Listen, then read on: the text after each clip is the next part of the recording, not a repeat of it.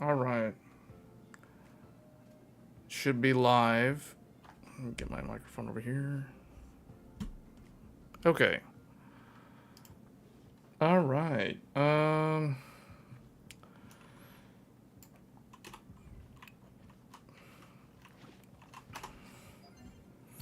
It's Friday. So another week. This week went by really, really fast for me. Personally, I wasn't able to do the stream like I normally do on Thursday because there was too much stuff going on. I basically had to take a really big exam that I took earlier today. So I was preparing for that most of the week, but there was a whole lot of cramming at the last minute on like Wednesday and Thursday of this week. But I did manage to get through it, so it's finally all over. So I'm thrilled about that.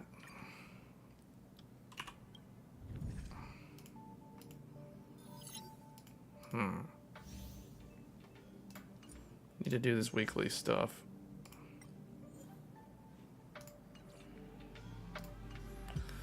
So like I always do, same format, we'll let people join the chat. This requires recommend team level 60. I don't know if my characters are built to do this. We'll see. I have to use... I don't actually have the right characters, do I? Might have to build a party for this. He might come in handy. The weapons are not leveled up.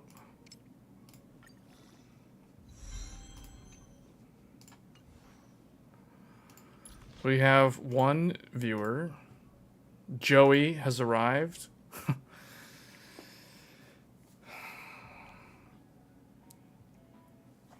Hey Joey, I think Hades might be here too. Yeah, so there was no... I mean, there was no live stream Thursday. I mentioned on the previous stream, I don't know, maybe it was later in the stream that you probably didn't catch that, but I did mention last stream that the stream for this week would be Friday because I had to do an exam. I basically had to... I took a test today.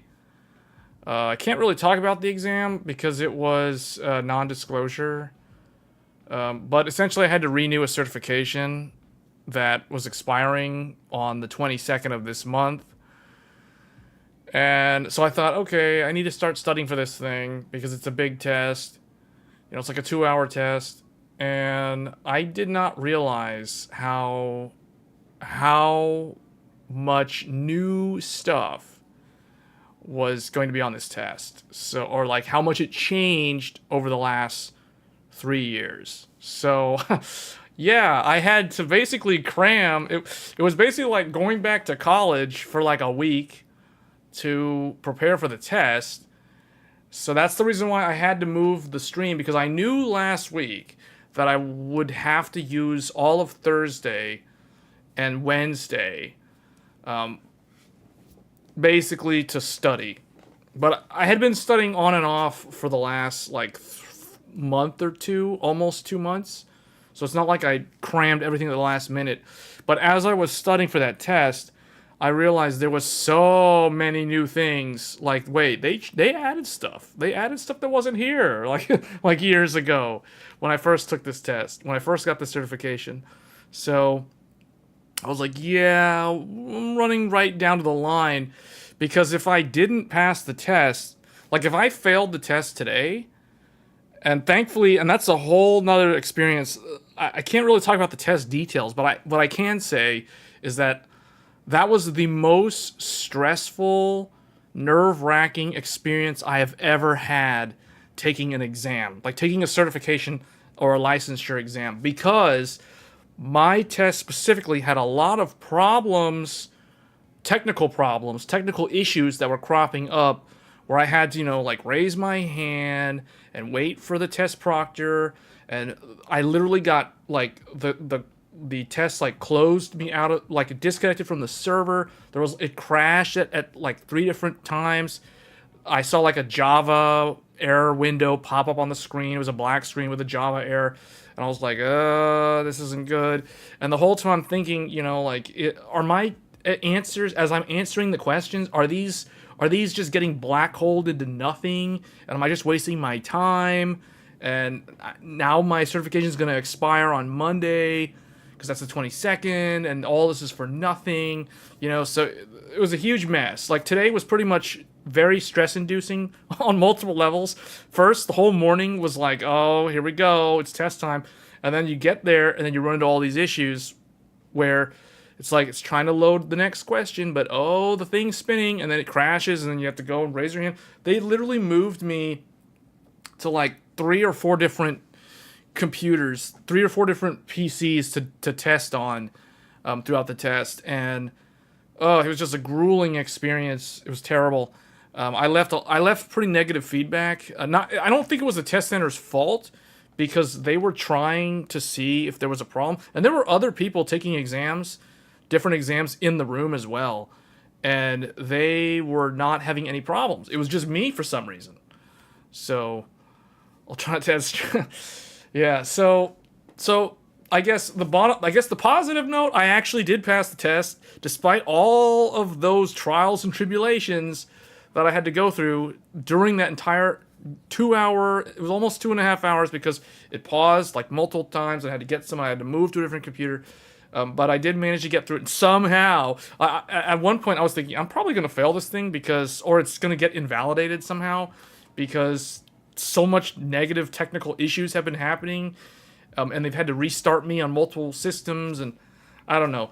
But somehow, like at the end, I did, according to the proctor, when she printed out my score report at the end, you know, I got like a preliminary score thing. I should know within the next 72 hours. But somehow managed to get through it. So terrible experience. I'm so glad that that's over with. Have you guys been noticing that the YouTube channel hasn't had many new videos recently? And this is the reason why there hasn't been a lot of content on my channel. And it's because I have been preparing for this test for several weeks now. And that has taken a high priority, in addition to my regular day job and all the other stuff that I've had to do. So unfortunately, like, my YouTube channel has just kind of been neglected. Full transparency, like, I am going to try to get back into the swing of things with the content, because I know that a lot of my longtime viewers in particular, do enjoy the technical detail on some of the videos. So I am going to get back into that. I just have been really, really busy with stuff that has been outside of YouTube, that has been demanding all of my time in the last, about a month now. So that's the reason why my channel has kind of like fallen by the wayside. So going to get back into it and put some videos up on the channel here in the next several weeks. So things should be normal again, finally. But yeah. Hey, Ray. And Roller. So... Alright, well, I guess I can get off my soapbox now, because somehow I managed to get through that. It's all done. It's probably a scarred for life experience, but at least I passed, so it's probably one of those scarred for life moments that will eventually just kind of get eroded away with the passage of time.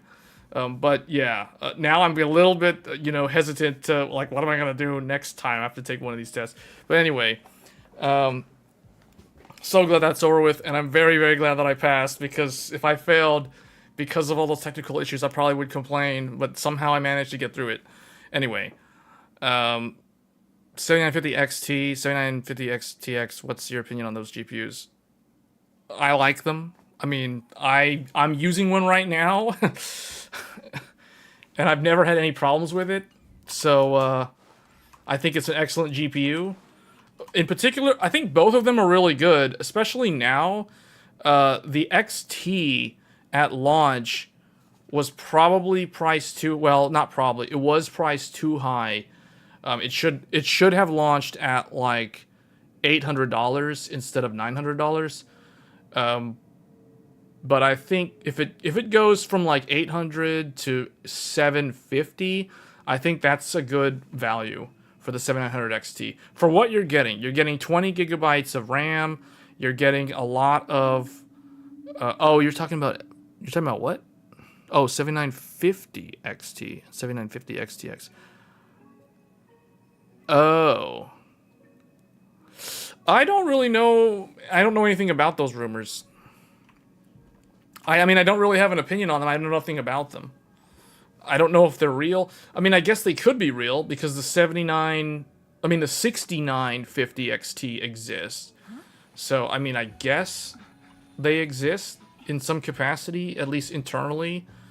I don't know. I mean, I guess if and when those actually become a thing, they'll probably be slightly better editions of the current cards that we have. So, basically, if you want to try to estimate what those cards would be like, look at the difference between a 6900 XT and a 6950 XT. It's about 10%. So you can expect the 7950 XT to be about 10% faster than the 7900 XT, and then likewise the 7950 XTX to be about 10% faster. That's kind of ballpark. It could be, you know, somewhere around there. That's what I would assume. I don't think there's going to be anything like crazy in terms of way higher than like 10% or, you know, only like 2%. It's probably going to be like 10% to 15% better than the existing card. That's what I think it's going to do. 4090 Ti. I don't know about that. 4090 probably, but 4090 Ti, no. 4090 Ti is going to be like 3090 Ti. It's going to use an insane amount of electricity, and we already know it exists. So the 4090 Ti we know exists. The AMD card, if there is a 7950 XTX, that's basically going to be, it's probably going to be using different VRAM that's faster than the existing VRAM, and it's probably going to be on a more mature process. Same node, but a revision of that existing node, of the 5 nanometer node. And that'll essentially be what it is. So I don't expect it to be a completely different die or anything like that. It's going to be the same 7900 XTX die. But the 4090 Ti will be... It's the same die as the 4090, but it'll have more SMs. So it's actually going to be a larger, slightly... It's a fully unlocked Ada GPU.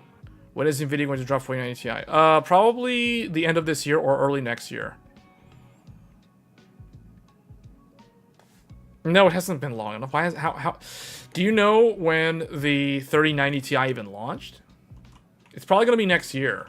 I would say Q1 next year, or very, very end of this year, like December of this year, if anything. If at all. If they even call it 4090 Ti, it might end up being called a Titan.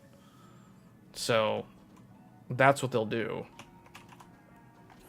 Yeah, we're going to get a 4080 Ti soon, not the 4090 Ti. 4090 Ti is way far away from now. So don't even, like, if you're waiting for one of those things, you're going to be waiting for a very long time. Okay, well, let me see. Yeah, it's easy to determine these things if you understand the timeline. All you got to do is look at the difference between the previous product launches. So, like, for instance, if we bring up Paint here, and I know, Joey, I was going to look into that new alternative to Paint. I just haven't gotten time. I'm definitely going to look at it this weekend, though. Okay, so you do realize that RTX 3090 was October? Was it October 2020? October 2020, I think. Let me make sure. Want to spar? 3090. 3090. Okay, September actually. September. Well, that's not right. No, that's wrong. Hold on. That's really. Okay, I guess I was wrong. Okay, it was. It was only that long ago, or that short ago. So this was actually September. September 2020. You do realize that the 3090 was September 2020. RTX 3090 Ti was, I think, March 2022. Last year. Last year. Which means 1.5 year difference between the two of them. 1.5 years between the 3090 and the 3090 Ti. So, when did 4090 launch? RTX 4090. October 2022. So, logically, we can deduce 4090 Ti. If you do 1.5 years, that would be April of next year. Now, I don't think it will be that long, but I can expect, what I will say is I would estimate Q1 2024. So sometime in Q1 of next year is when I would expect to see something like this.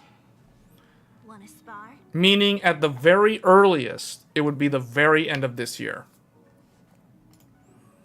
So that's, you just have to look at patterns. It's not hard. You just look at the patterns of previous release cycles. We can do the same exact logic for AMD. RX 6900 XT. That was December 2020. RX 6950 XT was May 2022. So about the same distance. Spar? If XTX puts pressure on 4090, do you think... No. Well, no. They're not going to do that. They don't need to. So, both of these cards... So basically, what we can deduce from here is if we're looking at this... We'll just use this one. We'll just use this one as an example. 7900... Well, okay, we'll just do this one. This was December of last year. So that means this so-called 7950 XTX, this would be what? Sometime next year also. Like March. Basically the same time. Go. Actually, it would be Q2. It would be Q2. Now, I don't think that this needs to wait that long. I think the reason why it was stretched out by another year, I'm just going to go ahead and say that. Basically, they're the same. Don't expect these GPUs to be this year at all. Like, if you're waiting around for these GPUs, you're just wasting your time. Because that's not going to come out this year. That's not going to come out this year. So, like I said at the beginning of this year, back in January, I think it was January, I said that... there aren't really going to be any disruptive changes to the GPU market this year at the ultra enthusiast end of the market. Like, that's not going to change anything.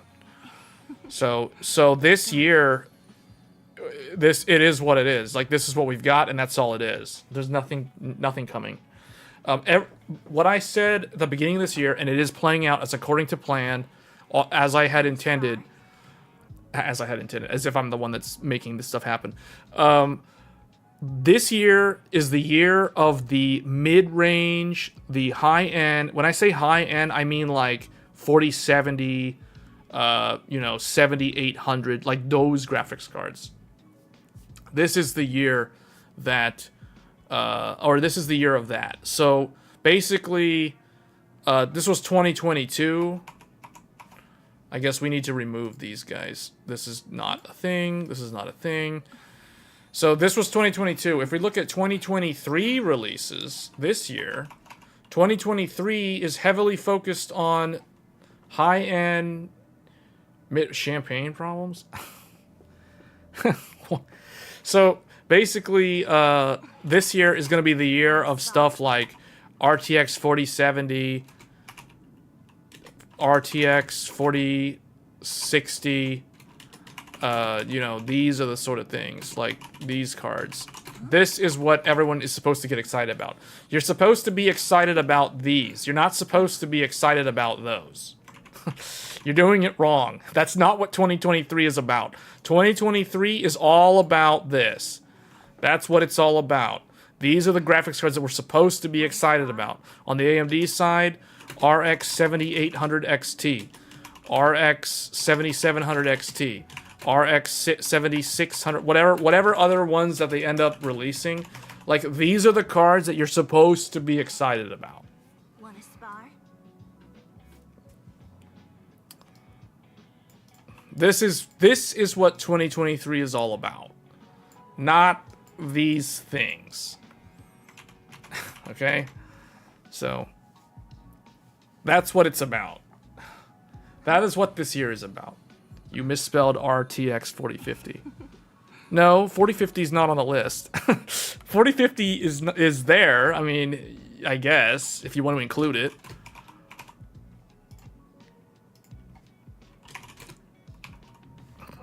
These things, whatever this one ends up being. Is there a thing? Is this one? I think, yeah, probably mobile.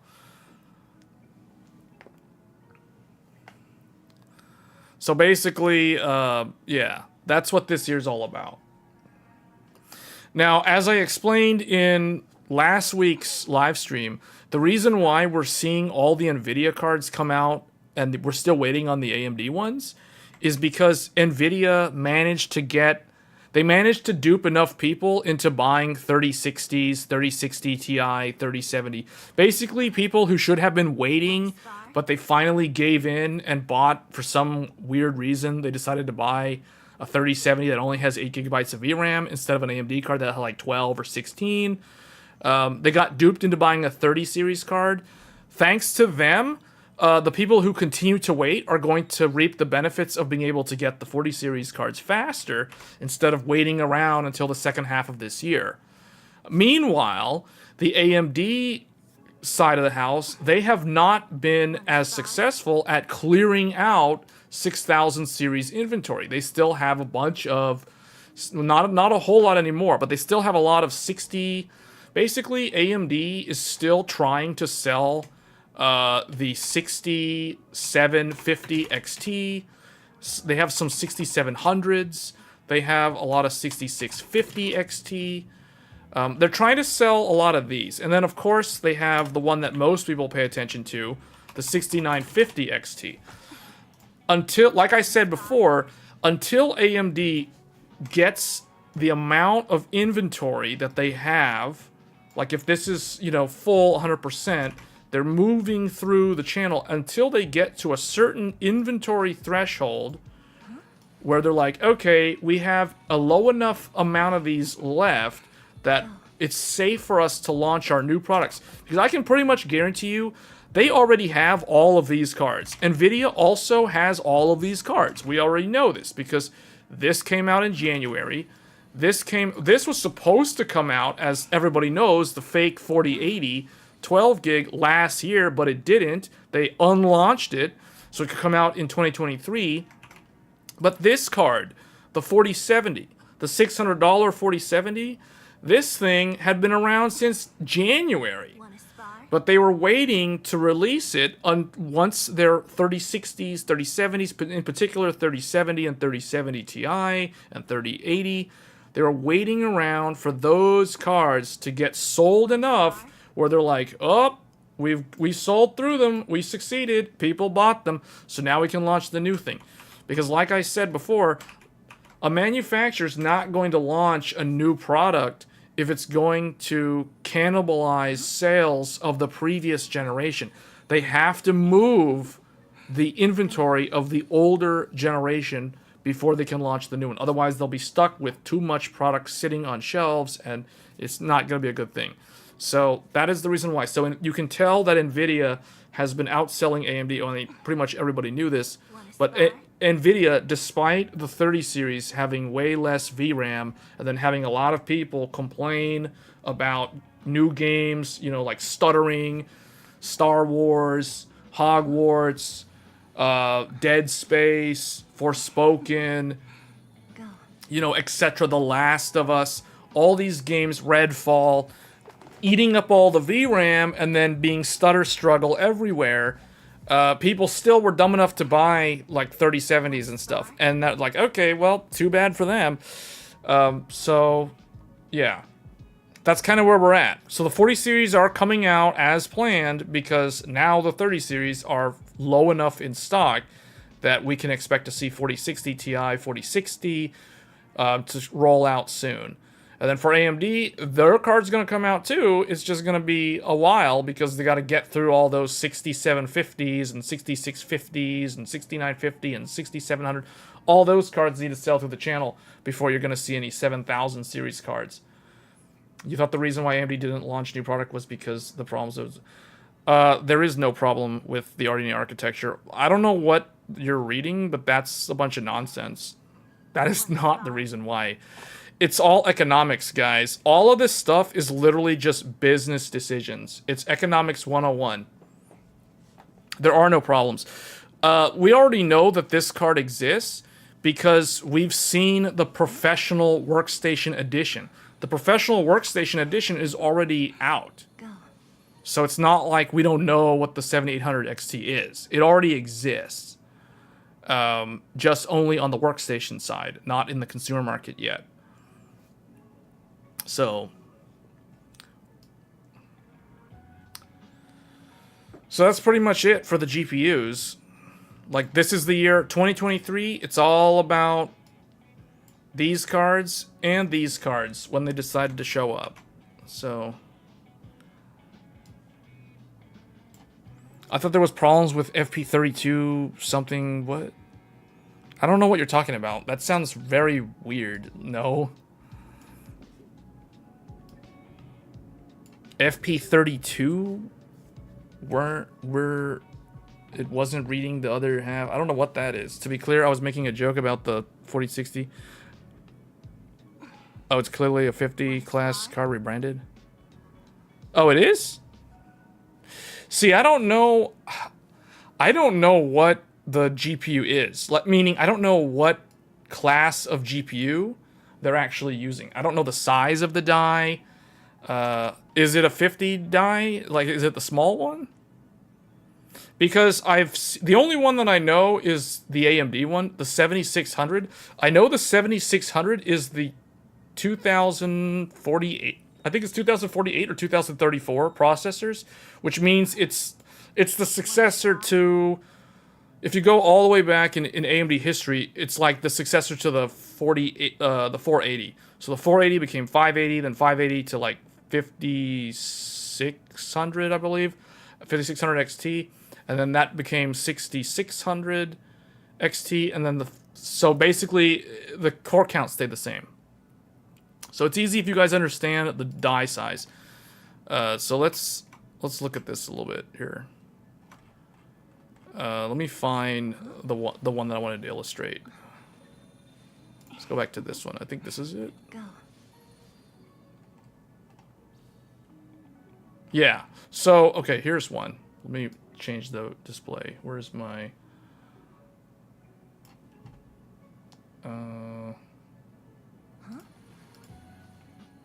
Okay. So, you can always tell by looking at the die size. So, like, 5600 XT was 2,304 shading units. I want to find the... let's go look at 580. RX 580. RX 580 was 2304. See? So this is a 2304 shading units. So the successor is the 5500 XT, I believe. No, that's not right. 5600 XT. This is way smaller. I was just on it. But let's go to the... Yeah, this one. Let's go to the 6600 XT.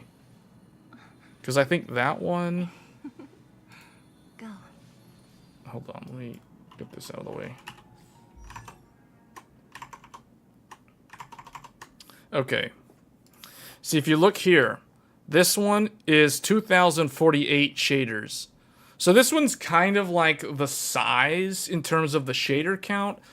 You could think of this as the successor to the 5600 XT, which was the successor to the 580, which was basically a rebrand of the 480. So all of these cards in the AMD lineup that are the 600 number, which typically competes with like the 3060, 4060, that tier of product, these are all like derivative of that same, 2300, 2000, basically 2000 to like 2300 shading units. So that's basically what this is. It's much smaller than the previous 60 series. Oh, okay. So is it like so that's what you're saying, it's like 50. I get it. Okay, so we have to go look at the NVIDIA one then. So if we look at, we'll just pull up the 3050. 3050 was 2,560 shading units. And the other thing that you want to pay attention to is the die size and the GPU variant. So this is Ampere 106. Oh, and also the bus width. The bus width is 128, 250, 2,560. That's kind of a lot of shading units. But I think the NVIDIA ones typically have like a higher SM count. And remember, you cannot compare an AMD card to an NVIDIA card just by looking at the shading unit. It's a completely different architecture, so it's not an apples to apples comparison. You can only compare shading units of NVIDIA cards to other NVIDIA cards. Likewise, if you're looking at AMD cards, you can only compare shading units of AMD cards to other AMD cards. All right, so you're saying 4060. Do we even know? RTX 4060. Do we even have the info? Okay, so Tech Power Up considers it 128-bit, 8106, which means it would be about the same as 3060, right? It has more. It's got 3,840 shading units compared to 30. Oh, wait a minute. Hold on. We were comparing it to 3050. So now I need to look at 3060. Here's the 12 gig. I guess we'll just look at this one.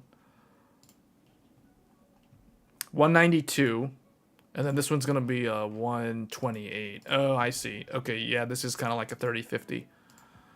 And then if we look at the shader count. Oh, look. 3,584 on the older one versus 2,000. Oh, no, hold on. Wait a minute. It's the same count. Actually, the newer one has slightly more. It has like 3,800 shaders versus 3,500, or about 3,600. But the die size on the older card is 276. This thing, they're saying 190. So this is smaller than that. That's a lot smaller, actually. So, yeah, I can kind of see this. They also claim, at least according to Tech Power Up, that this is only an X8 bus interface, which means it doesn't use all 16 lanes. That's actually okay. That's not a big deal.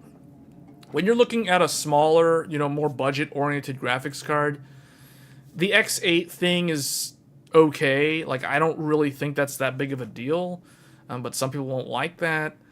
Especially if you're on a really old motherboard. Like, for example, if somebody is on a like an Intel 10th generation or older, they do not want this graphics card because they only have access to PCI Gen 3 on their motherboard, and if this only has X8, that means that this is going to only run at PCI Gen 3 X8, so this thing will be bottlenecked on that motherboard.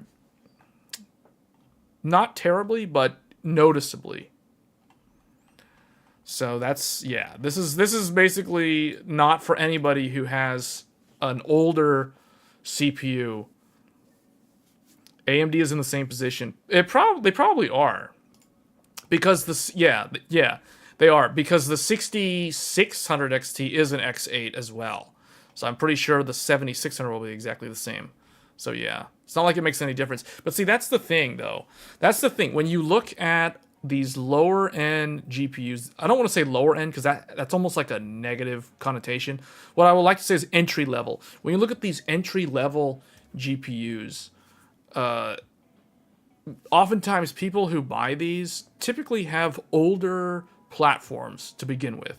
So their PC, their CPU, and their motherboard is probably 3 years old, if not older, in several cases. And they buy one of these because they don't want to spend more than like $300 on a graphics card, and they need one because their old one either lacks some feature for a newer game or it's just too old. There's a lot of people who still have like 10 series NVIDIA cards, or like AMD RX 580. AMD RX 580 and 480 is still like one of the most popular AMD cards for some reason. It just is. And those things are like, the 480 was 2016 and the 580 was 2017. Those things are super old by today's standards in terms of where their performance tier is. Pixel Shake, you want to know the hard reality? I don't believe vendors actually want to sell to those users on older platforms. As you start installing on older platforms, the RMA rates increase. Oh, really? I did not know that. That's very interesting to know. Because often those things are so CPU limited, they don't see any benefit. Yeah, and that goes back to the point earlier that I made about being on an older, like an Intel platform that only has like a PCI Gen 3 motherboard. Same thing with AMD. The only thing with AMD is like most people that are on a Ryzen-based platform are on Zen 2, which means their motherboard is probably PCI Gen 4. It's probably an X570 or, the B550, I believe. They're usually on one of those. I don't really run into a lot of people that are on an AMD platform that is like a really old AMD motherboard from 2017. Like a Zen 1 AMD. Most people that I know that are on Zen or on Ryzen are usually on a DDR4, X570, B6 or B550, and they're on like a Zen 2, like a 3600. Ryzen 5 3600, or they're on, Zen 3, 5800X 3D, 5800X, 5900X, etc. So all those platforms support PCI Gen 4. So if you were to get like a 4060 and install that in one of those Zen 2 or Zen 3 based motherboards, you would still get the full bus interface, Gen 4 X8. So you'd have to go older than like 2019 if you're on AMD to run into problems with supporting entry-level new hardware on like a really old platform.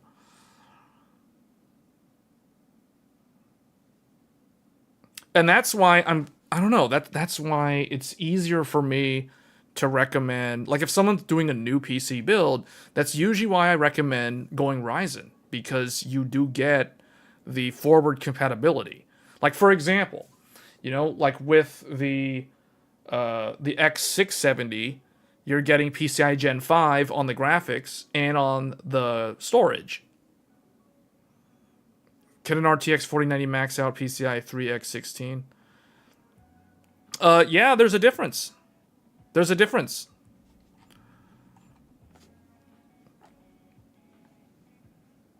But yes, it's not about maxing it out. It's about like the platform limitation as a whole. We're talking about bottleneck. We're not talking about maxing out. Yeah, so Pixel Shake is correct. That's the correct mindset to have when comparing, or like trying to combine, like a new piece of hardware with an older piece of hardware.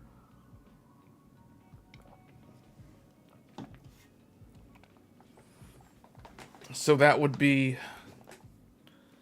Gen 4 X8 equivalent. PCI 3.0 X16. Yes, that's equal to 4.0 X8. Let's go ahead and actually map that out for people.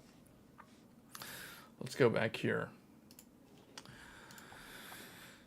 I guess we'll delete some of this. I guess we'll delete all of it. We don't need this stuff anymore.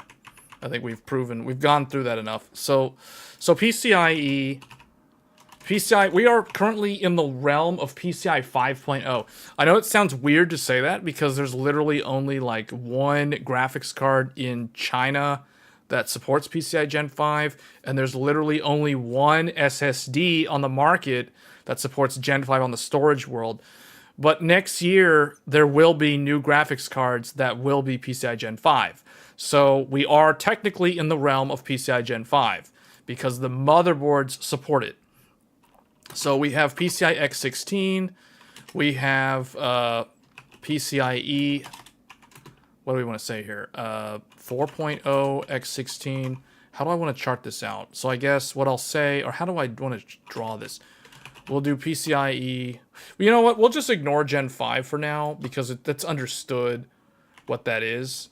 But just for illustration, we'll do like, how do I want to do this? 4.0 X8, PCIe 4.0 X4, PCIe 4.0 X2, and PCIe 4.0 X1. These are the ones that you will run into on modern motherboards. Hey, MedPrism. They frequently don't, but they need to hit the limits for the... What? Oh, you mean... You're talking about the bus? So basically, so if you want to convert, or if you want to look at, like, what's the equivalent? So PCIe 4.0 X8 is equal to PCIe 3.0 X16, and then 4.0 is equal to... Or 4.0 X4 is equal to this, and so forth. So you can see how each generation is effectively doubling the bandwidth.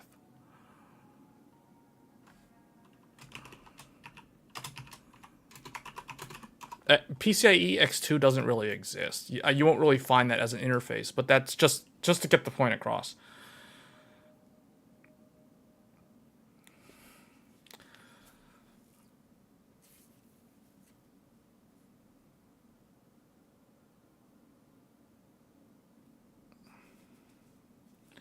Right at pressing enter. Oh, there's other considerations such as latency management. Yeah, and some game engines behave differently depending on PCIe.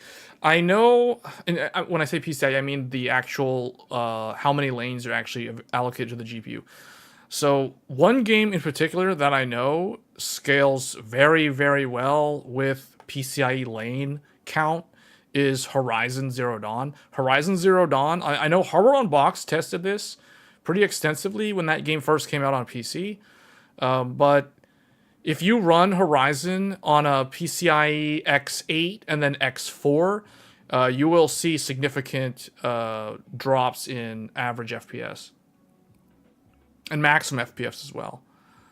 128-bit bus is not going... Oh, yeah, we'll talk about the GPU one as well in a little bit. The bus on the GPU does matter. VRAM matters probably a little bit more, but the bus matters a lot too. But the bus width on the memory interface matters. Well, it's very dependent on the design of the actual graphics architecture. So just because something is 128-bit bus doesn't mean that it's going to lose to something that's 256. It's very heavily architecture dependent. But oftentimes, the bus width determines how much VRAM a graphics card can have, because you can't do like 128-bit and then put like 24 gigabytes of VRAM on the card. Why do you think that is? What is it about Horizon that makes it scale? It's just the way that game was developed. It doesn't use any standard... No, I shouldn't say standard. It doesn't use your run-of-the-mill, Unreal Engine or Frostbite engine. I forgot the engine that it's using. Foundation engine? No, that's Tomb Raider. I forgot which one it is. But it's one that was developed for PlayStation. And that's probably why. Because it's console. So probably most console ports... Those games that are console adapted to PC, those will probably scale more noticeably with PCIe bandwidth. Decima engine, yes. I think it's Decima engine. Yeah, it's Decima. Yeah, it depends on a lot of things. Because console ports tend to favor PCIe bandwidth. Not all of them, but most likely they will. The other thing too about console games that are actually made for console, I feel like the programming interface is more. It's more like a bare metal interface as opposed to your run-of-the-mill indie game that launches on Steam for like $5. You know, those things are typically made in either Unity or Unreal, and they have all those abstraction layers, right, for the PC. It's one of those things where it's like, yeah, you have a lot more. I don't know what the term is. The technical term, probably like just overhead. There's just more overhead running on those games, and that's why I feel like it's much harder to take a game that's made for console, put it on PC, and then expect it to just work. It's kind of like the same concept of virtual machines. If you think about virtual machine, well, I don't know if anyone's familiar with virtual machines. There's two types of virtual machines. There's something called Type 1. There's a Type 1, something called a Type 1 hypervisor or a Type 1 VM. And then there's a Type 2. When I think of games that are made for console, I think of Type 1 hypervisors. Console games tend to fall into that, meaning they're programmed more closer to the metal. You don't have all these abstraction layers of overhead. You know, like you don't have Windows doing its thing. You don't have, because essentially when you're running a game on Windows, you're just running an app that's running on your operating system within the environment. Console games are similar in that regard because I think, as far as I know, PlayStation, Xbox is like a derivative of Windows. I forgot what version of Windows. Probably Windows 10, I think, for the current one. I have no idea. But for PlayStation, it's more closer to Linux. So the Unix-based systems, you can make that stuff pretty, machine language heavy if you wanted to in terms of like assembler. And I think that's kind of why if you go 2 generations back with the PS3, for example, a lot of those games had insane amounts of assembler code, which was the reason why the PlayStation 3 had such a slow learning curve. It had like a lag time of like 2 to 3 years because a lot of developers were having to either do a lot of that assembler code, which a lot of them didn't want to do. So what ended up happening was a lot of the game studios, including Sony, and this is where the Fire Engine kind of came into play, they made their own abstraction layers for making games on the console, just so that it was more... it didn't drive them insane when they're having to program the game on the console. Linux is more bare bones when running games since it's much less system resources. Yeah, exactly. So that's why a lot of like Type 1 based hypervisors are Linux based. Or, well, no, that's not really true. It's mostly like VMware, or like ESXi. But yeah, like when I think of console games, I think of like Type 1 VMs or Type 1 virtual machines. When I think of PC games, I think of like Type 2. So, and this is the reason why, and this isn't talked about often. Like, you probably will never find anyone talking about this. Like the concept of thinking about console games as closer to the metal, more like Linux, more like a Type 1 hypervisor. So a Type 1 hypervisor, if I have some computer hardware, like if I have a PC, or if I have just think of computer components, not even a computer, just components. CPU, GPU, RAM, and storage. ROM, we'll just say ROM, whatever. Just think of like non-volatile memory and volatile memory. Okay, so I'll just say SSD, just to make this easy. So I don't have to explain the difference between RAM and ROM.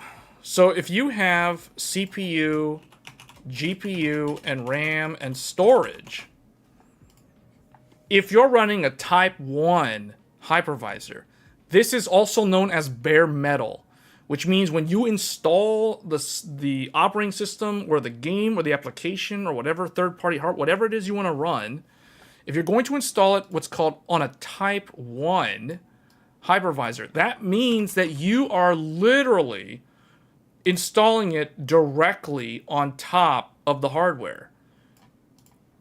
So you have the, we'll call it a hypervisor, running, which is usually something, okay, when we think of PlayStation 5, you can think of the PlayStation operating system that you see as the hypervisor. So when you run the game on the PS5 directly on the hypervisor.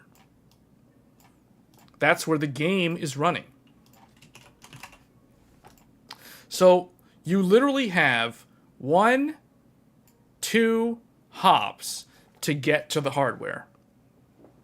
The PS5 and Xbox Series X are like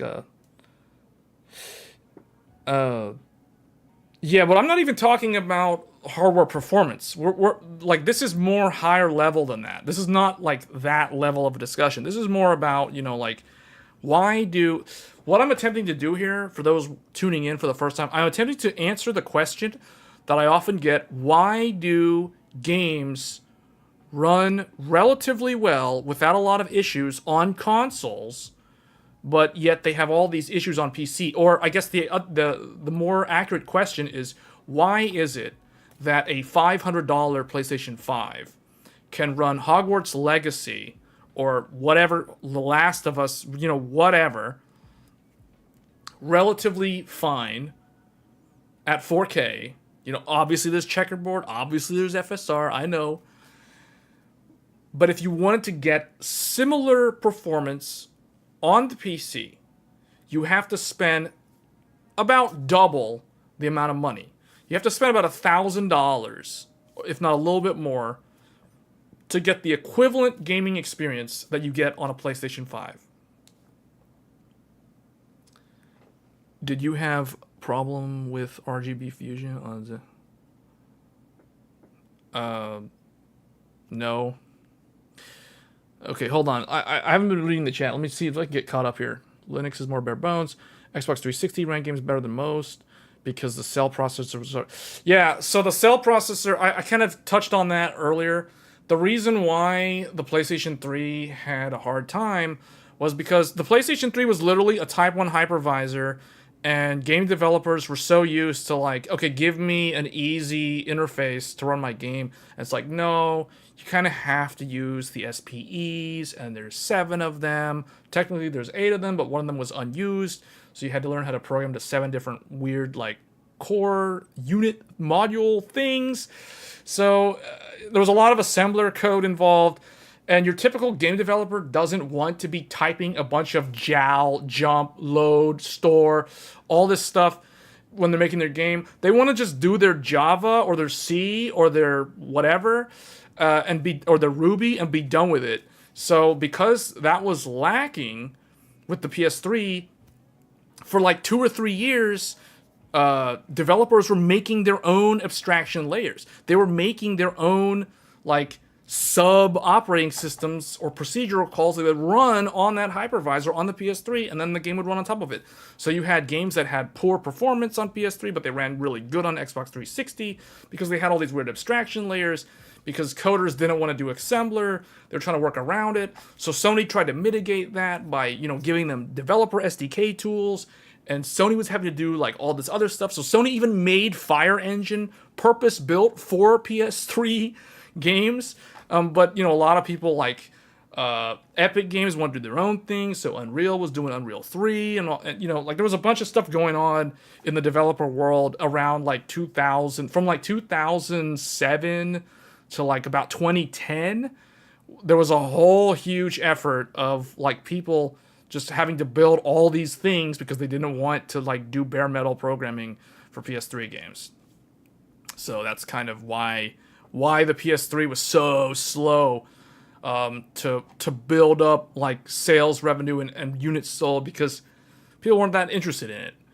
But I don't know. Thinking back in terms of console generation, like, in my opinion, and maybe this is a generational thing, because for me personally, PS3 was like the console generation that I actually played the most games on that console.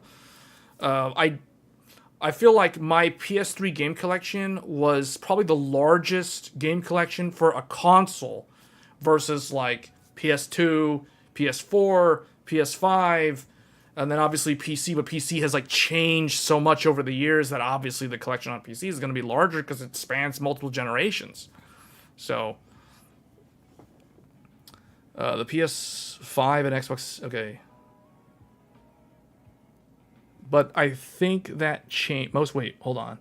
Marcelo said most games of the 7th gen consoles ran horrible, though. Yeah, they were all like 720p. 720p, 30 FPS.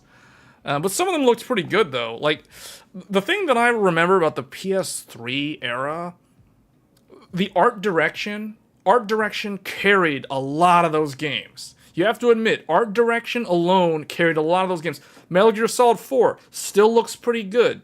Uncharted 2 looked really good. Nier, the first Nier, not Automata, the original one, they looked pretty good. You know, Final Fantasy X, or not Final Fantasy X, Final Fantasy 13 looked really good on PS3. So art direction literally carried that console generation on its back in a lot of cases. Change that new generations of consoles, the technology inside is becoming more and more like a PC. Yeah, but the thing is, the way you develop the game has not changed. So if you're going to run on PC, you still have this hypervisor layer. But the hypervisor layer technically is, if we're just saying PC games, it's Windows.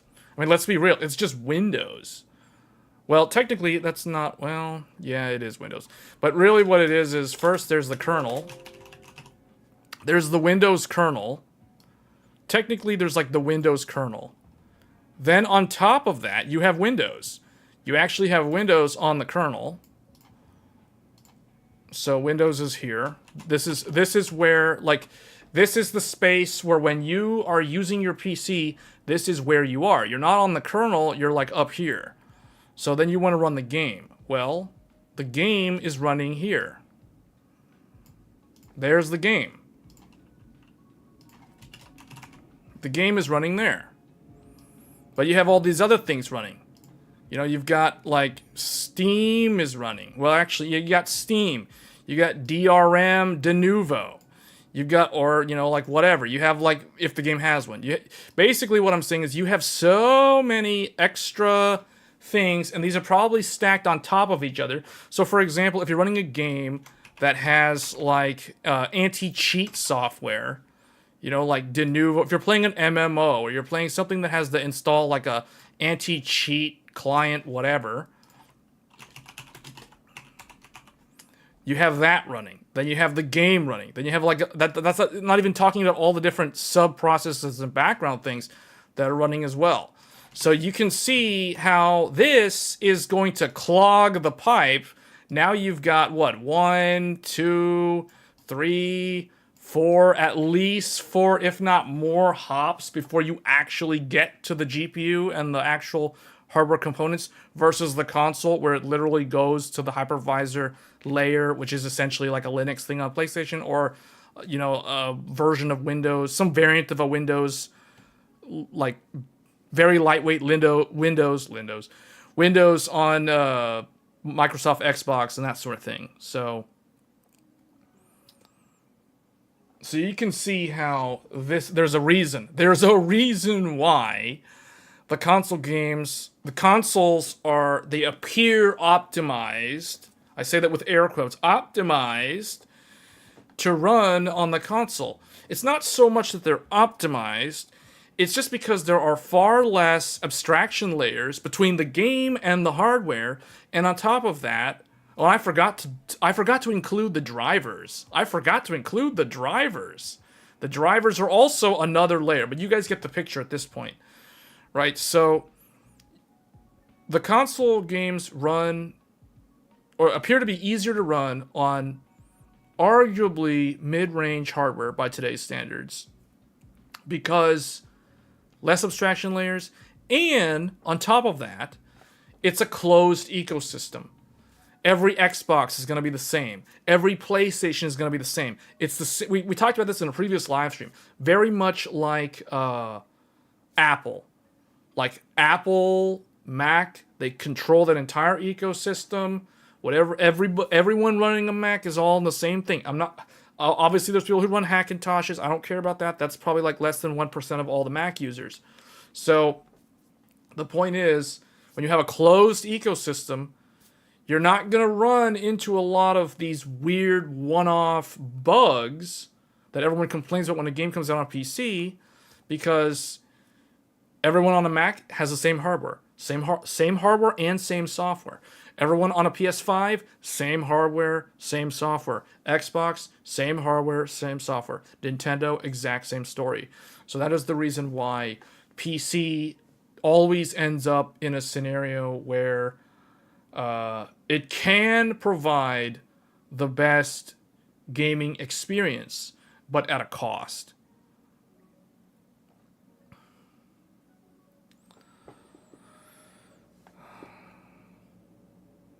You were talking about most of the games that couldn't hold 30 FPS. Oh, like Dark Souls 1 in Blighttown. Yeah.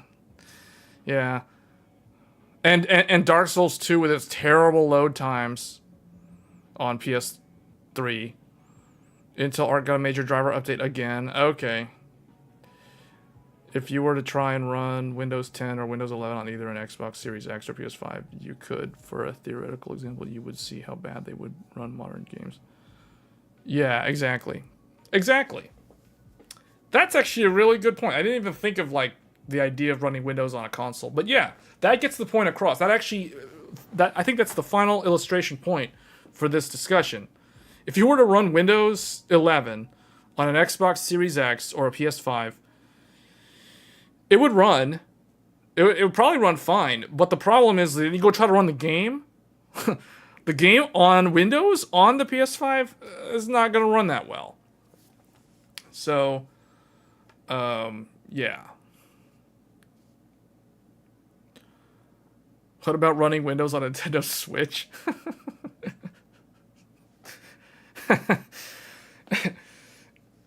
When you said, that made me think of those old Windows phones and those Windows like PDA things.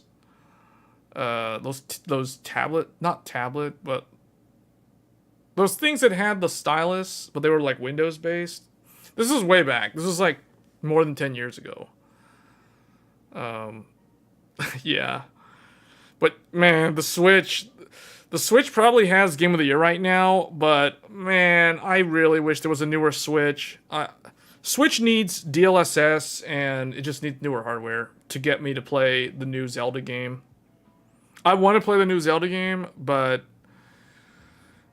I just don't want to play it on that old hardware. It's just too... Nah, I'll have to wait. I think we're going to get a new Switch next year, though. I think the rumors are that the Nintendo... Whatever the new Switch is going to be, it's going to be next year. It wouldn't run when... Oh. Oh, that's how much it has. I didn't even know. I didn't know the Switch was only 4. Man. Wow. That thing's old. Do you guys know that the Nintendo Switch is on, like, NVIDIA Maxwell? It's on technology from, like, 2014. Obviously, it released in 2017. But the actual GPU, the SoC architecture, is based on technology from 2014. That is old. 9 years old, people. The Nintendo Switch, if you look at it from an architecture standpoint, hardware-wise, it's 9 years old. That is the reason why I'm not playing the new Zelda game. Even though I really kind of want to. It's the design. Yeah. GTX 7... Wait, no? Are you sure? Oh, yeah, that's right. 750 Ti, the Tegra, that was the first Maxwell. Yeah, that's right. Maxwell was the weird NVIDIA part that was like, they launched the low end Maxwell came first, and then they launched the high end Maxwell. Then the middle Maxwell came like at the end. Yeah. That gives people an idea of how old the Nintendo Switch is. and how in desperate need they are of a newer platform, a newer SoC.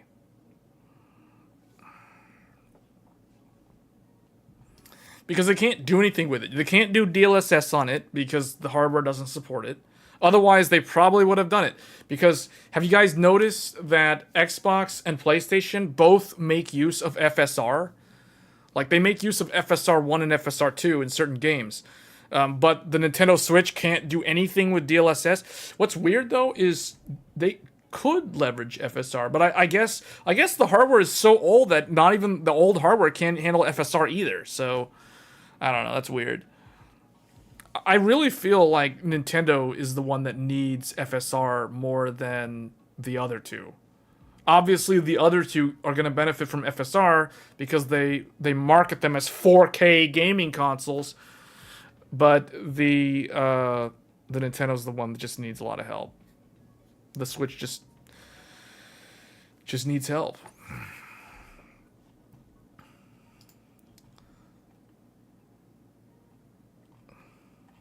So I don't know. Good discussion though on the difference between console and PC. I think this is a good way to illustrate. I forgot to write the drivers in there. I probably should have put the drivers. The drivers are running on top of Windows, but anyway. You guys get the idea. Alright, so somebody, I think it was Roller. Roller had mentioned earlier, way earlier. Oh no, that was about the thing. Okay. Someone had mentioned I know Ray had mentioned 7950 XT, which we already talked about. Oh yeah, 4050. Yeah. The 4060, aka 4050 in disguise. Do you think Nvidia is going to make a new Tegra for the next Switch? I don't know if it's going to be Tegra. Definitely there's going to be an SoC.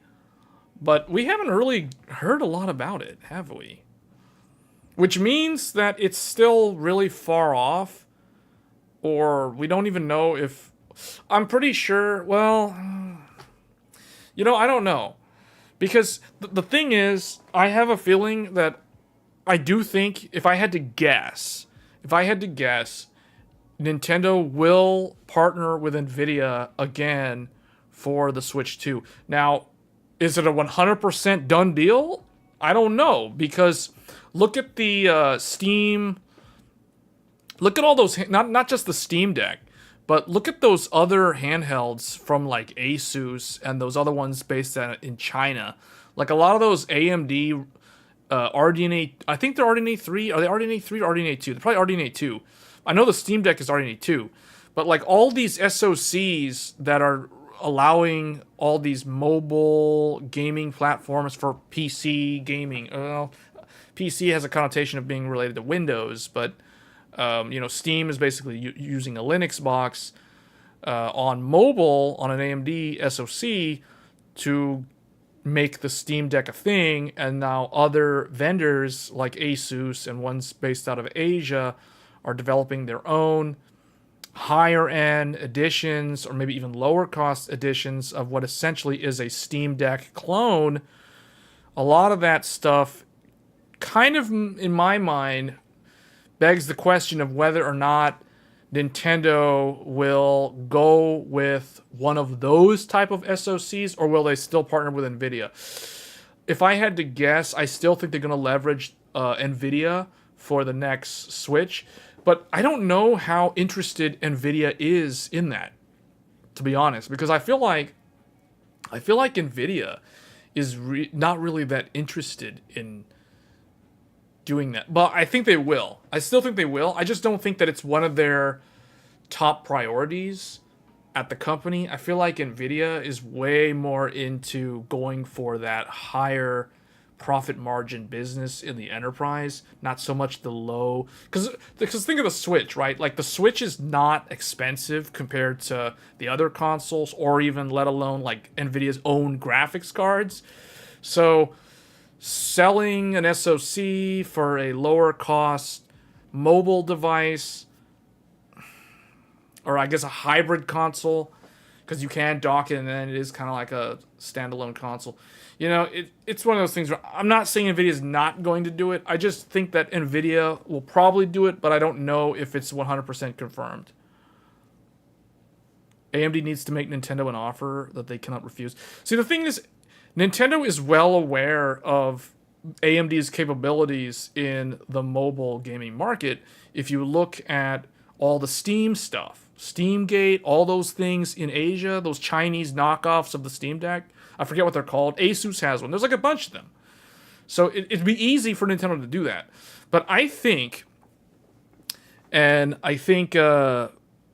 Marcelo mentioned a very good point. I think Nintendo will stick with NVIDIA because of what Marcelo just said. Because of backwards compatibility. And because they think that by going with NVIDIA, their platform will be more secure from like the homebrew market, the hackers, all that stuff. People who want to like basically hack their console and then, you know, emulate it, that kind of thing. I feel like Nintendo internally probably thinks that if they go with an AMD-based solution, people will be able to hack the new Switch and make it run like Steam and probably run like Linux, dual boot the Switch OS, and somehow get like the ability to run Switch games and Steam games on the same mobile, I say mobile device, but the same like console, because it's all AMD SoC based anyway. You see what I'm saying?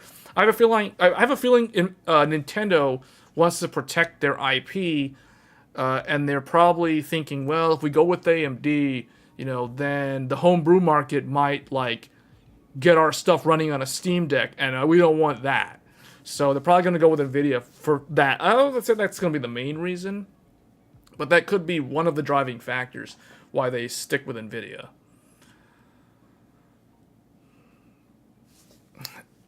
I do think that they do need to leverage FSR, though. If they're not going to leverage DLSS in the Switch 2, at the very least, they need to leverage FSR, because FSR is relatively easy to implement, and it can make a world of difference on a mobile platform that is power limited, especially if this FSR 3.0 stuff comes out. But I guess FSR 3.0 is going to be like specific to Radeon, so maybe that won't work on an NVIDIA-based device. They probably have to stay with NVIDIA. Yeah. The problem isn't the GPU, it's the CPU, since that's its current design uses an ARM-based CPU. Oh, yeah, you're right.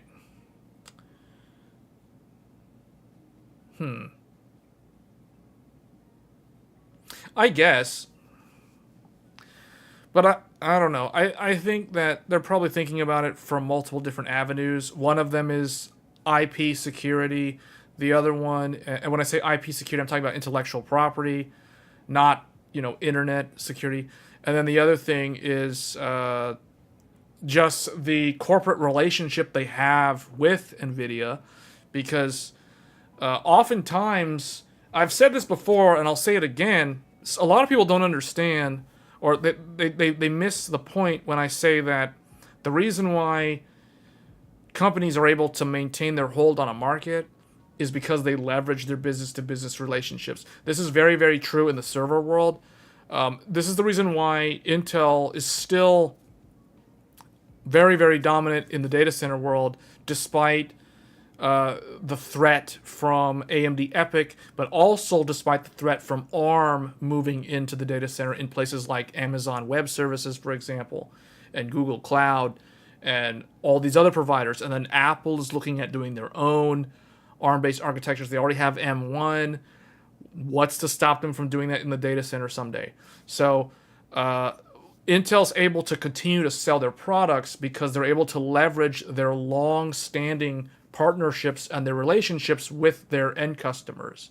This is a very, very big thing that I think a lot of people who exist in the consumer market and think about, oh, what's the next latest and greatest enthusiast-grade hardware, they don't really think about, hey, the reason why, you know, why is it that Apple's market share is only this much percent, even though everyone thinks they're the best? Or, why is AMD still struggling to capture CPU market share despite having significantly better longevity platforms over the last 3 to 4, 5 years now?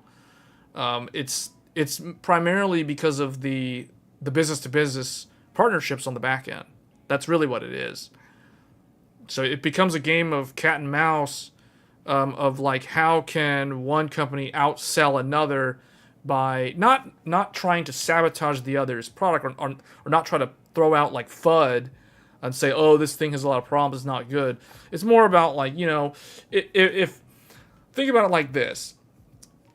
If I was a sales rep from Intel, and you guys, the viewers, were a cloud service provider, say you guys worked for Amazon Web Services, and you guys had a bunch of servers that were coming up on end of life. Right? Let's say you guys have a bunch of old Intel Haswell or Skylake servers. That's the architecture in the Xeon processors, like some E5s or whatever, dual socket.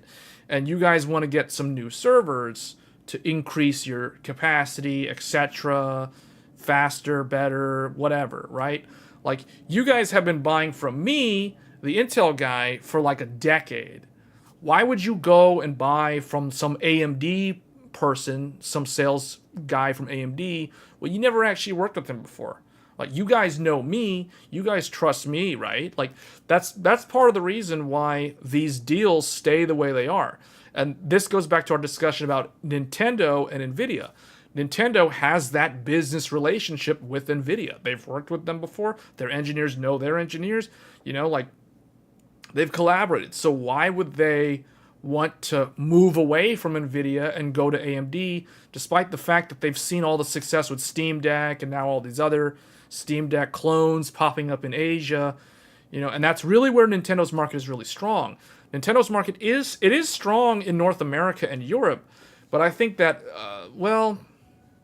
it is strong here, but it's way stronger, or it has the potential to be stronger in other regions where mobility is a primary driving factor of what dictates when someone can play games. I think the Switch 2 won't be backwards compatible. Why do you think that? Why would it not be backwards compatible? I mean, I'm not saying that you're wrong. I'm just asking, why do you think it won't be backwards compatible? Is it because the Switch is not backwards compatible with the Wii U? Relationships over performance, that sounds like a recipe for disaster, if you ask me. Unfortunately, Ray, that is the reality of how the world works. Also, AMD does not have as many salesmen support compared to Intel. That is true. That's a resource difference. The Switch 2 has to have backwards compatibility, to be honest. So the only way the Switch 2 could not be backwards compatible is if they completely do a whole new design.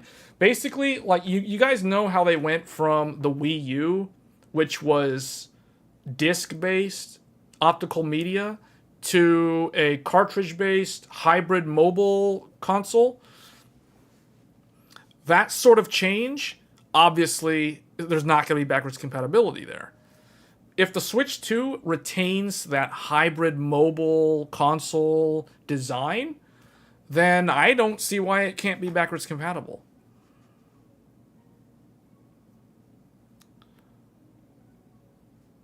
Because Nintendo...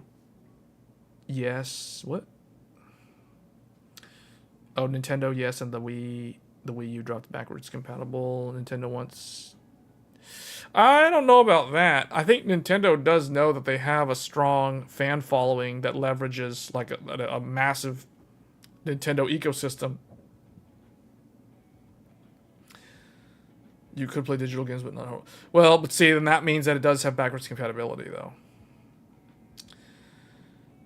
Nintendo has a good track record of compatibility.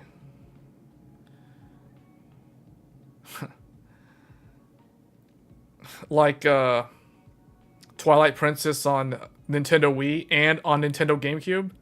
And the GameCube one was more true to life because Link is actually left-handed, and on the GameCube he was left-handed, but on the Nintendo Wii they made him right-handed because most people that were gonna use the Wii would use the Wiimote and they'd use it with the right hand.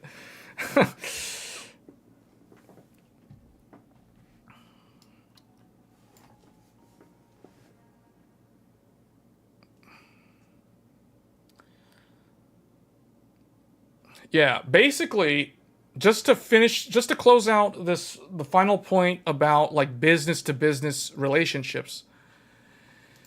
In order for a new challenger to come in, so okay, I guess I'll illustrate this a little bit. So when you have business to business sales, B2B sales, you have something called B2B sales. This is business to business sales.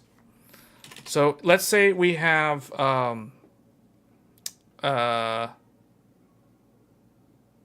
who should I use as an example? Well, since we're talking about gaming, let's use Nintendo. Nintendo. You know what? Well, we've been talking about that one. Well, we'll just finish with this one. Nintendo and Nvidia. Nintendo and Nvidia. Well, I don't really want to use them as an example because we don't know 100% if they're going to leverage this relationship. So let's use a different example. Let's use cloud providers. I'm pretty sure most people that watch my channel know who AWS is. AWS stands for Amazon Web Services. They are probably, actually not probably, they are the world's largest cloud service provider globally. Unless Google is like right there next to them. I kind of think Google might be either the same size or just a little bit smaller. Microsoft is another big one. So I'll throw out some names. Microsoft, Azure, that's another really big one. Google Cloud, that's another really big one. Azure's definitely up there. So these are really big cloud service providers. Apple has a little bit, but they're not like as big as these three. So we'll just use these three as an example. So everybody understands the whole, like, well, I don't know if everybody understands, but you guys know how AMD has the new EPYC processor series, right? So AMD EPYC server CPUs. So these things, for the last several years now, have really been taking off and really been pushing into the cloud service provider market, in particular in AWS and Azure. I don't know much about Google Cloud, but I'm sure that all three of them, to some degree, have spun up a bunch of new AMD EPYC-based servers in their cloud infrastructure. But the thing is, Intel continues to sell to these guys, despite EPYC having disrupted them for the last almost 3 years now. So why is that? It's because the sales rep from Intel, has a long-standing relationship with the people that they talk to, the decision makers at the cloud service providers. So those people will continue to buy from Intel despite the fact that AMD has a better product. This is leveraging business-to-business sales, meaning the only way that challenger, because when you have this sort of scenario, there are two different things here. So you have AMD EPYC, and then you have Intel Xeon. So you have the incumbent, and you have the challenger. Obviously, AMD is the challenger because they were out of the game for so long in the server market, in the data center world. So oftentimes, the only way for a challenger to rise above and take market share is by multiple things, multiple different factors. One is they have to have a superior product. So you have to have a superior product. Otherwise, how could you outsell the incumbent if you don't have a superior product? So that's one thing. The product has to be good. The other thing is you have to go way above and beyond in terms of the delivery. So, like, if you say you can ship, this much quantity for this much price by this deadline or this delivery date, you have to deliver on that. So, the fact that we see this kind of shift in here where the EPYC server CPU market share has grown a lot. In fact, it has grown way faster than any of AMD's other product lines. A lot of people don't know this. A lot of people just look at AMD CPUs, Ryzen, Threadripper is a thing, and then Radeon stuff, and they're like, these, why aren't they growing? Well, they're growing a lot in the server market. Now, the problem is it's not just AMD that's causing Intel to be disrupted. AMD's probably the largest disruptor, but I think a larger one is these what's known as third-party designs, or they like to use the phrase white label servers. So basically, things that are not using usually ARM or potentially something that's not not necessarily x86 or something that Intel developed originally. So that's kind of the biggest threat, or that's the new up-and-coming challenger, because I feel like at this point, Intel's still an incumbent in a lot of this market, but AMD is also starting to become an incumbent going into the next 2 years now, because they have a decent foothold in a lot of these cloud infrastructures. So the new challenger is going to be, some up-and-coming ARM-based system.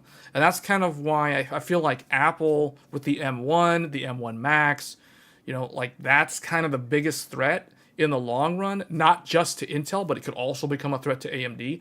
The reason why it's not so much a threat to AMD is because AMD is still kind of carving out their area, whereas Intel has the area, and the only thing that can happen is the area gets smaller for them because, they're having to give up that market.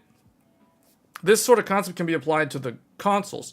So the same thing. Why is it that PlayStation 5 and Xbox Series X, why were they leveraging AMD graphics architecture or SoC, system on chip design, as opposed to going with NVIDIA? So what I'm asking you guys is, why is it that Sony decided to go with AMD for PlayStation 5 instead of NVIDIA for PlayStation 5? Because if you guys remember, PlayStation 3 has an NVIDIA GPU. PlayStation 4 has an AMD-based GPU or SoC. So why did Sony decide to go with AMD for PS5 instead of switching to NVIDIA? So Felipe says because of the APU. What else? I heard Sony and NVIDIA's relationship soured. I need you to elaborate on that. Like, what was the story behind that?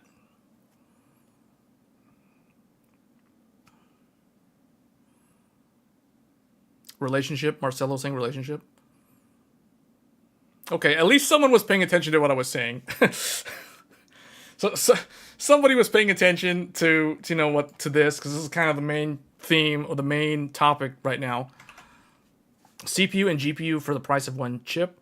That's actually a good point. Maybe it was because of cell processors. Cell processors were not NVIDIA. That was IBM. The reason I think Xbox didn't go with NVIDIA is that NVIDIA doesn't make their own CPUs like AMD does. Okay. So I'm hearing two things that are really standing out. One of them is the relationship that Sony and Microsoft had with AMD. And the other theme is the APU, the ability to get a two for one, two for the price of one. Basically, the system on a chip. No Video wanted to stop making PS3 chips. No Video. Late in the generation. So, okay. let me touch on the thing that Ray pointed out about the relationship souring. The relationship did sour, but it wasn't as bad as everybody, or as bad as you make it sound. So, what was the PS3 made of? PS3 was using an IBM CPU, which was known as the Cell, and it was using an NVIDIA, effectively like a GTX 6800. Oh no. It was like a 7800 Ultra or something. It was like some kind of variant of that GPU. I forget. It might actually just be like a 6800 Ultra. I forget. It's been too long. It was either a 6800 Ultra or a 7800 or a 7900 Ultra. I forget what it is, but that's effectively what the RSX processor was for the GPU.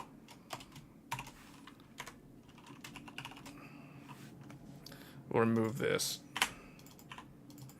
Okay, this is what the PS3 was.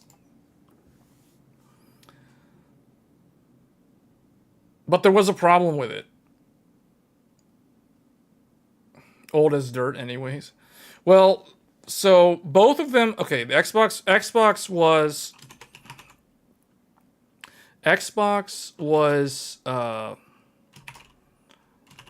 Wasn't it IBM? Wasn't it also IBM? CPU? You said PowerPC. Okay, yeah. Power. So that's IBM, and then it was ATI graphics GPU, and I forgot what that one was based off of. This is Xbox 360, by the way. So we're talking about the 7th generation of consoles. So these things had a problem. Well, as far as I remember, both of them had a severe problem. Obviously, the 360 had a problem, but I don't remember what was the failure component. I know that this was the failure component in the PS3. So the PS3, I told you guys this story. I had the original the legendary 60 gigabyte full PS1, PS2, backwards compatibility, 60 gigabyte launch PS3. I had one of those. It died.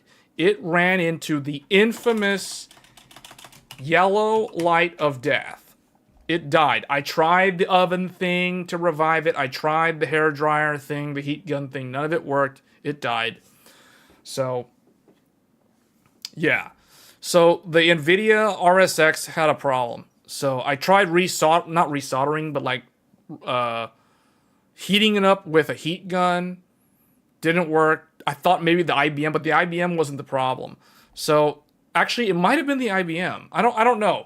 All I know is it kind of soured because of this problem. So Sony was very upset at both of them because of the yellow light of death. And that is kind of the reason why they decided not to go with them, with the PS4. But the other thing, too, was Mark Cerny wanted to go with an x86 architecture. It was temperature going from hot to cold too frequently. Yeah, but the thing is, all hardware does that. So I don't know. See, if I had an Xbox 360, I would have definitely known more about that. I'm well aware of the red ring of death problems that plague the 360 in its early, like the first 3 years of its life cycle. But I never had an Xbox 360, so I can't really speak to that. Xbox 360 had an issue with the chip heating up to the point of the solder melting and having the chip come apart. Yeah. Yeah. I don't know. I feel like with the PS3, I remember I disassembled my PS3. I tore it down and looked at it. And I didn't like where the NVIDIA RSX was located. So on the PS3, if I remember correctly, if I were to draw out the motherboard, like it's kind of like this. If this is the top of the console, so the CPU, the cell is like in the middle as normal. But the NVIDIA RSX GPU is like way over here, like on the side. It's like over at the back. And the power supply is down here. Because the PS3 had an integrated power supply. So I didn't like the proximity of where that was located. I always thought, I was like, I don't know about that. That thing's going to become a heat. It's going to be choked off in like a hot area. I don't know. So obviously they fixed all of that with the PS3 Slim. But they also got rid of the PS2 that was here. That was gone. So you couldn't emulate. You didn't have like full backwards compatibility because the Emotion engine was gone. Then they had the graphics synthesizer, which was also here as well, which eventually they got rid of that too when they made the Slim. And then you couldn't play PS2 games on it at all anymore. So Red Ring of Death was actually a huge issue. It was a huge issue. It was a much larger issue than the PS3 Yellow Light of Death. I have the... Okay. The PS3 was the biggest nemesis of power stations at the time. Yeah, the PS3 is probably one of the most interesting gaming consoles of all time. I remember when you could install Linux on them. You could literally install Linux on them. There were startup companies that were literally buying up PS3s to turn them into like a... remember, you guys remember that folding at home?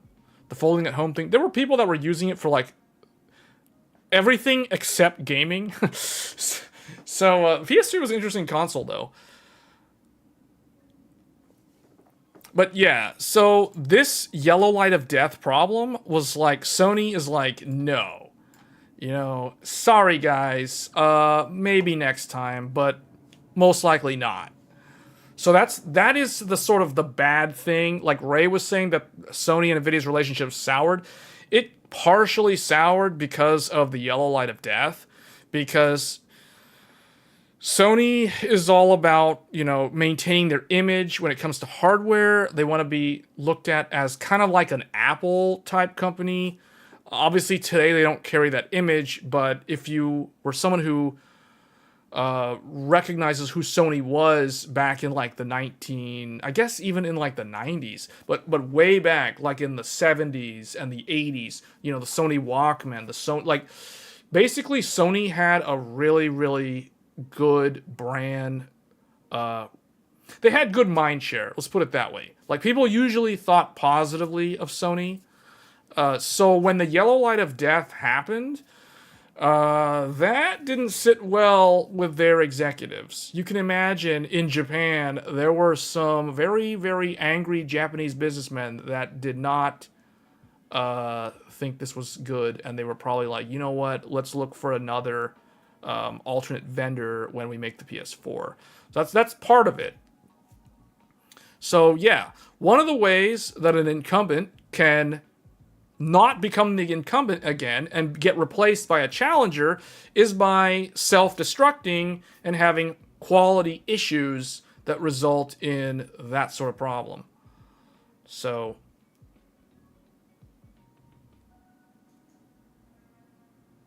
the other thing was, do you guys remember Apple? The other example I can give you is Apple. Do you guys remember Apple and NVIDIA? Apple and NVIDIA. Remember this one? There's a reason why Apple does not do anything with NVIDIA anymore. Apple has not been with NVIDIA for over a decade. They have literally not used NVIDIA for anything for like over 10 years. In fact, I think they're coming up on like almost 14 years since they dropped NVIDIA like a rock in the ocean. Sony dropped support for Linux. Yeah. No, I know. I remember all that stuff. But that's, you know, that's not really related to what we're talking about. But yeah, all that stuff happened, but that had nothing to do with IBM and NVIDIA. So I'm trying to remember what the problem was with Apple. I know it has something to do with a fire hazard. It's something to do with the laptop. I think it was the graphics component in the MacBook or something was overheating, and basically there was a huge lawsuit between Apple and Nvidia.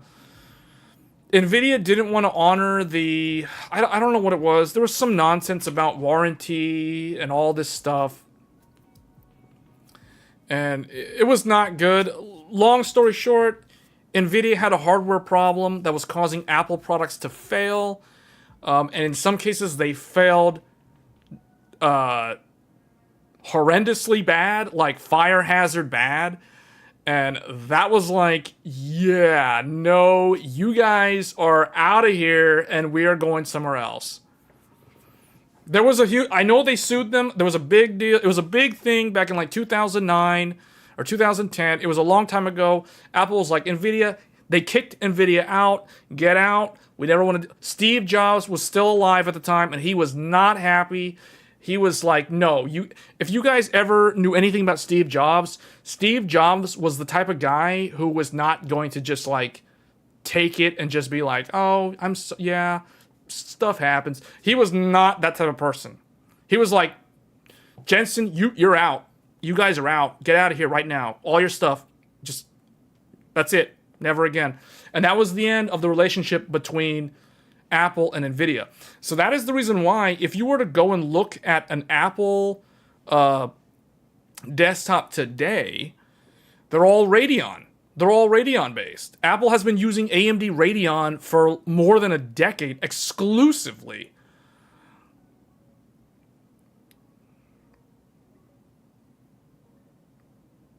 So, yeah. Yes, they did not. Nvidia did not warranty. Yeah. Nvidia tried to blame Apple, and then Apple was like, no, you guys made the actual silicon that blew up. It's your problem. So, yeah, that was the end of that. So, Nvidia had a lot of problems back then. During the 2000s were not super great for Nvidia. ATI was arguably better in those days. Vega 20. I don't know about Vega, but you know, like we're talking like 2000s era or like the late 2000s. So like 2000 from 2006 to 2010, AMD was actually in most cases better value. Well, I shouldn't say AMD because it was ATI for the most part back then. I know AMD bought ATI in like 2006. But obviously, the ATI brand stayed around until 2010. So, a lot of people still, even people today, there's still people out there that when they see a Radeon graphics card, they still refer to it as an ATI graphics card. It's really weird.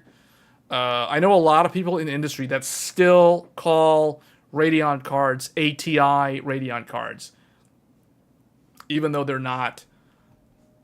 They're literally not ATI. Like they haven't been ATI for like 8 years or almost 8 years, like 7 years. Is the webcam micro freezing? Is it? Doesn't seem like it is. Do you remember Jensen in the PS3 presentation at that time? He didn't use the leather jacket. You know, I don't remember him in any of the PS3 presentations. Yeah, I don't know. Like, I don't know, man. It's interesting when you think of like, Nvidia did double down and really, really work on their quality though, because not early days Nvidia, but like 2000s era Nvidia was pretty bad. Like, pretty bad.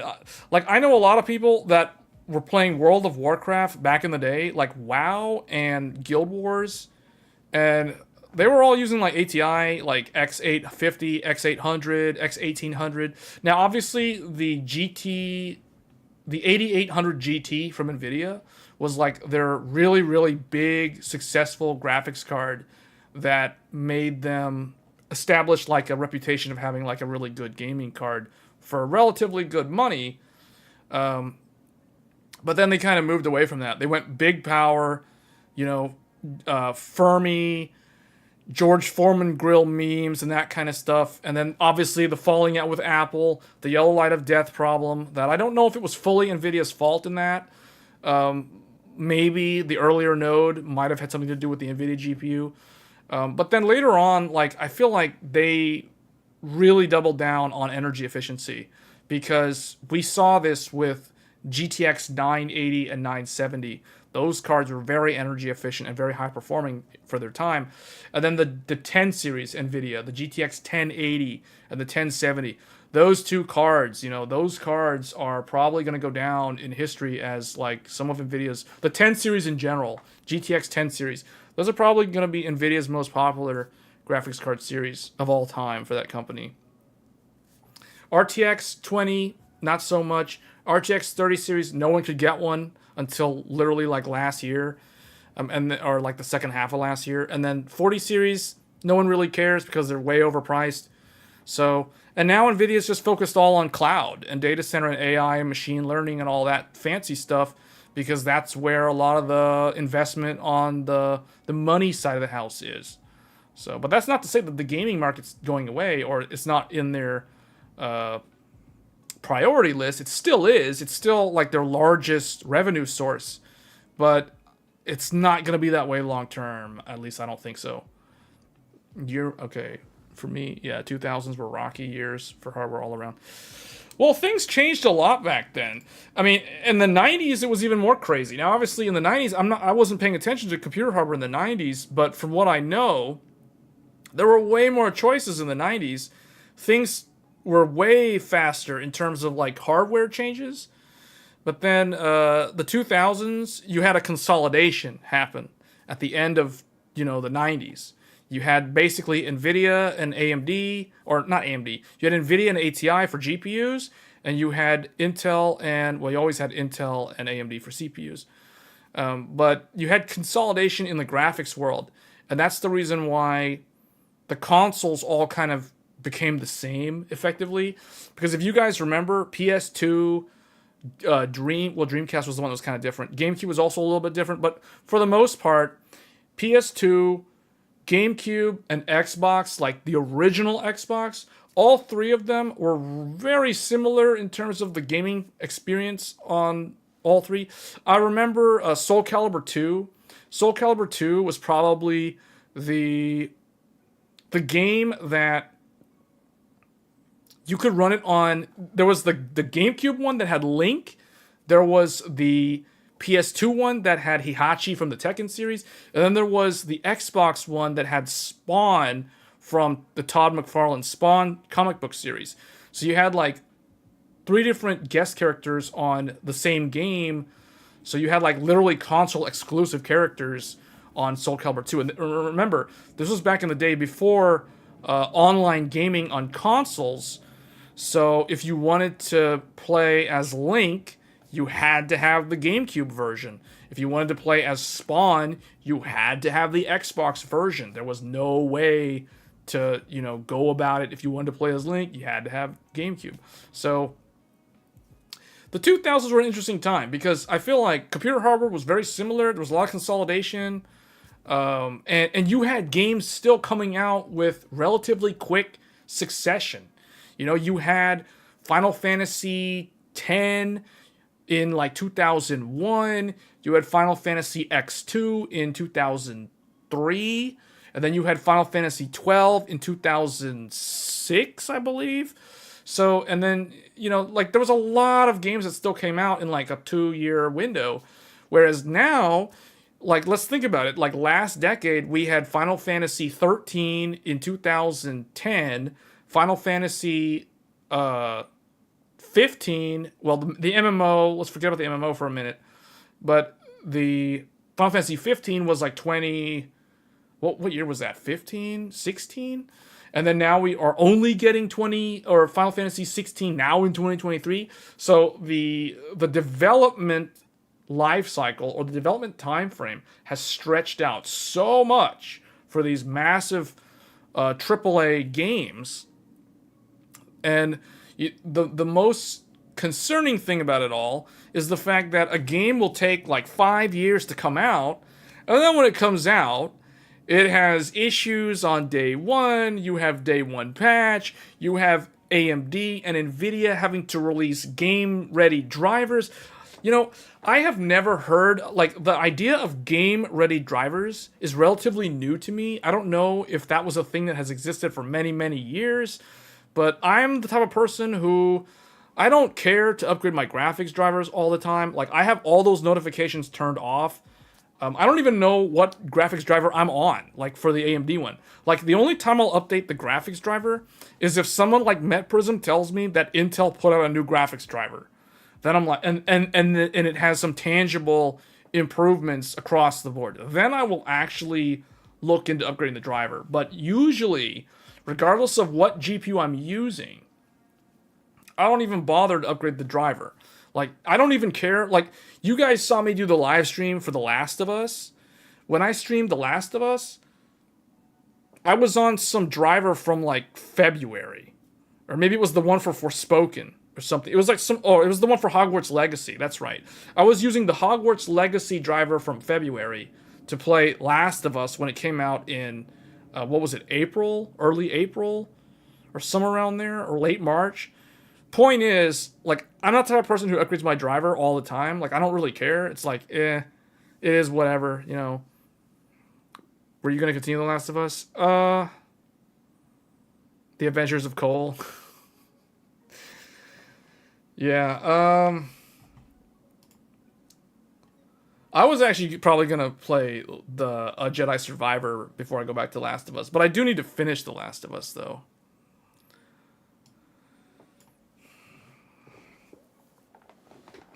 But yeah, the computer hardware has gotten so much more powerful than it was a decade ago. But the problem is the software side hasn't really, like, I don't know. I just feel like the software side of the house is just worse. Like, I don't know what it is with people who work in software development. Like, why are there so many bugs on day one? Why is it so hard to find a game that is actually that actually comes out on day one as a full product that has everything kind of there, and you don't have to think about, oh, do I need to have a certain amount of VRAM to run the game on my 4K monitor? You know, like that kind of stuff. I don't know. Like, these are all like first world problems, right? Like talking about 4K and I can't play my game at 4K because it takes up too much VRAM. Hogwarts is in the abyssal region now? what do you mean? Oh, yeah. Yeah, it pretty much is. I don't know. Game devs are not as talented as they used to be. Why? What changed? See, like, here's the thing. So, now, speaking of games, let me bring up... So, this is why I end up playing these type of games. Because these games just work. You know what I'm saying? Like, I don't have to think about if Star Rail or Final Fantasy 14 or some other whatever live service game is going to crash or have some problem with VRAM or having to max it out. I don't have to think about it. That's why I keep playing these type of games because well, for one thing, they don't end, but second of all, like, it's a complete package. Like, everything's there. There's none of this DLC nonsense. There's none of this, like, you know, whatever. I don't have to wait for, like, a day one patch.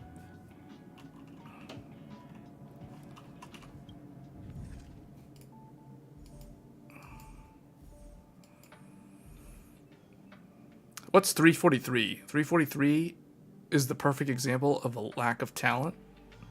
Is that a game? What's 343? I don't know what it is, but you said it's the perfect example of a lack of talent. So that's probably why I don't know about it. Hogwarts Legacy might not run perfect or look the best, but it is a fun game. Yeah, Hogwarts Legacy is...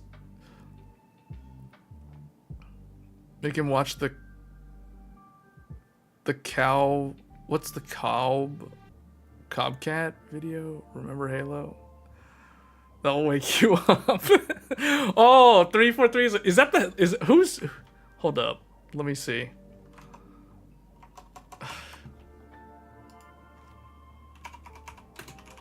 Is this like a 343 Industries is an American video game developer? Oh, is home to the Halo universe. All right, hold up. Let's bring this up.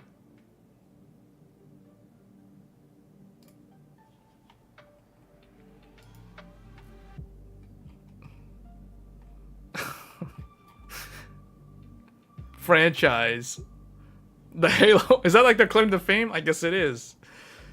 Esports.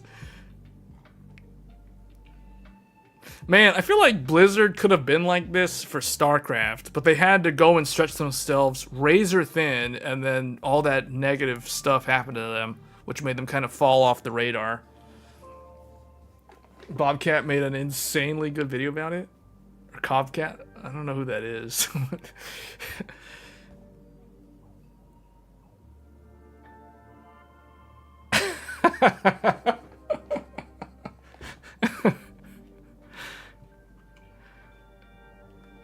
Bungie created Halo and they took over after Bungie left Microsoft. Oh, did they run it into the ground? Oh, that's right. Yeah, I was gonna say, like, I've never heard of 343, and I'm like, I'm pretty sure Halo was made by someone else that I should remember the name of.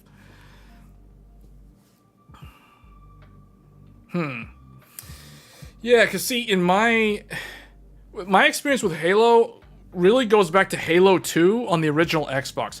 Halo 2, and I think the only other Halo game that I played a little bit of was Halo 3 on the 360 and Halo ODST. I don't even remember if Halo ODST was really that good. But Halo ODST was a game from, what, 2008, if I remember correctly? And it was on 360. I played a little bit of Halo Infinite on PC, and it's pretty fun, but it's not like insane crazy, like, oh, this is way better than like all the other shooters. I didn't think it was better than COD. Halo 3 ODST is a campaign, firefight only. Yeah, I played a little bit of that. Like, I never owned the game, and because I never had a 360, but I used to play it like at one of my friends' house who had a 360. So that's basically the only game. So the only Halo games that I've played are Halo 2, which I actually have, the one for the Xbox, the OG, and then Halo 3, I played a little bit of that on the 360, and then Halo ODST, and then Halo Infinite is the only Halo game that I played on the PC. Oh, 2009. Okay, yeah. I was close. Halo 3 and Halo 2 are my favorite Halo games. Yeah, Halo 2. I like how you typed it. I like how you typed Halo 3 with the numerical 3 and you typed Halo 2 with the actual, like, the word. You almost threw me off there. Halo 2, because Halo 2 had the 2, the numerical 2.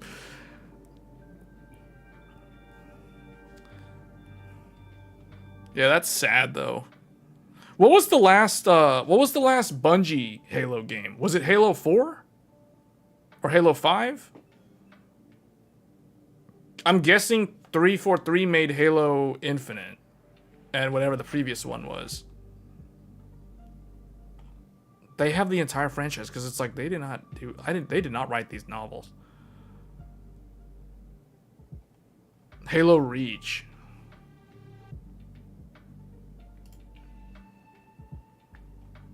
See, the thing is, when game companies, I'm not trying to call out like 343 or anything, but when game company, you go to their website and you see like all these people,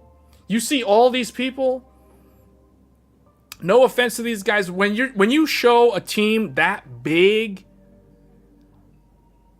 and there's people out there, there's studios out there that are less than half the size of the amount of people on that screen, that can put a game out there on Steam and it actually runs. It doesn't have a lot of crazy, like, broken problems. And in some cases, those games also have a multiplayer component. Not a lot of them. Most of those indie games are single-player games. But when somebody can put out a game on Steam day one and not require day one patch and all this stuff, and oh, the driver, oh, there's the foliage is the wrong color, or it doesn't work on Radeon, or the NVIDIA DLSS is broken. You know what I'm saying? Like, when you have a team this size, you kind of set the expectation that you should be a competent studio that can put out a finished product when you say you're going to launch it, and it's not going to have all these problems, and it's not going to require, like, NVIDIA or AMD to go and fix it in the driver, because I don't know how we got to the point where AMD and NVIDIA have to roll out driver updates for game fixes when, in most cases, I think the developer needs to fix the problem. And usually they do, but it's just kind of a weird world we live in now where that's kind of the norm when it comes to big games. The thing is, Halo makes too much money to die, so they need to keep going. Halo Infinite runs fine. Yeah, Halo, I never had any problem running it. Oh, well, yeah, that's what I'm saying. Like, okay, if we're talking about Halo Infinite, they basically released a game that it's literally just the multiplayer. It's like, where's Master Chief? And where's, like, you know what I'm saying? Like, it doesn't feel like a complete product. Overwatch 2 was the same thing. Like, Blizzard launched Overwatch 2 last year, or was it this year? No, it was last year. They launched Overwatch 2, and it was the same game with one less player on both sides and no story?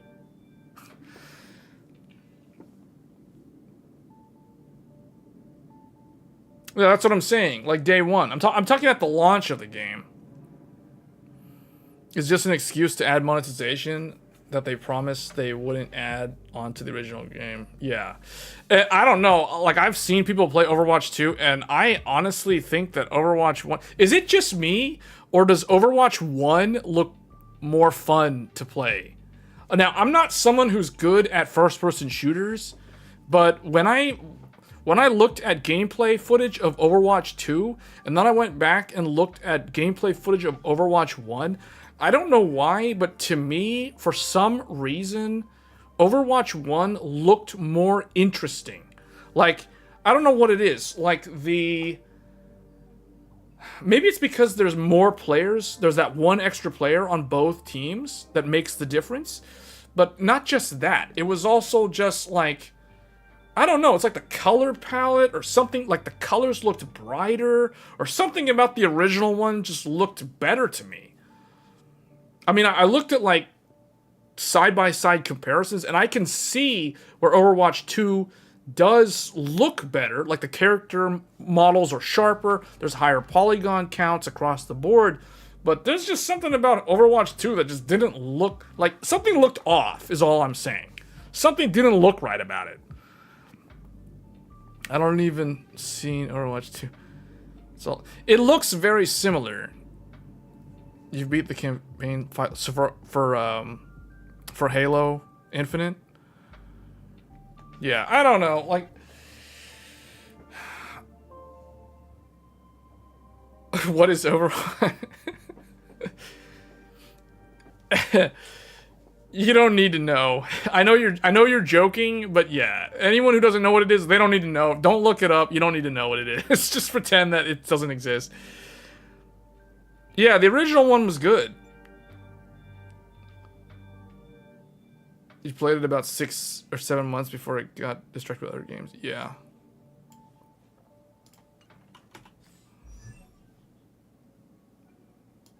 The short CGIs were top notch, though. So Overwatch 2 didn't have any of that? Because I remember when Overwatch 2 launched, it was literally just the multiplayer, and that was literally all you had. That was it. There was nothing else. So, I don't know. Man, there are so many... Speaking of Blizzard, though, I don't want to beat up on Blizzard anymore, because I feel like a lot of people have already done that, and some of it's warranted, but I feel like there's just too much of that now. Blizzard's become the company that everybody likes to hate on, and I don't really think it's fair. But when you look at their track record over the basically last 5 years, maybe 6 or 7, it just hasn't been good, right? Like they haven't done what their gaming community has wanted. They've basically done the opposite. Every single game that has come out since Overwatch, the original Overwatch, has been the opposite of what their player base actually wanted. Except, I guess, they're going to fix that with Diablo 4. Maybe Diablo 4 will fix that. We'll see. I think it has a good chance of doing that, though. Rockstar is bleeding. Rockstar's the new Blizzard? Oh, no. I don't know anything about the story with Rockstar. Isn't GTA 5, like, almost 10 years old? Like, is there going to be a new GTA game, or are they done with that franchise? Because I don't even know where they're at. You bet GTA 6 will... I've set my expectations pretty low. so I'm not disappointed. Let's just put it that way. You know, after Forspoken... Well, was it Forspoken? I guess it was Forspoken. Forspoken basically set the bar really, really low for me. For me personally, Forspoken set the bar for games that are coming out in 2023 really, really low. That way, when Hogwarts Legacy came out, I was amazed because it's like, okay, this game looks good enough, and it runs well enough, and it doesn't have any of these issues, that it is a commercial success and it is a technical success. So Hogwarts, for that reason alone, Hogwarts Legacy is a contender for Game of the Year. The other one that's now on the list is the new Zelda game. The new Zelda game is probably, well, not probably, right now in my mind, Game of the Year contenders are Hogwarts Legacy and the new Zelda game. And what's the name of the game? Tears from the Kingdom or something? Tears. The Zelda game called Tears of some... I forget what the full name is. But that game is a contender for Game of the Year. Definitely. Who's got a lot of laughs out of Forspoken? Yeah, that is definitely a game that I'm probably not going to finish. I am more likely to drag Hogwarts Legacy out of the Abyssal Plane and finish that game than I would ever be able to finish Forspoken at this point. Let's just put it that way. We'll leave it at that. There are some other games from last year that I still haven't finished. I still haven't finished that Star Ocean, The Divine Force, I think. I haven't finished that game. I still haven't finished Scarlet Nexus. That game, and those are the two games from, well, Scarlet Nexus isn't even from last year. I think that's like a 2021 game. But that one and Star Ocean are two that are still on the backlog. So they're definitely in the Abyssal Plane at this point. And then we've got Forspoken, Hogwarts Legacy, The Adventures of Cole, Star Wars Jedi Survivor. Basically, like, all of those are just sitting there waiting. Forspoken. Yeah, yeah, you're right. It was a benchmark that included a full game. It was an SSD benchmark. Let's put it that way. Forspoken was an SSD benchmark that happened to also include a game and a CPU bottleneck benchmark. Forspoken could test... Oh, you know what Forspoken could also do? It also had a memory benchmark. It could tell you if your memory was unstable. Like, literally, I kid you not, you're more likely to pass mem test with an overclocked, like, 6400 megahertz on DDR5. You're more likely to pass mem test with a max RAM overclock compared to Forspoken's benchmark. You're far more likely to run into an unstable memory scenario with Forspoken. It benchmarked even your case fans. I don't know. There's probably like a toggle for that somewhere. I don't remember I couldn't find the option for the case fans. I know it could benchmark RAM stability, CPU bottleneck, and it was an SSD bottleneck. Because that's the one game that literally upgrading to a PCI Gen 5 SSD actually improved the average FPS, which is kind of hilarious. Because you never think of that, right? Like, why? Usually, frame rate is not tied to SSD speeds, but apparently it is with Forspoken. Apparently it is with direct storage games. So, I don't know if we're going to see... See, that game had such a bad showing that I think it scared off developers from implementing direct storage on PC games, which is unfortunate.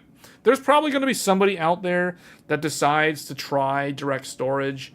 But if they do, I hope they really, really do direct storage 2.0, not direct storage 1.0, because Forspoken uses 1.0 and they use the CPU to do all the like stream decompression from the storage when direct storage is supposed to allow the GPU to do that, but for some reason they didn't do it that way. You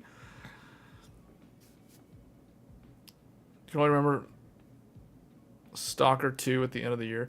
You know, the only game I finished this year is the Fatal Frame game, but that's because that game wasn't that long.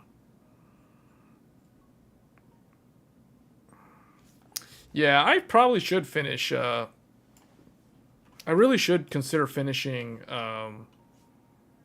the Last of Us, because that, as far as I know, The Last of Us, I did play several hours into the game, and I don't think it's that long.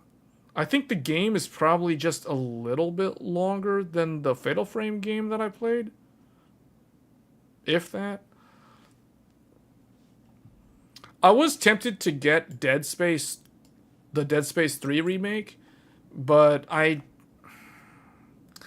not going to do it. It's going to be one of those things where I'll eventually get it when it's like on a Steam sale or something. Maybe like during the holiday season.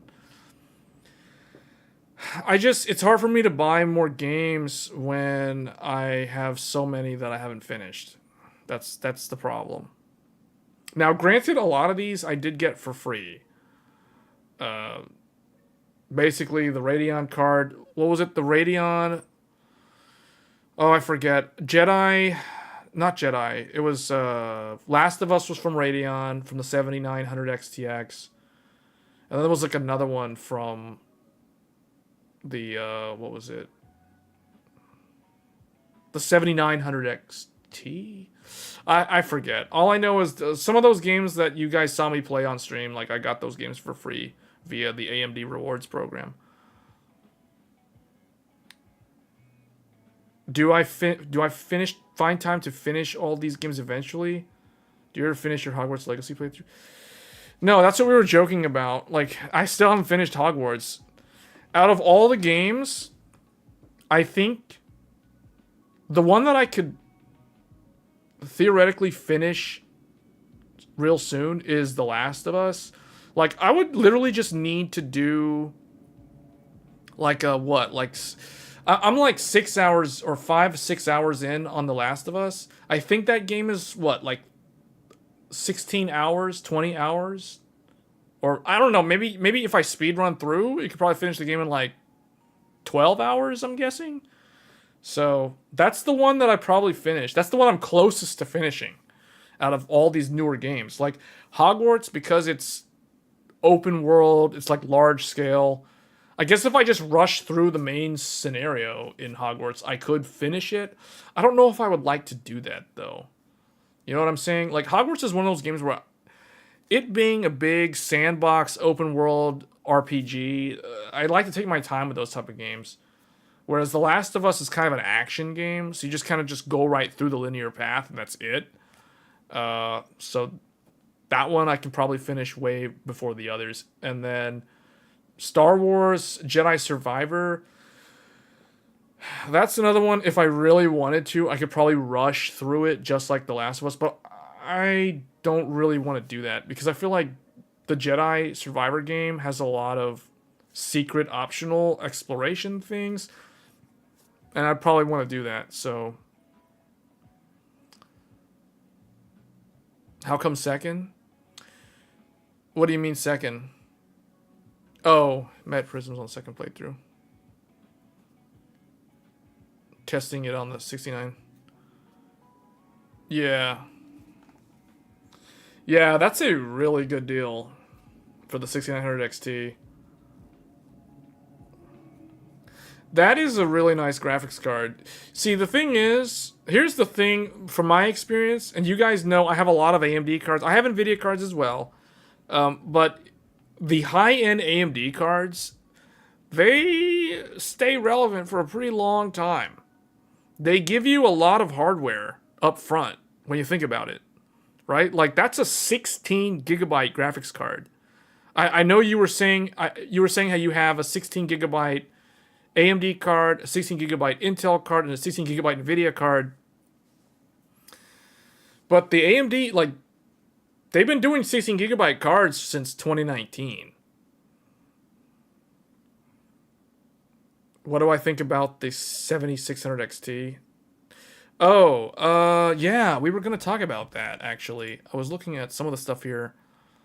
So, there was one thing... What was I going to say about that?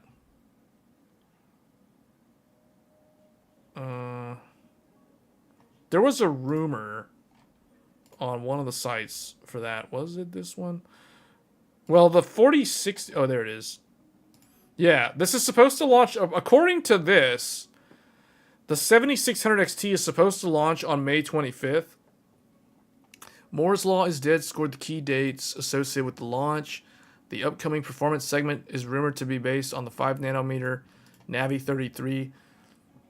So this is the successor to the 6600 XT. AMD is taking a similar approach to NVIDIA's recent 4070, where cards priced at MSRP will be eligible to a review embargo. That's a day soon. Well, that's not a new thing. They've been doing this all for a while now. Reviews go up on May 24th. How far out is that, actually? That's next week. Wow. 5 days. I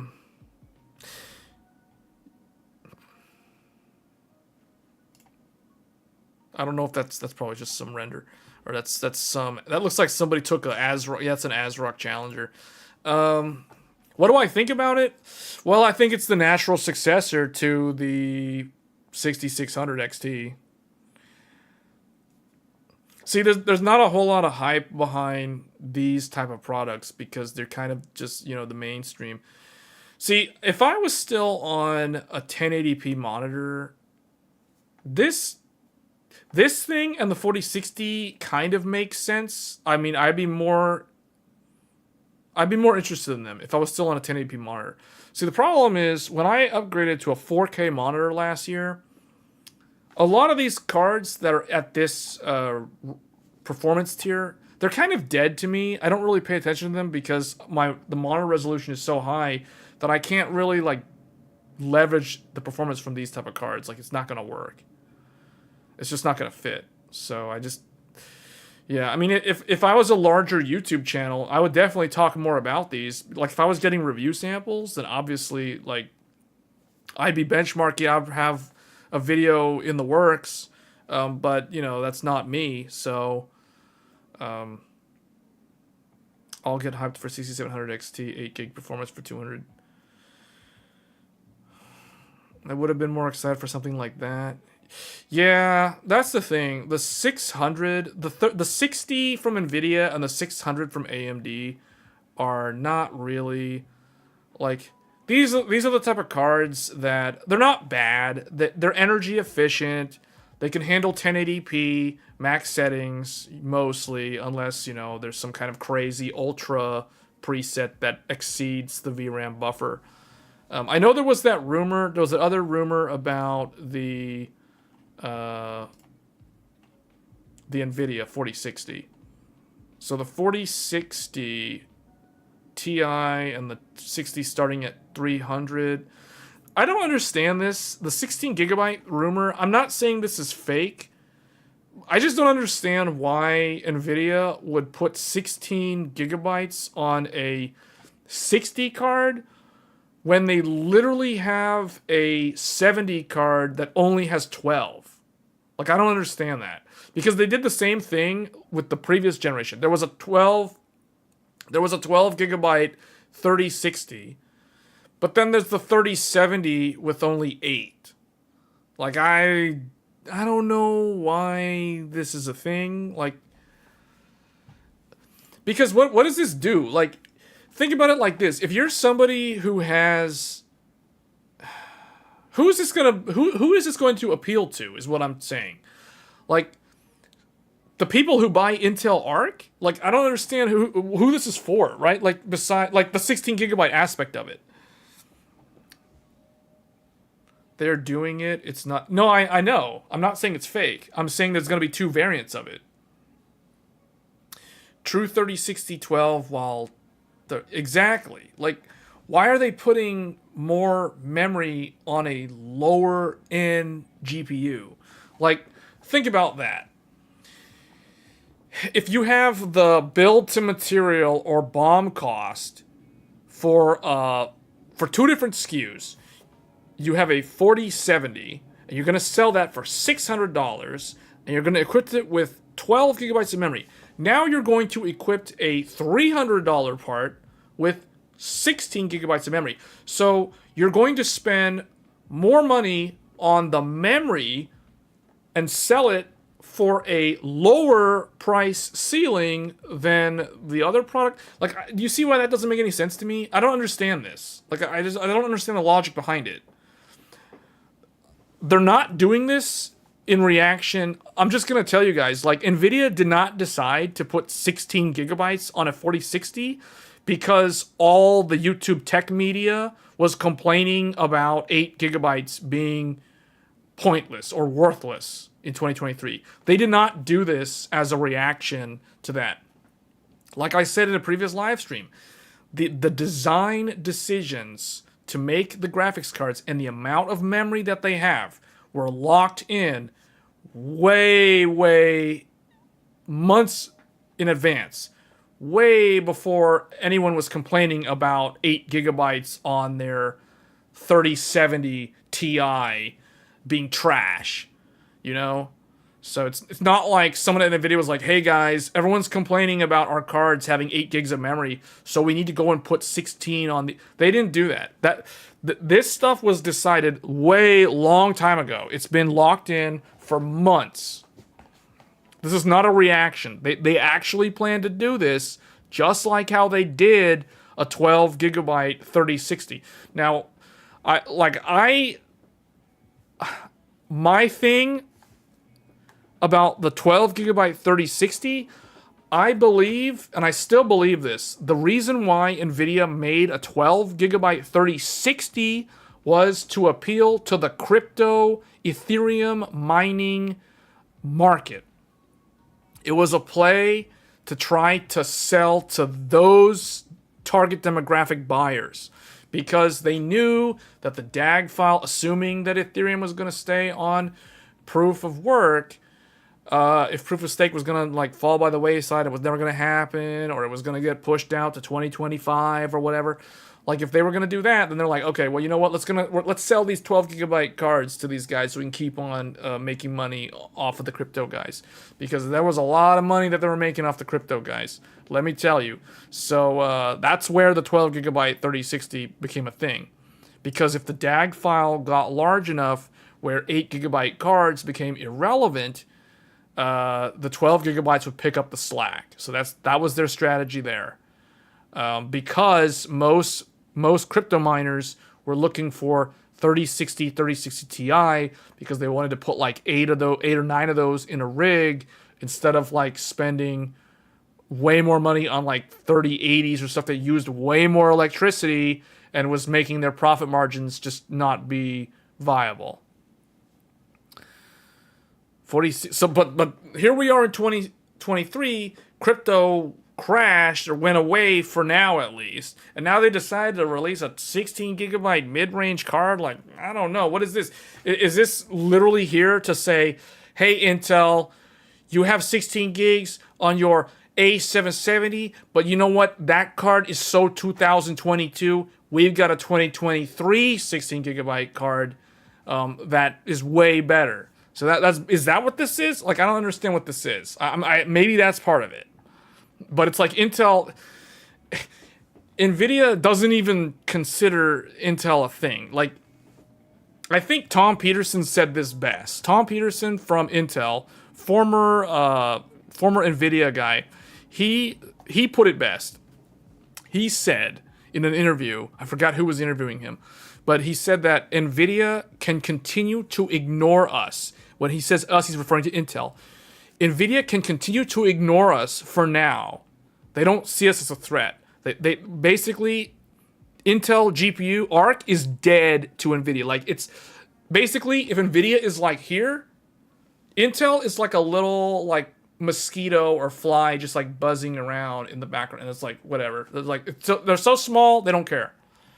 But AMD cannot ignore Intel, is what he said. And that is very true. So AMD is the one that can't ignore Intel. And the thing is, the funny thing is Intel tries to downplay AMD by not mentioning them in any of their marketing and only comparing them to NVIDIA, even though NVIDIA doesn't even look at Intel in the GPU market, which is kind of weird. But anyway, because if you guys remember all the reviews for the Intel GPU, all the people who reviewed Arc, including myself, came to the conclusion that the best alternative to Intel Arc is the AMD 6700 XT. Like, that card was better, and the price of it had fallen all the way down where it was like, what, like $20 to $30 more? And even at one point earlier this year, you could get that card for cheaper than the Intel Arc card. If you could find like the $20 instant rebate off of Newegg or something. So, and that card was faster. It's like less RAM. It's like 12 versus 16. But remember, 12 versus 16 as opposed to like 8 versus 16. So, let's see. What was the chat saying? Many people upgrading to 4090 because they are stable diffusion. Well, you say many people. Many people, that's still not that many people. Many people can't afford a 4090. And a lot of people who could afford one just aren't going to justify spending that kind of money on just one piece of hardware for their computer. You know what I'm saying? They do make more profit on the 16 gig card. It's $100 more. So is it going to be... So it's going to be the price of a 3060 Ti then. So wait a minute. If the 16 gigabyte 4060 is going to be $400, how much is the 4060 Ti going to be?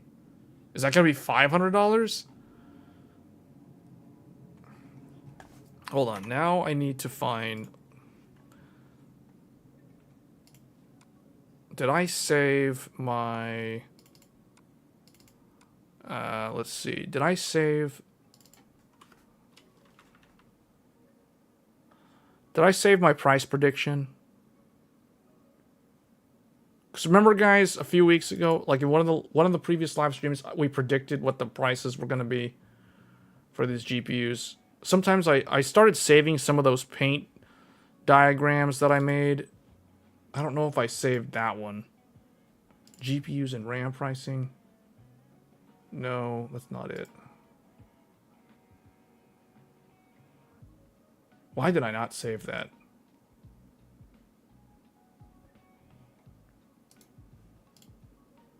I need to start saving like every single one of these paint drawings.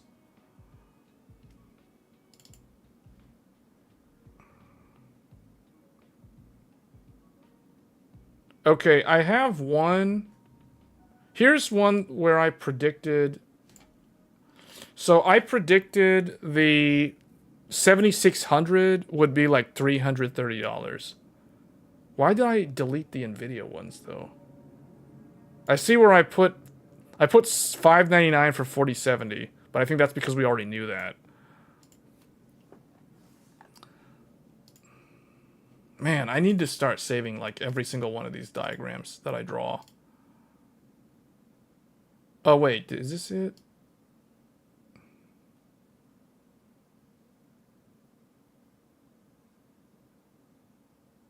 Well, I didn't outright say it, but I said that I expect the 4060 to be like $349. I said 4070 was $599, 40, so I left a gap for like $399 for the 4060 Ti. I thought that they weren't going to change the price, or if at most they would do like a $50 increase. So it looks like they're doing a $100 increase. Only the 4060 Ti will have the 16. Oh, okay. Hold on a second. So is, I guess I should have read this. So the GeForce 4060 delivers. Where's the memory?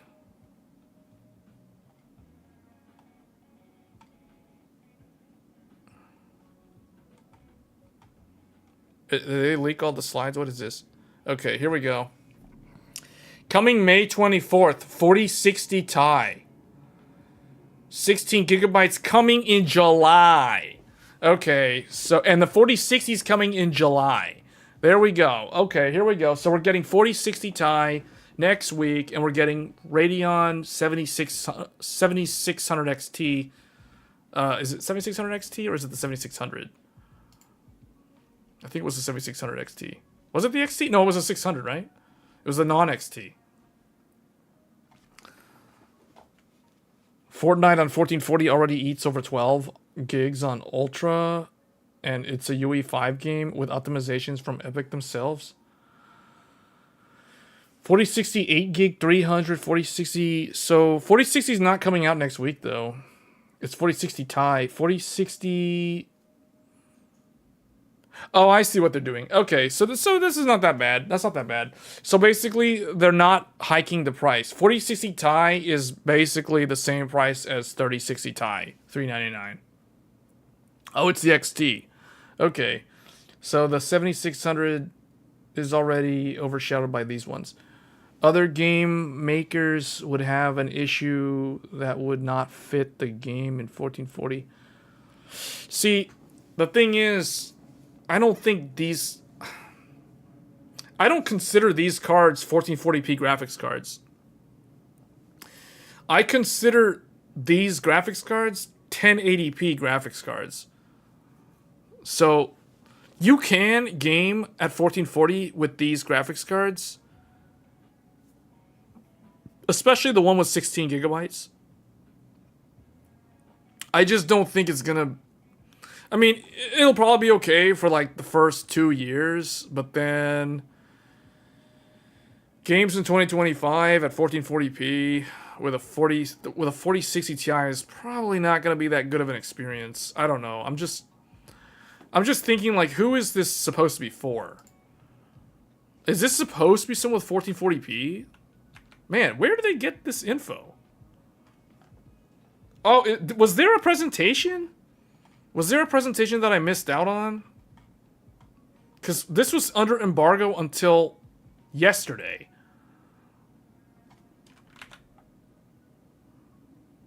Did I miss the leather jacket presentation?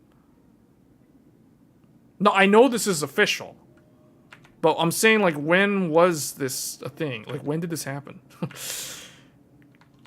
4 out of 5 most popular GPUs are 60 class.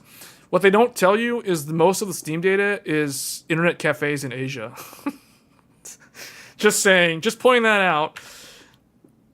Introducing the GeForce RTX 4060 family. 4060 Ti, 22 teraflops. So it's 6 teraflops more than 3060 Ti. But it's got like way more RT cores, 51 teraflop RT cores. I don't know where they do the math on that. Tensor cores, it has way, way more tensor cores. That's not really going to translate into gaming, but that's going to translate into stuff like, I guess, DLSS 3.0 inferencing is going to work off of those. And then 8th gen with AV1.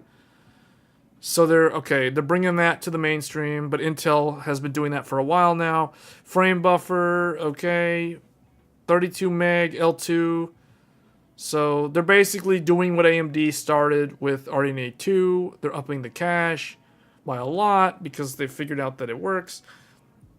Average gaming power. Okay, this is the thing that is going to make this card be like a system seller, or like this is going to be the one that everyone's going to buy. You guys remember when the 4070 launched? Remember what I said when I was evaluating the reviews of the 4070? I said that when you look at NVIDIA's entire market, or their product stack, from 4070 all the way up to 4090, the 4070 is the one that was going to sell way more than the other three. Well, now we have one that is probably going to outsell the 4070 by a significant margin, because what I can see happening is people who have a 1080p monitor and are on an old 1080 Ti, which can't keep up anymore all the time in some scenarios. In most cases at 1080p it's still fine, but for modern games like Sons of the Forest, Hogwarts Legacy, The Last of Us, those type of games, 1080 Ti, not really cutting it anymore. Now, it's not really like it's running out of VRAM, but it's just the architecture's kind of old. So I can see a lot of people who have 1080. Well, let's think about it. Yeah, people with like 1080 Ti, Vega 64. If anyone's still on one of those, and then like the older NVIDIA stuff, or like the lower end NVIDIA stuff, like 1070 Ti. 2060, those type of cards, people are going to get one of these. I'm telling you right now, a lot of people who have 2070, 2060 Super, 5700 XT, 5700, those type of people who have those GPUs on 1080p are probably going to go to one of these. Think about the power saving. This thing is using 140 watts average gaming power. This is basically going to be the best seller. The 4060 Ti is the one that's going to sell. Felipe's on Vega 64. You're on Vega 64? Are you on the Nitro? Are you on the Sapphire Nitro, or are you on the reference card? Or none of the above? Which Vega 64? I'm curious now. Like, what Vega 64 are you using?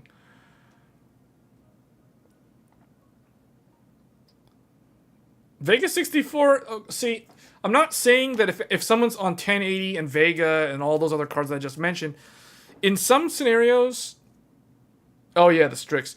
In some scenarios, even at 1080p, those cards can struggle today, by today's standards. But it makes sense because those cards are like 6 years old, almost 7, 6. I think for Vega, it'll be like 6 this summer. So, you're talking like multiple generations, because each GPU generation is 2 years. So, if your graphics card is 6 years old, that's a lot of generations that you've skipped. Everyone's favorite brand, Asus ROG Strix.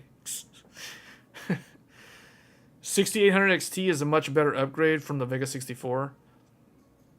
It is if people actually know that it exists. But we've had that conversation before.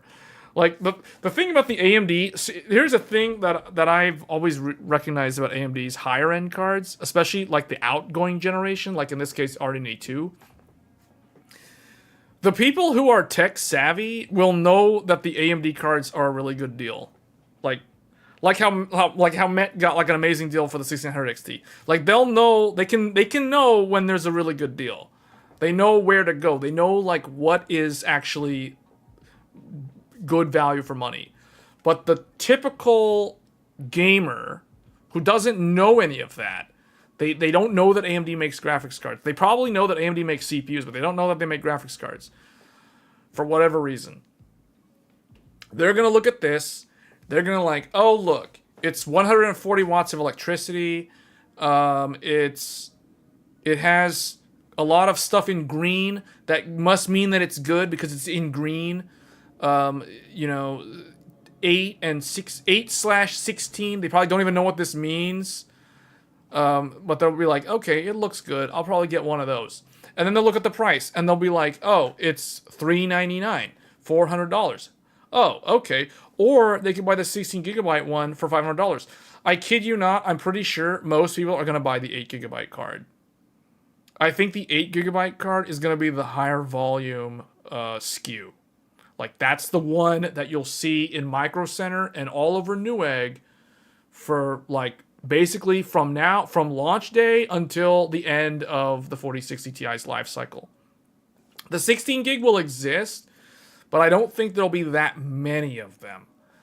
They'll be harder to find, and they're probably going to go for like $540 to $550. They're going to be above MSRP. And at that point, the problem with that is it bumps up too close to the $600 MSRP of the 4070. And then at that point, what's the better deal?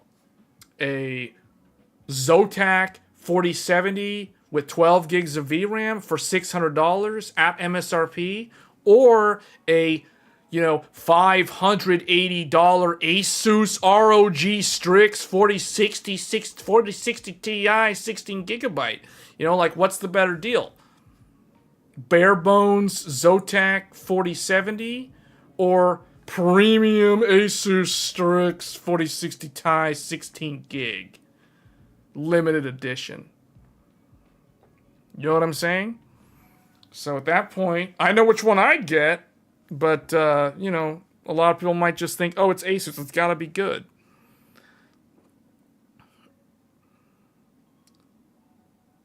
Check the slides for the games they tested. Okay, let's take a look. Well, let's look at this. Let's see what they're doing here. Priority generation memory subsystem. So, okay. This is not new. This is a thing that has existed in the drivers for, like, probably more than 3 generations of GPUs now, but I'm sure they did some kind of optimization on it. That's why they put a slide up here. But the average person will think this is, it's some cool thing that they're doing, but even though it's not actually new. ADA memory subsystem innovation. Okay, this is probably the innovation. This is probably the old way. Okay, they say prior generation. Okay, so what's actually different? Oh, guess what? They copied AMD and put more L2 cache. Congratulations. ADA memory subsystem, reduced memory traffic bus, increased power efficiency, better RTX. Okay. This doesn't really tell me anything. ADA plus DLSS 3.0 for $399. What are they showing here? Oh, DLSS 3. Oh, yeah, the frame generation stuff. So without frame generation, it is what, 15%? Wait a minute. Okay, without frame generation, it's 15% faster than 3060 Ti, and it's about 60% faster than 2060. See, remember, guys? Remember I mentioned 2060 Super? That's their target buyer. You'll take a PNY over a Zotac? I'd take either one of them over the Asus Strix. So RTX 2060 Super is the target buyer. Like, this is... So, okay, you guys see what they're doing here? NVIDIA knows who this is for. They know who they want to sell this to. They want to sell this to the RTX 2060 Super guy. They want to sell to someone who has this thing. Because obviously they have to show you the previous generation and how they've improved it. So they've improved it by 15%. Which is not a lot, but you're getting a lot of, like, power efficiency gains. You're getting the frame generation. Now, that's obviously going to be game specific. Not every game is going to support that. That's the reason why I don't really look at that as a significant metric. You know, I'm going to look at the without frame generation. I'm going to evaluate on that. So 15%, 140 watts, same price. Seems like it's a decent generational improvement just from that alone. But who they really want to sell this to is somebody who is on the 2060 or the Turing generation of GPUs. Because most people, I've said this before, I'll say it again, most people do not upgrade every generation. They usually skip a generation, if not 2 generations. So that the actual target buyer is someone who is on a Turing-based 2060 to like 2080. That's typically, so 2060, 2070, 2080. Somebody in that range is who they're trying to sell this to. So it's about 60% faster. That is significant. You know, so that is pretty good. Although we're talking like a 2-generation gap there. This card is going to be so weak in new games. Well, the thing is, that's why I'm saying that it's a 1080p card. All right, let's take a look. Now we're going to look at the games. Look at what they're looking at here. This is 1080p. Max settings. 1080p. Warhammer 4K Darktide. It is doing... Oh, this is 2060 Super. Okay, I was about to say, man. I was about to say, like, wait, hold up. This is lower than 40 FPS. Like, what? Okay. They almost confused me there. Okay, so this is a 2060 Super. All right. According to them, Warhammer 2060 Super, sub 40 FPS. You're doing about 38 FPS on this game. The Witcher 3 Wild Hunt at 1080p max settings. You're doing sub 30 F. Is that true? Is that true? The 2060 is that weak? It only runs Witcher 3 at sub 30 FPS? That can't be right. That can't be right because the 1080 runs that game better than that. And the 1080 is only a little bit faster than the 1080 is like 2060 Super. This thing is that weak? Is this for real? Hold up. Are they making this up? Like, wait a minute, whoa. Is it really that weak? Is the 2060 Super really sub 30 FPS in Witcher 3?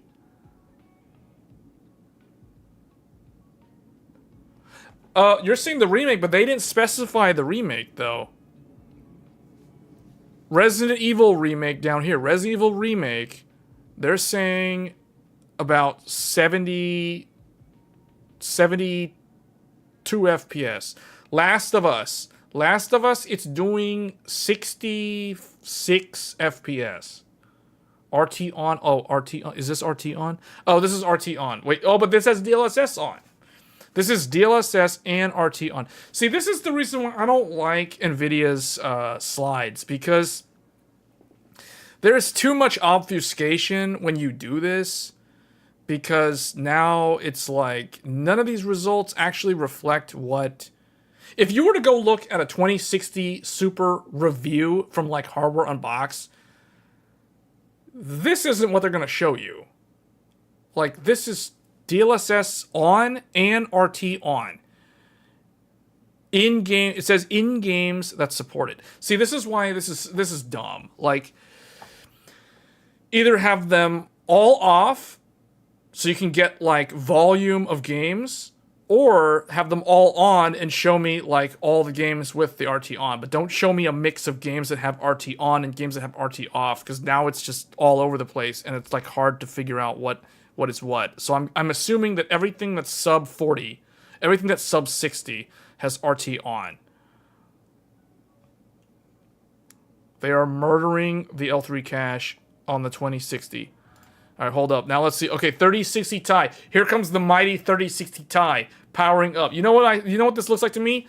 This thing right here is basically Vegeta when he came back with the Angel's Halo in Dragon Ball Z to fight Super Buu. To fight Buhan. When Buu absorbed Gohan, and then Goku was stuck by himself because Gohan lost that earring and they couldn't fuse. 2060 Super is basically Vegeta. Now we have Goku.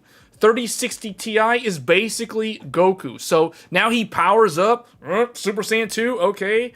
Now what do we got? Now we've got everything's above 60. Everything's above 60.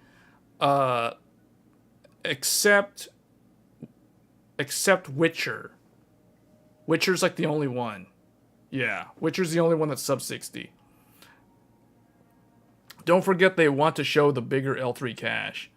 Best way to do that is to mirror the L3 cache. Yeah, hold on, let's see. Let's see. Oh, here we go. Here we go. 4060 Ti. Here we go. But look what they're doing. DLSS. Okay, hold on. I gotta give NVIDIA the benefit of the doubt. At least they did games without frame generation. So all this stuff up here, ignore all of this. I mean, this is cool. Yeah, it has this feature. But the thing is this really fair? Like, is this really fair? Like, are you really showing me Silicon A versus Silicon B? Like, is that fair? You know, like... This trends the line of like, where is the industry going in the next couple of years? So anyway, games without frame generation. So let's take a look here. So Metro Exodus. The mighty 3060 Ti is like 76 FPS. Metro Exodus, this thing is doing like 98. So it's like 20 FPS more than the previous generation. I like how they're testing the 8GB card, because that is setting the correct expectation. Because obviously it's the same price point as the 3060 Ti. So Far Cry 6, not really a big improvement in Far Cry 6, surprisingly. Resident Evil Remake is not really that large of a difference. Last of Us also is not that much of a difference. Remember, everyone, this is 1080p max settings. Except it says, except A Plague Tale Requiem is high preset, and Resident Evil Remake has the ray tracing preset. So anyway, so it's, yeah, it's about, like they say, like 15%. It's about 15% better on average. Same price point, 15% increase, a little bit lower power consumption. It has the new DLSS 3. It has the AV1. I think this is going to be the best seller. The 4060 Ti is going to be the one. The $400 8GB one is the one that everyone's going to buy. I can already tell. Woot woot, 10% faster than 3060 Ti for the same price. Optimize settings. Automatically configure. Yeah, I don't use GeForce Experience, so this doesn't apply to me. Ultimate gaming and creating platform. I mean, yeah, okay. And then what have we got? Oh, look, Overwatch 2. It's a thing. 260 FPS in Overwatch 2. I guess that's a thing. 330 in Counter-Strike 2. And Valorant 350 for whoever plays that. I guess people actually play that.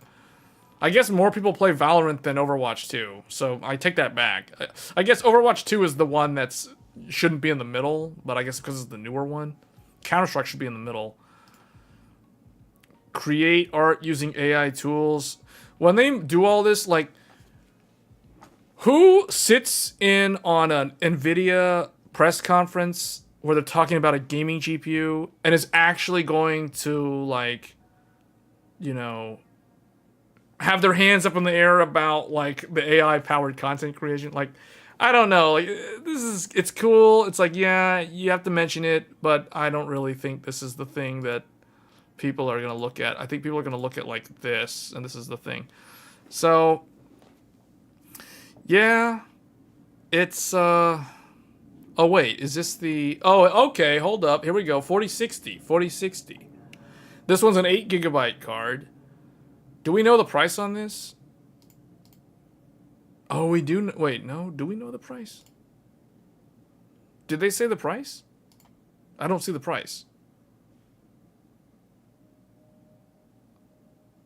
Oh yeah, $300. Okay, so it's $299. Oh, okay, it's the same. So it's actually MSRP is a little bit less.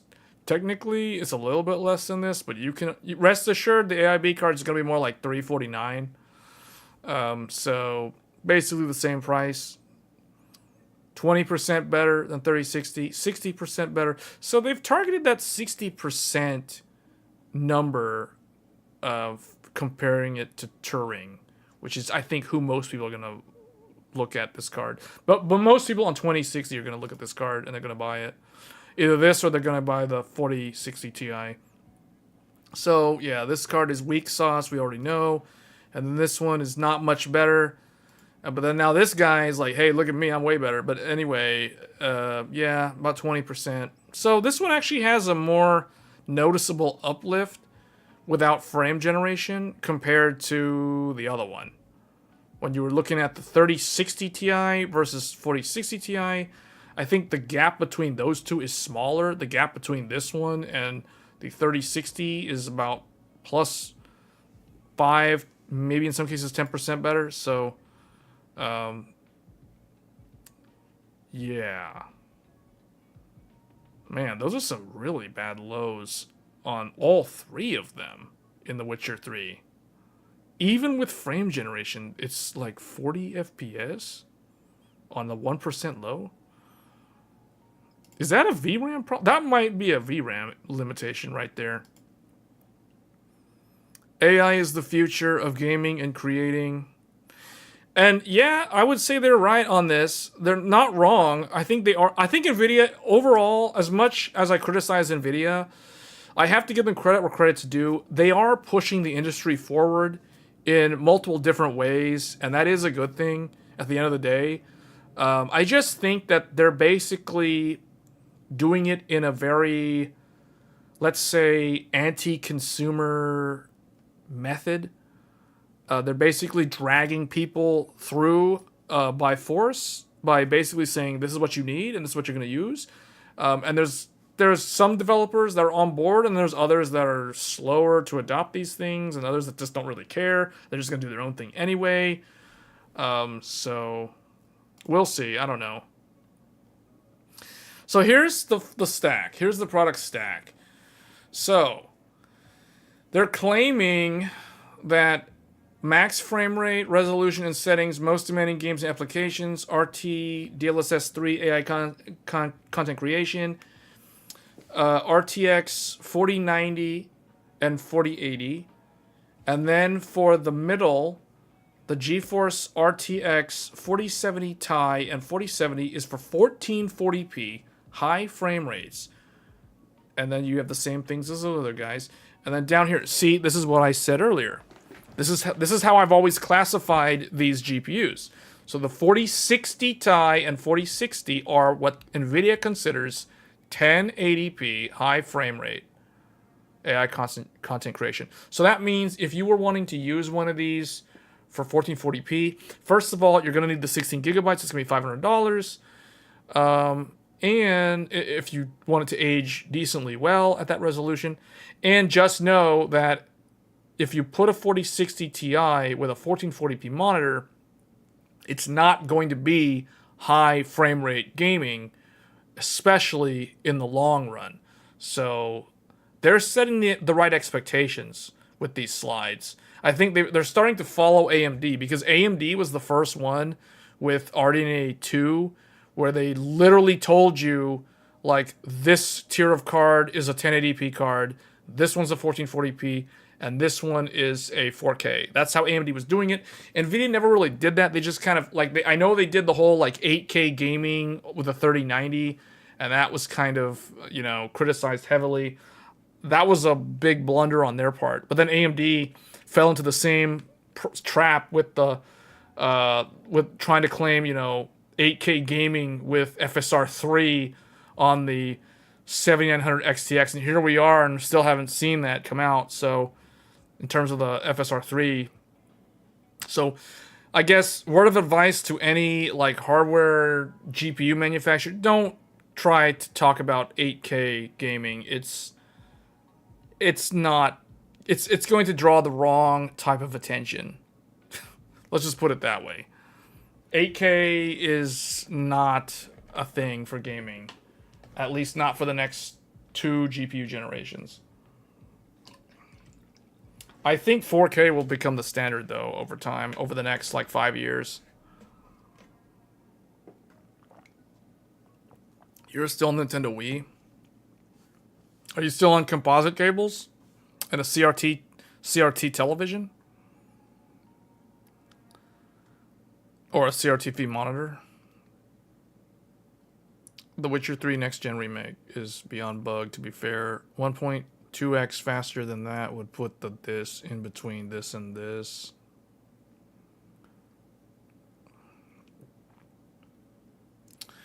See, okay, that leads us into the final discussion, I guess. Like, where do you guys think this stuff is going to stack up with the current GPUs? Like, how do you think 4060 and 4060 Ti are going to fit in with, like, all the GPUs that are in that similar performance tier? Like, for example, how is it going to compare to Intel Arc? How is it going to compare to Intel Arc?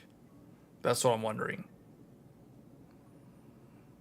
Like, we could probably figure that out pretty easily, actually. It's going to be faster than, I know that. The 4060 Ti is going to be weaker than the 3070.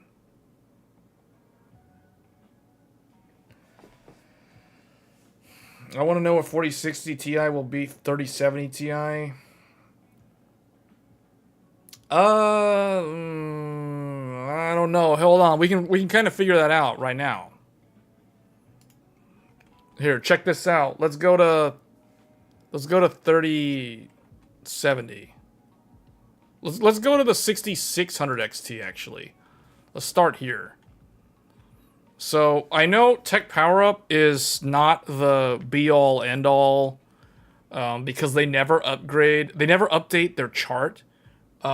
With like newer drivers and stuff. Like Tech Power Up still considers Arc, you know, like all the way back here. So it's not really super accurate, but you can kind of give you, it can still give you a relative estimate, I would say. So you can get an idea of where to expect the performance to be. So the 4060 Ti, let's do that one first, and then we'll do 4060. 4060 Ti is, they said 10 to 15% faster than 3060 Ti. So that would mean it would be like right around this thing. 4060 Ti. According to Nvidia's own metrics. So if in some games I can see it being equal to this, in other games, slightly weaker than this. In other games, slightly stronger than this. So this is where I kind of set the reference point for the 4060 Ti. So actually, you know what? Hold on, let's think about this. Because where 4070's up here. Oh, hold on a second. No, I think it's going to be faster than this card. I actually think it might be... Let's see. Let me go back to this one again. Nvidia said 15% faster than this. Okay. So that would put it around... Yeah. So I was kind of close. So it's going to be somewhere between... Probably like right on a 3070. If I had to guess. 4060 Ti is probably going to be like 3070. Which is similar to 6750 XT. It depends on the game. Yeah, architecture is too slow. It will be slower than 4060. Joey thinks 4060 Ti will beat 3070. I think it will in some games. I agree with you that I think it will in some of the games. But in others it might lose because this thing... So you have to remember, this goes back to what Met was saying earlier. This card is a 256-bit bus, 8 gigs of memory. So they're going to have the exact same amount of memory. We're talking 8 gigs versus 8 gigs.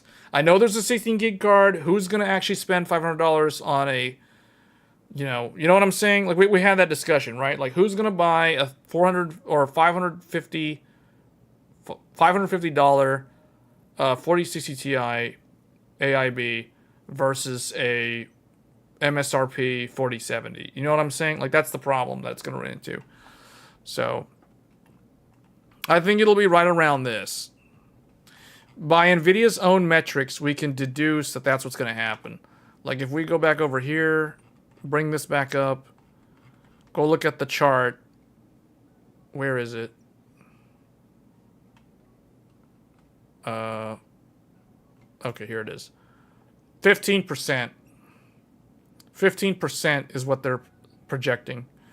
So that would be right where this is, right? Because this thing was this. This thing, 15 is a right there, like right between 6750 XT and 3070. So it's right. It's gonna be right around 3070. You know how Nvidia is. They always like to make their newer generation look really good at launch. So they're gonna make it look like equal to or slightly better than 3070 at launch. And then they're gonna prune it back over time like they always do for these cards that are only like 192-bit bus, 128-bit bus. The memory bandwidth is an issue. Yeah, I know. That's what I'm saying. Like that a lot of people are not thinking about that. They're just like, "Oh, it's new. It's going to be good." Even the older 3060 Ti had a better memory bus. But they're claiming 15% better, which means if you look at Tech PowerUp's results, that puts it right between these two graphics cards. So you can expect it to be on par or right around these two graphics cards.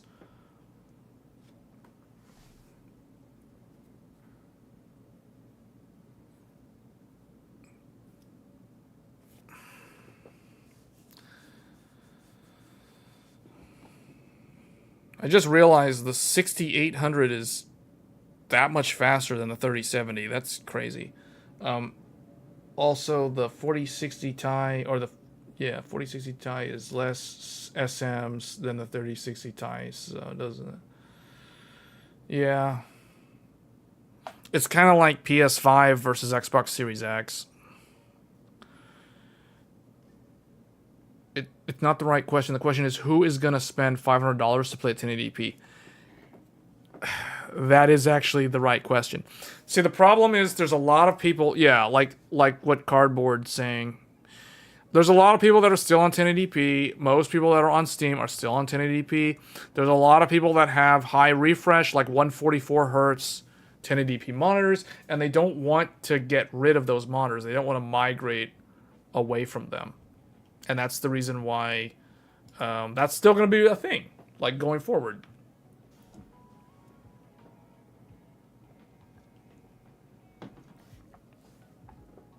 You have 3070 Ti. I'm so sorry. Well, you have 3070 Ti, so obviously these new cards that we're talking about are not for you.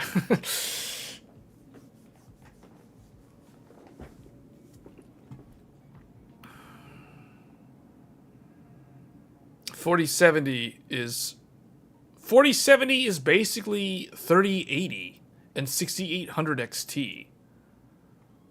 Wow. You know, when these things start spanning like more than 2 generations of GPUs, it's always hard to stop and think, like, where does this thing stack up? So, okay, so we already know these. Okay, we've done 4060 Ti, so we know that 4060 Ti blows Intel Arc out of the water. Unless Intel Arc is like dramatically better, and I know it has those newer drivers, but like, where does Intel Arc stack up today against like a 2080 Ti or a 6700 XT or a 6750 XT? Like, if Arc can get to the 6700 XT or the 6750 XT, that would literally mean that Intel Arc somehow leveled up so much that it moved into it. It basically will be the GPU that leveled up it trained and got stronger like an anime character, and it's now actually able to keep up with new current generation hardware. If Arc can pull that off. Because remember what I said, Intel Arc's original target performance tier was this. This is where Intel Arc A770 was supposed to be in terms of its performance at launch. Obviously, they did not achieve their performance target by a whole tier of products, so they were down to like 6600 and 6600 XT in terms of where Intel Arc like ended up at launch, but it has gotten better. So we'll see if it can level up and like get all the way to where it was supposed to be, and then that would actually put it on par with like 4060 and that sort of thing. 3070 Ti go for 500, 450 second hand this week, maybe next week, not anymore. Yeah, no, that's way too much money, honestly, for second hand. That's way too much. Arc is in the time chamber training. Yeah, exactly. That's exactly what's going on here.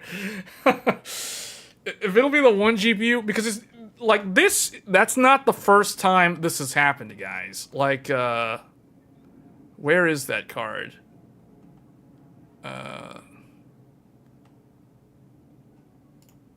This is a card that did the exact same thing. This is a card that when it launched, the card from NVIDIA that it competes with, or it competed with, was 680. GTX 680. Well, GTX 680 got rebranded as GTX 770. Today, this card is actually as fast as GTX 780, which means this card leveled up in the hyperbolic time chamber and became what it was always meant to be. A 3 gigabyte, 384-bit card, which is, you guessed it, GTX 780's spec.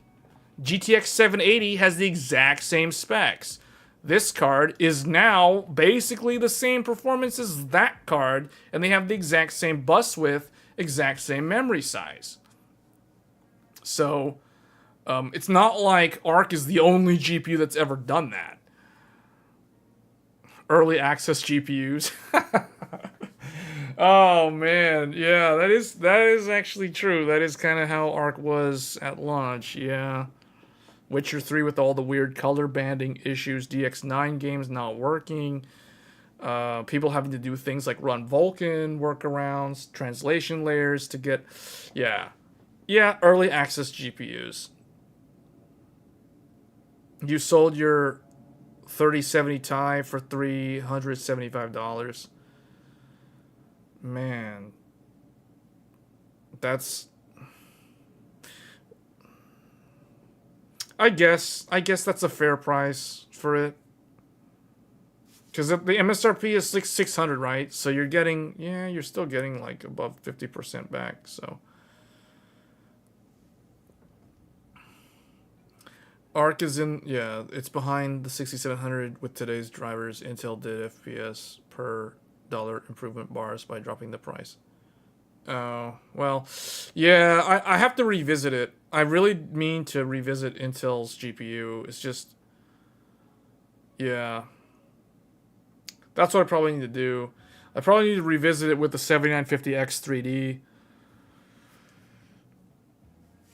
And see if I can squeeze the most performance out of it by alleviating any kind of CPU bottleneck. And also running at the right resolution. Because I still don't think that, I don't know. I think I jumped the gun when I said that I think Intel Arc is a good 1440p card. It has kind of disappointed me in that respect. It is really starting to look like a 1080p graphics card now. And I don't know, with all the improvements, I still think it's just going to be a 1080p graphics card. Because at best, you know, like what is it going to be? At best, Intel Arc can become a 6700 XT. This card, when it was new, was an okay 1440p graphics card. But as we go forward, you know, this card's coming up on, what is it, like 2 years old now? Yeah, it's actually a little... Yeah, it's over 2 years old. March 2021, if I'm not mistaken. Yep, March 2021. So this card's over 2 years old. Originally, I think this card was kind of a 1440p card, but I guess that's what I'm saying. Like 4060 Ti, you can pair it with 1440p, just like you can pair this with 1440p. But I just don't think it's gonna be a good. Like if you're spending 400 to 500, or even like if you opt for the 16 gig for like 500, 550. I don't know. It just sounds weird, right? You're spending that much money to game on a 1080p monitor, or you're spending that much money on a 1440p resolution, but it's not going to age that well. So it's weird. There's so many different ways to look at this when evaluating like what type of GPU, or if a new GPU like a 4060 or 4060 Ti, or even the 7600 XT are worth getting for a specific resolution. You could do another stream testing old games. Yeah, I probably should do something like that again. I actually liked doing that. I got a lot of subscribers from that one video. I probably should do that again. But I think that's because Intel Arc, there was a lot of interest. Not a lot of interest, but there was a lot of interest in the enthusiast tech crowd. Not because it was a high-end product, but because it was like a novel product. It was kind of like a new thing. So people were kind of interested in it. You've been playing Battlefront 2 1440 with the 6700 XT. Yeah, it can do 1440. I just think that like with the way the gaming market has gone this year, I think part of it is because PS4 and Xbox One are on their last legs. They're basically going to be EOL later this year.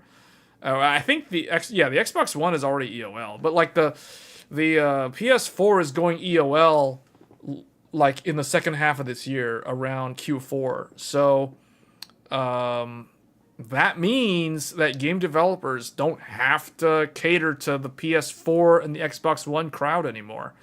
And I think that's the reason why we're seeing a lot of games use way more VRAM than they did in previous years. Battlefront 2, it's an old game. Yeah, and that's a good point too.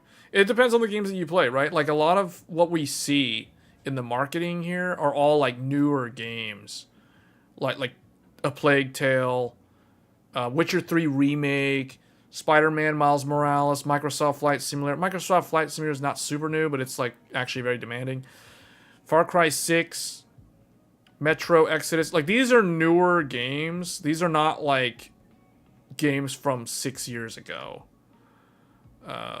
It's not like Overwatch 1. You know what I'm saying? So, but if you play a lot of older games, 4060 Ti, especially 4060 Ti, they're probably going to be pretty good for 1440p. So, but the thing is, NVIDIA's not marketing that way. So I think NVIDIA is setting the correct expectation by marketing it as a 1080p high FPS card. Compromise at the 1650s price tier is expected. All the 1650 are gonna... Why? This isn't really priced at that. 1650 is like a lower tier. That's like sub 300, if I'm not mistaken. That's like 200.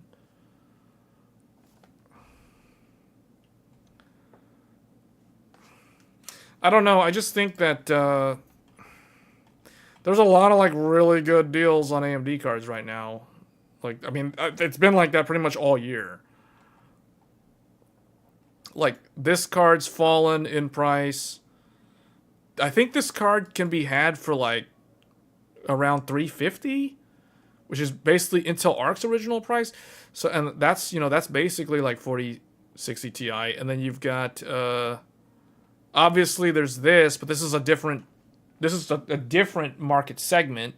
But at $600, you know, this card is really good.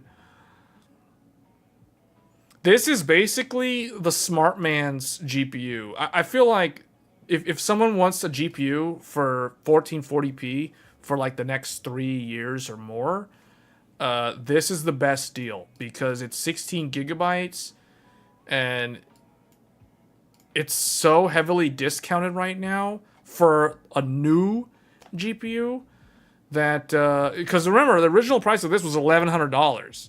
This thing was almost as much as the 3080 Ti. But you're getting like 16 gigs. Basically, you're getting the same amount of memory that you get with a 4080, but you're paying like $600. You're basically paying, you're getting 4080 VRAM for 4070 money. That's essentially what this is. So, this is, in my opinion, this is the best deal right now. A clearance 6950 XT. You're buying it brand new, full warranty, none of that used stuff. So that's the one. This is the one, man. This is the smart man's buy. It brings the numbers. It's right there up with 3090 and 4070 Ti. So this is the one. You know, like you're getting roughly 4070 Ti rasterization performance for like what, like $200 less, and you're getting 4 gigabytes of more VRAM. So, oh, is the 7900 XT like lower in Brazil? Like, is it actually better cost per dollar? Because I know this card has gone down in price by a lot. Not a lot, but what's funny is like this card in North America sells for the same price as the 4070 Ti. And for some reason, people will still buy the 4070 Ti. Literally, I've seen people in Micro Center, like, this card will be on one side of the aisle, and then the 4070 Ti is literally on the other side of the aisle. Like, they're literally facing each other.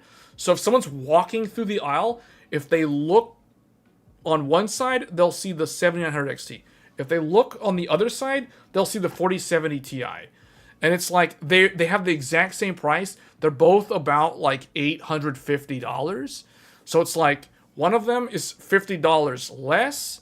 And in some cases, I've seen ASRoCs that are sub 800 for the 7900 XT. But you don't really see that for the NVIDIA card. So it's weird because it's like the NVIDIA card is above its MSRP. This card is below its MSRP. But the NVIDIA card is shortchanging you with 12 gigabytes of VRAM, whereas this card is selling below MSRP, has a 328-bit bus, and gives you 20 gigabytes of VRAM. This card is giving you more memory than the 4080. It's crazy. like this card, I don't know, man. Like this card, I feel like a lot of people ignore the XT because either they look only at the XTX or they just thought that all the reviewers that were complaining about the price of this thing being too expensive and being too close to the XTX basically made them like it put this card on a do not buy list implicitly by that negative kind of conclusion because of the pricing. But the thing is, the pricing doesn't stay the same, right? It's not like it's set in stone forever. So, and as we've seen, like this thing's come down in price. So I don't know, man. I feel like if someone's looking for an $800 GPU or $750, if you can get one of these for $750, I get this over the 6950 XT. But if you can get the 6950 XT for like $600, that's probably the smartest buy. That's the one to get. Think about that. You're paying the amount of, you're paying 4070 money for 4080 VRAM, and you're getting 4070 Ti rasterization performance. So that's like ridiculous. Like, man, that's the smart buy. What would be the best 1440 GPU? Probably the 6950 XT. The one we were just talking about. This one. This is probably the smartest choice for 1440p, long-term 1440p. It has the rasterization to handle. It has the bus width to handle at 1440. It has the VRAM to handle the 1440 resolution with newer games. So this is the one that I would recommend for 1440. If you can find a 6800, that's a good one. I just don't think there's that many of them anymore. It depends on where you are. It depends on your local market. But at least in North America, this card is the one that I think a lot of people should be paying attention to. And there are so many people just sleeping on the 6950 XT. This card is insane value right now. It's crazy. And I think it also came with a free game, if I'm not mistaken. I forgot which one. Maybe it was Jedi. No, it wasn't the Jedi game. I forgot what the game was, but it had a free game. It was bundled with Last of Us. I mean, Micro Center had a deal where you could get let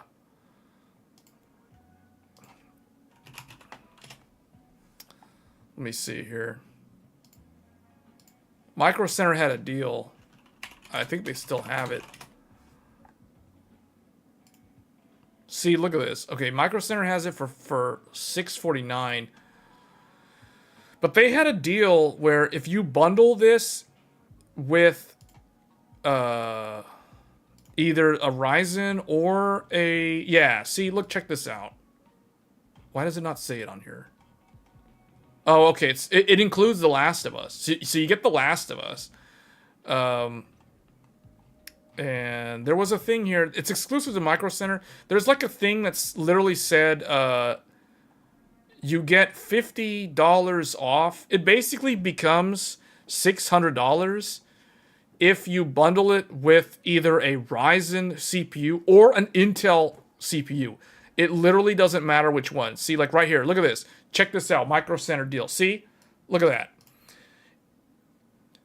$599 when bundled with any AMD or Intel CPU. So it doesn't matter. You don't have to go all Team Red if you don't want to. You can get an Intel CPU and pair it up with this thing.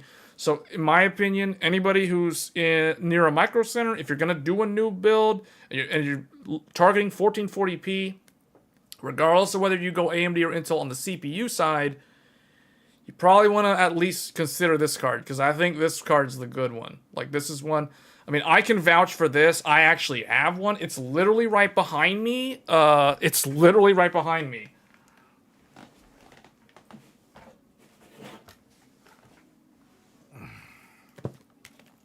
So check this out. It's in the box. Here it is, guys. RX 6950. I don't even know why it was on the desk, but it's in there. It's literally in the box. I have an unboxing video or somewhere on it, but anyway, like, it's in the thing. It comes with a mouse pad. Now, I don't know if the ones at Micro Center come with the mouse pad, or if the ones on AMD's website come with a mouse pad, but I have it here. It's in this, it's all like in a mouse pad. So see, it's like in a mouse pad, all wrapped up. So you can't really see it. But, yeah. You get a really large mouse pad that comes with it. I don't know if the newer ones come with it, but the one from last year did come with it. And then, yeah, you get the pamphlet and you get an AMD Radeon key. You literally get a keycap for your Cherry MX keyboard, mechanical keyboard. That's pretty cool. So, yeah, you get a lot.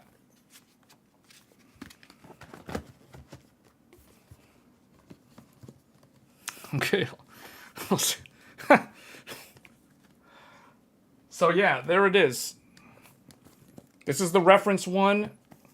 This is the one that you would get at Micro Center in this packaging, as far as I know. Now, I got this from AMD. I didn't get this from Micro Center. Where's the AMD branded cup? So anyway, but that's the smart one. I mean, and like Met got the 6900 XT, same similar card in terms of the look, like this one. So like this one's all blacked out, The 6900 XT is this one. I actually like the look of the silver finish on the 6900 XT more than the blacked out one on the 6900 XT. But it's kind of like a personal preference thing. I kind of like this one more. I said this in my GPU collection video. So, because I've got both. I've got this one and I've got this one. So, so I don't need any GPUs anytime soon. As you guys can probably already tell. Like, the only NVIDIA GPU that I'm marginally interested in is 4080 Ti. 4080 Ti will make me look at NVIDIA again. 4090 Ti, maybe, but 4090 Ti is probably going to be $2,000. So, probably going to pass on that one. Honestly, for me, when it comes to NVIDIA, the only one that can probably pike my interest, like I said, is 4080 Ti. Other than that, GPU, Ada is kind of a skip. It's kind of a skip generation for me. Because if you guys have followed my GPU collection, so typically I skip every other generation, right? So, now obviously I didn't do it with AMD. But with NVIDIA, I had 1080, I skipped Turing, I have 3080 Ti and 3090 Ti, and then obviously now I don't have any 4000 series cards. So I'm most likely going to skip 4000. 3090 Ti will be 450 watt. But it will actually be a lot closer to 450 watt than the 4090. What made me buy RDNA 3 again? I went to 4K. So what made me really want the 7900 XTX is I upgraded to a 4K monitor around August. It was sometime in August last year. I went and got the Sony. I think Micro Center has it on here. InZone M9. No, they only have the. Well, anyway. I got the Sony monitor. Let's see if they have like a...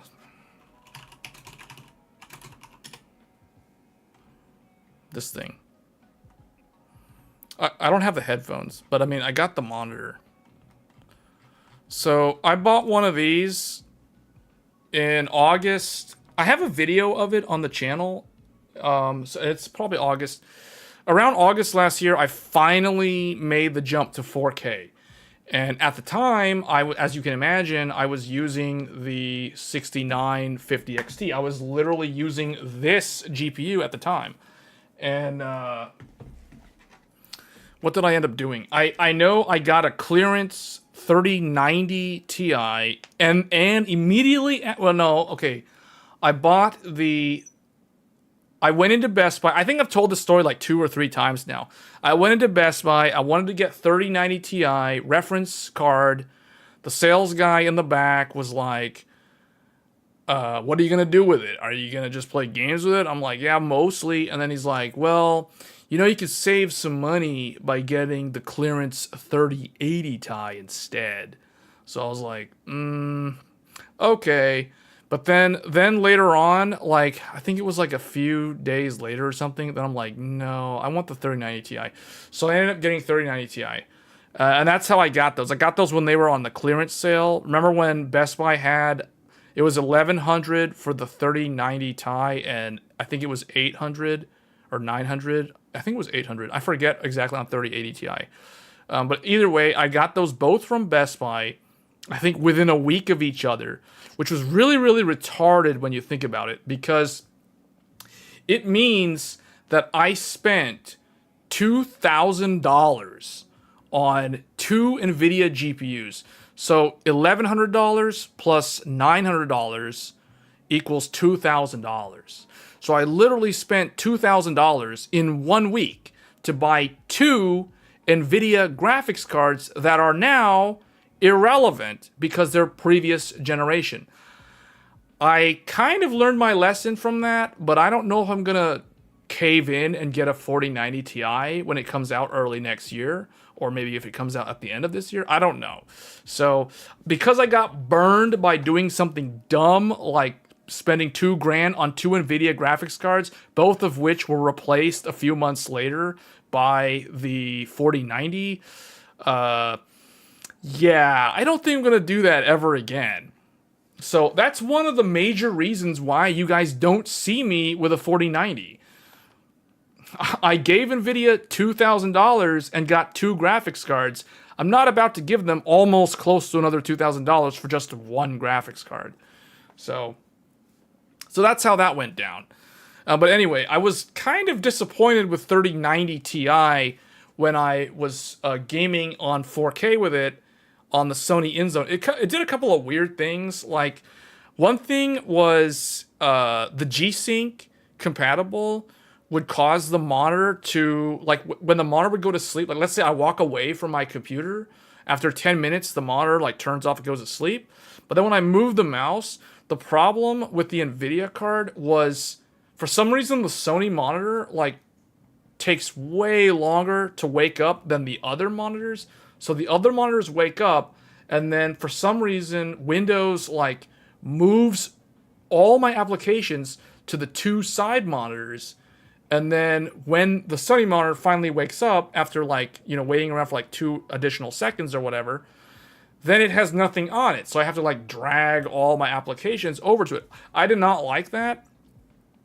And then the other thing I didn't like about 3090 Ti was it wasn't like annoyingly loud, but it was noticeable. It was audible. Let's put it that way. When I was using the 6950 XT, that thing was dead silent. And I think Met can back me up on this. The 6900 XT and the 6950 XT reference AMD cards are dead silent. They are amazingly quiet cards. And when I switched to the 3090 Ti reference NVIDIA card, the Founders Edition, I did not like how the fan had this not like a high-pitched sound, but it had like a weird, like, rumbling sound. Like, you could tell, like, the fan was really spinning. I didn't really like that about it. It was not annoying, but it was noticeable, and it was something where it's like I went from a silent AMD card to an audible NVIDIA card. I didn't really like it, and it used a lot of electricity. 450 watt TDP. It actually used somewhere between 450 to like 500 if I was testing games with FPS uncapped. At 4K, you know, that's a lot of electricity. So I didn't really like that about it. So probably not going to be buying another NVIDIA card for a while. 3090 Ti gets hot. That Samsung be hot. Man, that's basically space here. Yeah, I wasn't really happy with it. So when 4090 came out, you can imagine, I'm like, I just bought 2 NVIDIA cards like a few months ago. It's one of those, feels bad. I mean, at least I got them on clearance, but still, it's kind of a feels bad. So I waited. I decided I'm just going to wait for the AMD stuff and see what happens. And then, obviously, 7900 XTX came out. And from what I could tell from the performance, it was good. So I'm going to get one. So I ended up getting one of those. And you guys know the story on that. I got the Red Devil. It's fine. It works totally fine. I've never had any issues with it. But then again, you know, I've never really had any issues with any graphics card from either brand in the past. So I don't know what other people do with their PCs that cause them to run into weird issues. It's not like I'm, you know, doing something different. Like we're obviously streaming. I've got like 3 monitors. One's 4K, 144 hertz. The other 2 are 1440, 144 hertz. I have all this stuff connected. Like all the ports on the back of the GPU are being used up. So, because I've got the Oculus Rift on the HDMI, so I have literally all 4 of the GPU ports, video out ports, are plugged into something, and I've never had any problems. But again, I've never had any problems with any of the older GPUs either, so. Yeah, so that's basically the story on that. So don't expect me to be doing anything with NVIDIA GPUs for a while, unless I make more content with like the 3080 Ti or 3090 Ti. So those are basically my NVIDIA cards, at least the current ones, we'll say. Considering the 3090 Ti is only what, like a year old? It's only like a few. Where is it? Yeah.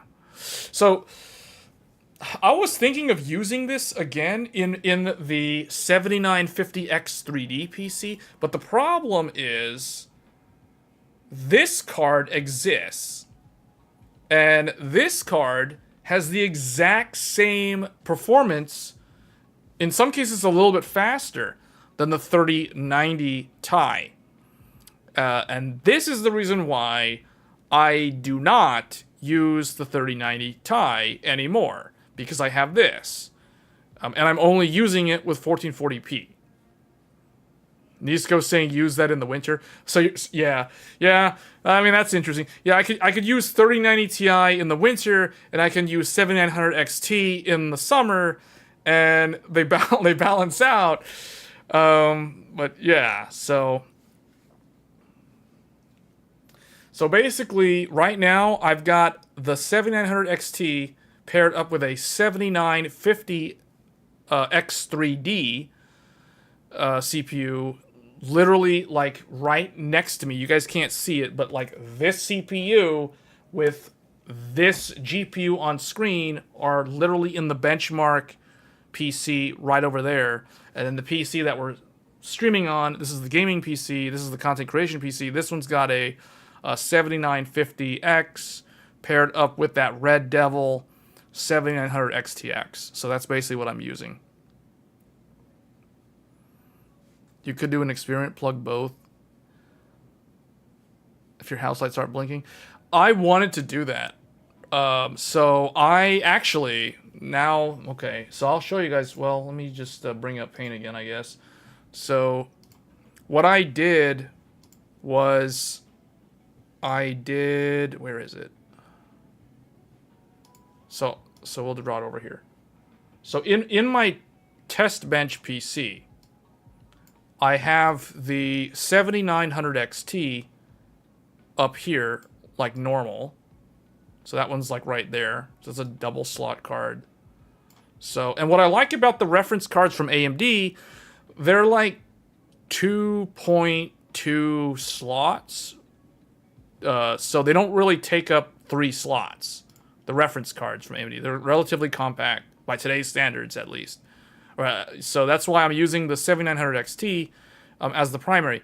But recently, I installed the Intel GPU down here. So I installed the ARC down here in the slot that's like toward the bottom of the PC. The only problem, actually, this is not drawn to scale because the power supply is like down here as well. So I guess I have to put them like right here. But you guys get the idea. My power supply is like down here somewhere. The graphics cards are like right there. So I have Intel, I've got the A770, and I've got the 7900 XT as the primary. Now, I've recently removed the ARC card because it was causing a problem where when I would Alt-Tab between a game out to like desktop, even if the game was in borderless windowed mode or just windowed mode, like I would get weird stuttering where like it would be like a half a second of like stutter where the mouse wouldn't move and the keyboard like kind of like locked up for a split second. So I was thinking, could that have been, you know, something that I changed, but nothing really changed? Was it a BIOS update to the motherboard that I did like a few weeks ago? No. So the only thing I thought of was, well, what if I remove the ARC GPU? So I pulled the Intel ARC GPU out, and that removed the issue.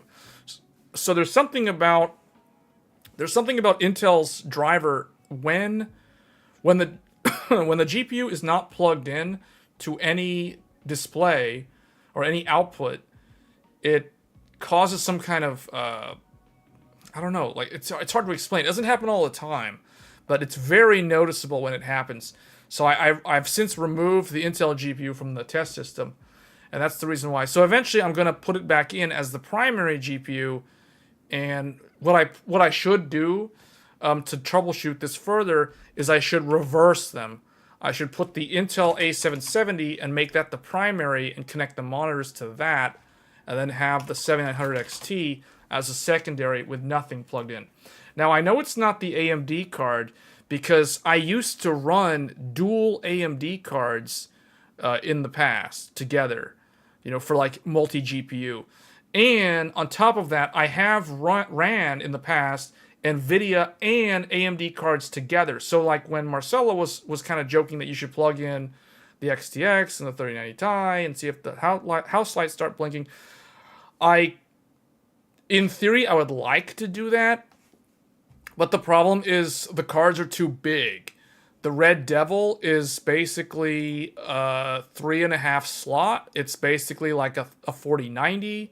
It's too big. And as you can imagine, the 3090 is also just as big, or almost as big. 3090 Ti cooler is like really big.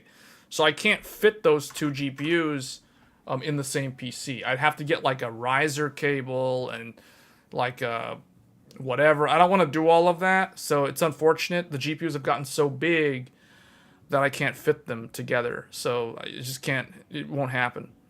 But I could do. I guess I could try. No, see, it won't work. The 3090 Ti is just too big. That's the problem. If it wasn't so big, maybe I could do 3080 Ti. But that, yeah, you know what? I could probably do this. I could put my 3080 Ti in. Yeah, this is only 2 slots, so yeah, I could do that. This thing uses a lot of power too. Not as much as, obviously not as much, like 350. I think this is 350. Somewhere in here. Yeah, 350. So this is a 350 watt. And I think what was the other one? This was 300 watt. So this is 300 watts, and the 3080 Ti is 350 watts, so I could try those two. Yeah, you know what? I could try those two and see if my lights start blinking. I used to run SLI in the past. I mean, if you guys watched my GPU collection, you guys know I ran... I have an old YouTube video. I did Vega 64 Crossfire. I did Vega 60. Oh, I'm sorry. I'm showing you guys nothing because it's like I've been looking at this the whole time, and it's like, yeah, that's not what I was trying to show. But basically, what I was saying earlier, this is like almost 3 slots, but it's not like 4 slots like the 3090 Ti. 3090 Ti is like 3. See, it's like 3.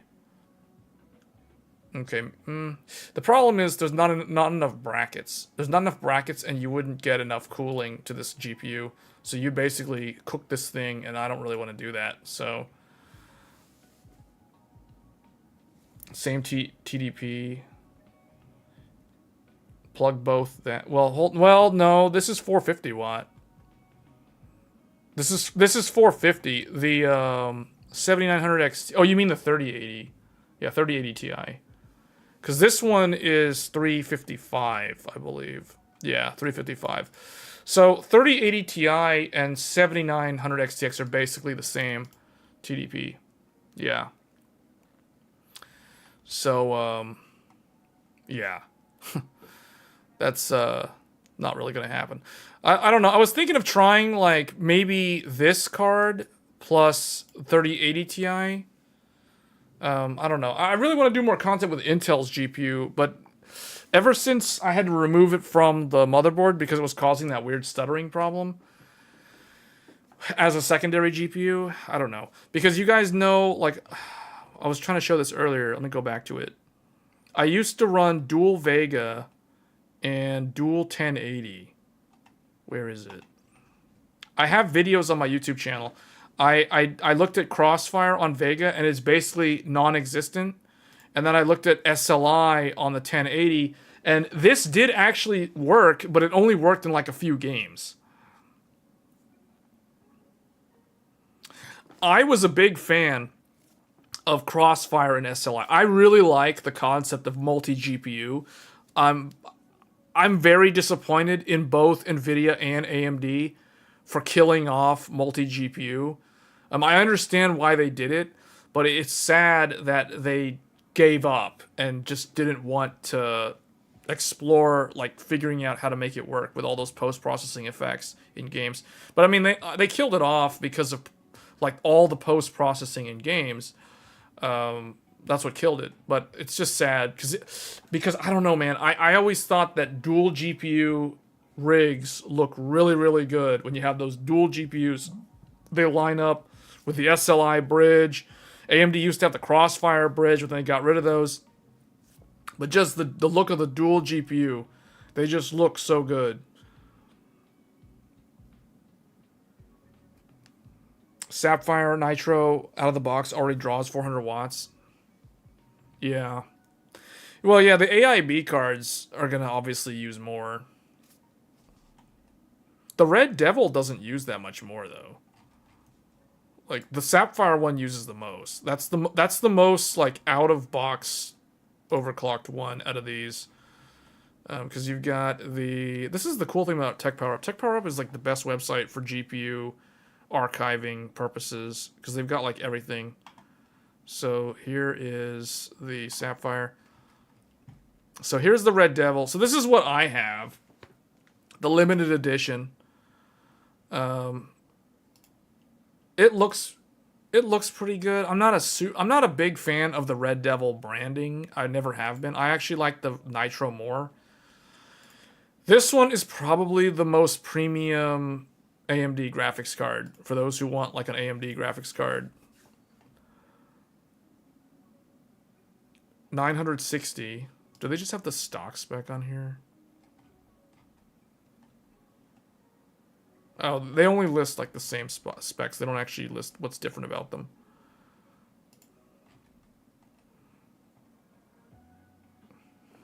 Looks like the PS4 controller with that light bar. What's interesting about the Sapphire card is they did the light bar on both sides of it. So you get that diffused backlight glow off the motherboard. It actually looks really good. It looks really good. Yeah, that's probably the best looking one from what I can tell. The one thing that I think Sapphire did wrong was the I/O. Or the output. They went with 2 HDMI and 2 DisplayPort. I don't like that. I like that Red Devil or Power Color went with 3 DisplayPort and 1 HDMI. I think this is the right way to do it. I don't know why Sapphire likes the dual HDMI. I really don't like the dual HDMI. It's not a deal breaker, but it's just, why would you guys do that?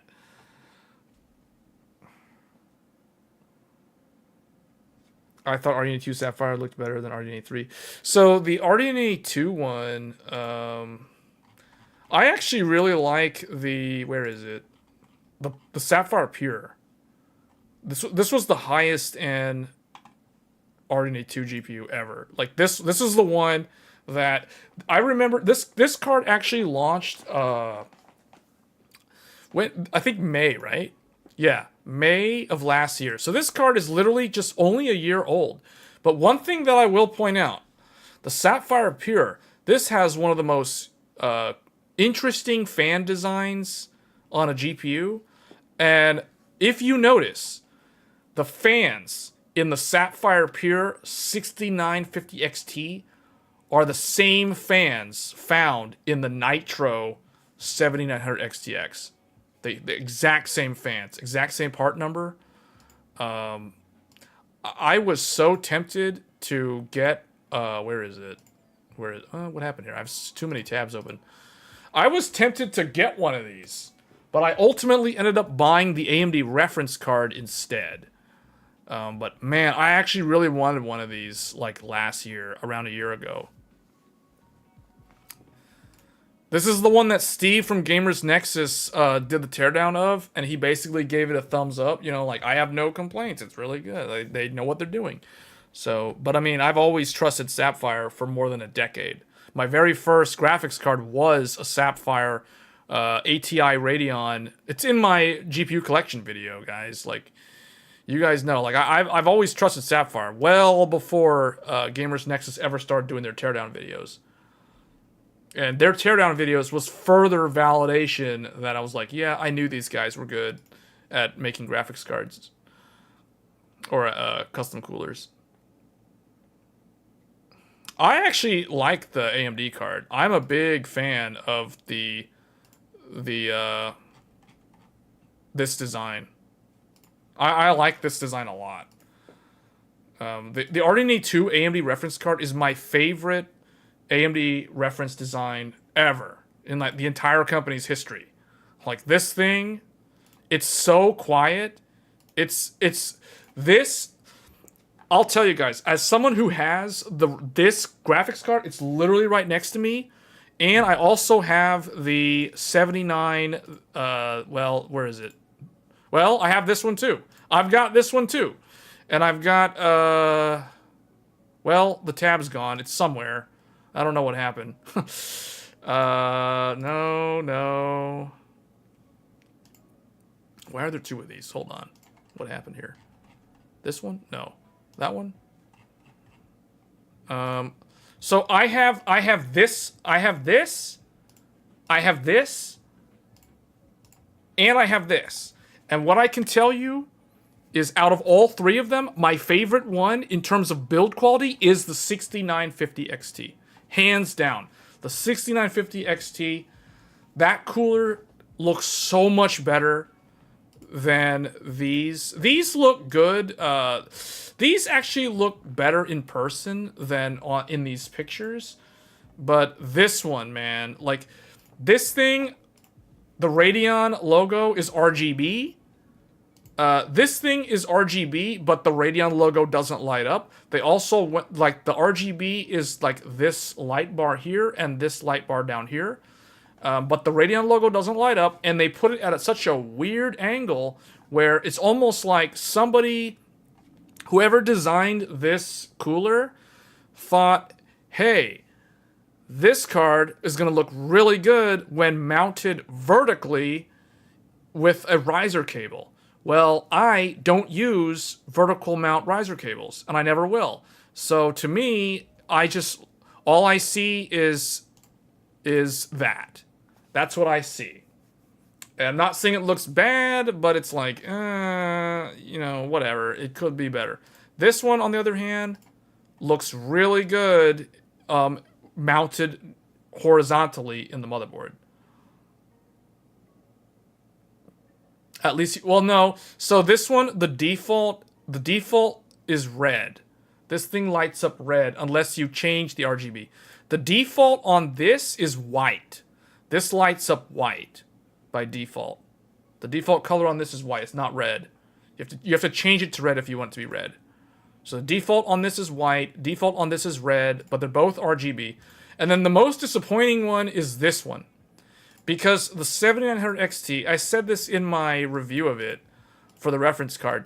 Like, this reference card literally looked like, this looks like that Radeon logo is supposed to light up. But in fact, it doesn't. There's no LEDs on this card at all.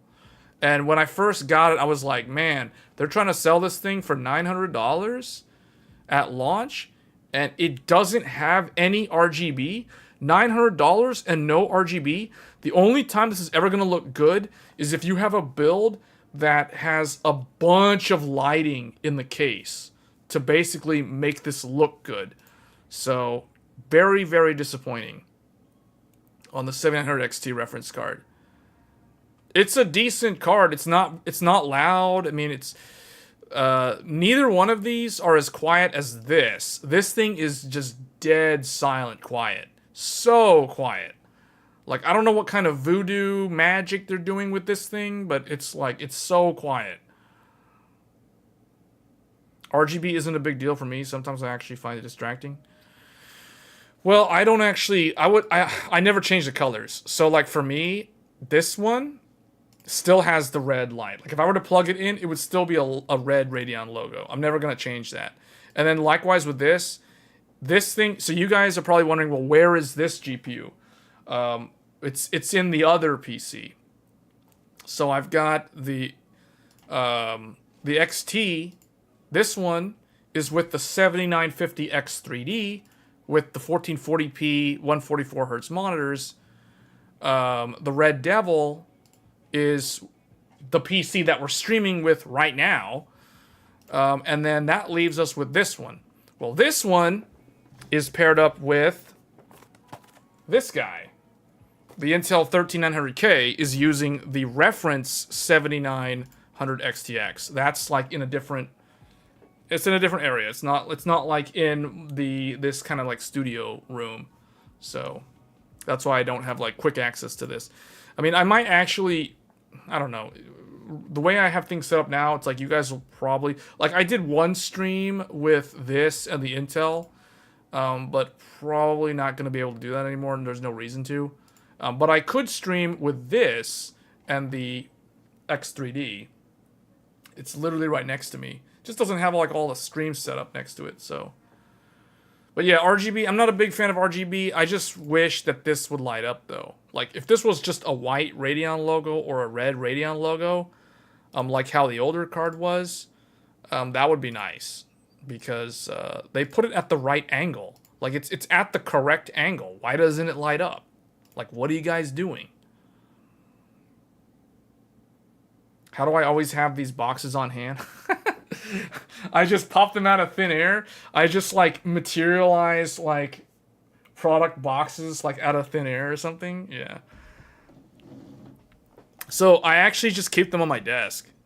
There's no particular thing. So, the Intel box, the 3D box, and actually, the standard 7950X box, like all three of them they just sit on the desk. I just sit them on the desk. Sometimes I place things on top of them. Sometimes I stack them up like cubes. They're just there. I just use them as props. That's all there is to it.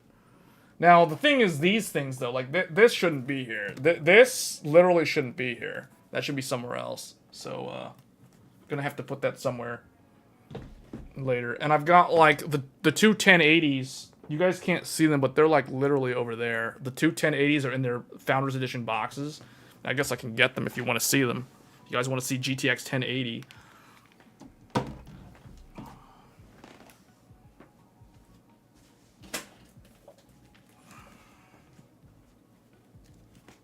They're literally right here. So we got 1080 number 1.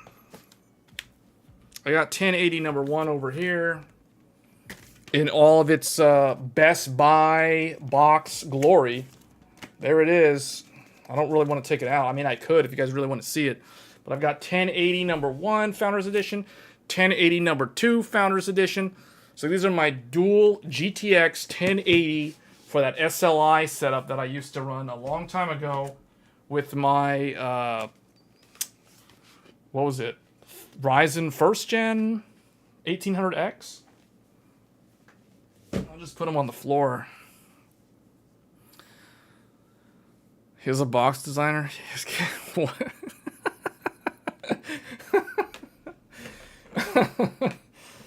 And then, if we really want to get technical, you guys really can't see them, but on the bookshelf behind me, the 3090 Ti is in its Founders Edition box, and then above it is the 3080 Ti in its Founders Edition box. And then we have Intel Arc in its box up at the top, next to the empty Red Devil Limited Edition suitcase that it came in. And then I have the 7900 XT, and then the AMD 6900 XT reference card next to that. So I've got all those like all right next to each other. So all the other GPUs that you guys saw in the collection, those are like in storage somewhere. I put them away. Like Vega and all the other ones. Those aren't just readily available. In fact, I don't even know why. I'm not actually sure why the 1080s. Oh, I think I know why. Because, well, no, I don't know why. So these are kind of interesting because a lot of people don't know that the 1080 actually came in an outer box, which I actually like. I don't know why NVIDIA stopped using the outer box, but there's an outer box, and then there's an inner box. Then the inner box is the one that opens up like this, and there's the GPU right there. So all in its original packaging, its original like anti-static bag, the original this thing with the gamers whatever brochure nonsense stuff that it came with. So yeah, that's the 1080 right there, and there's two of them. The SLI bridge is somewhere. The official NVIDIA SLI bridge. So, I don't know. All this talking about NVIDIA, I might have to do a video featuring NVIDIA graphics cards.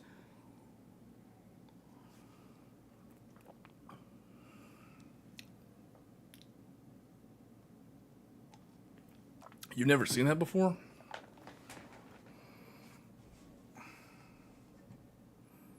Don't forget the driver's CD. Oh, is this a driver CD? I don't think this is a driver CD. This thing's okay. What's in here? It literally. Hold on. I'll make it larger. I really don't want to mess with my.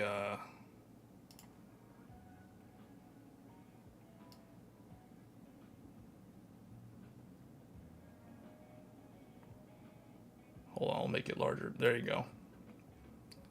I got to remember the position on this though. I don't really want to mess up my stream setup. But anyway. So it says right here, welcome to GeForce Gaming GTX. Wait, what happened to this? Why is there like a... Hold on. Move this over here. Ah, the little... Well, that's cool. I completely forgot that it came with one of these. Look what it's... This is cool. Check this out. Hold up. It kind of fell off the thing. Why do I feel like I'm doing an unboxing? This is weird. Special edition premium badge. Stick once, stick wisely. So that came in the packaging.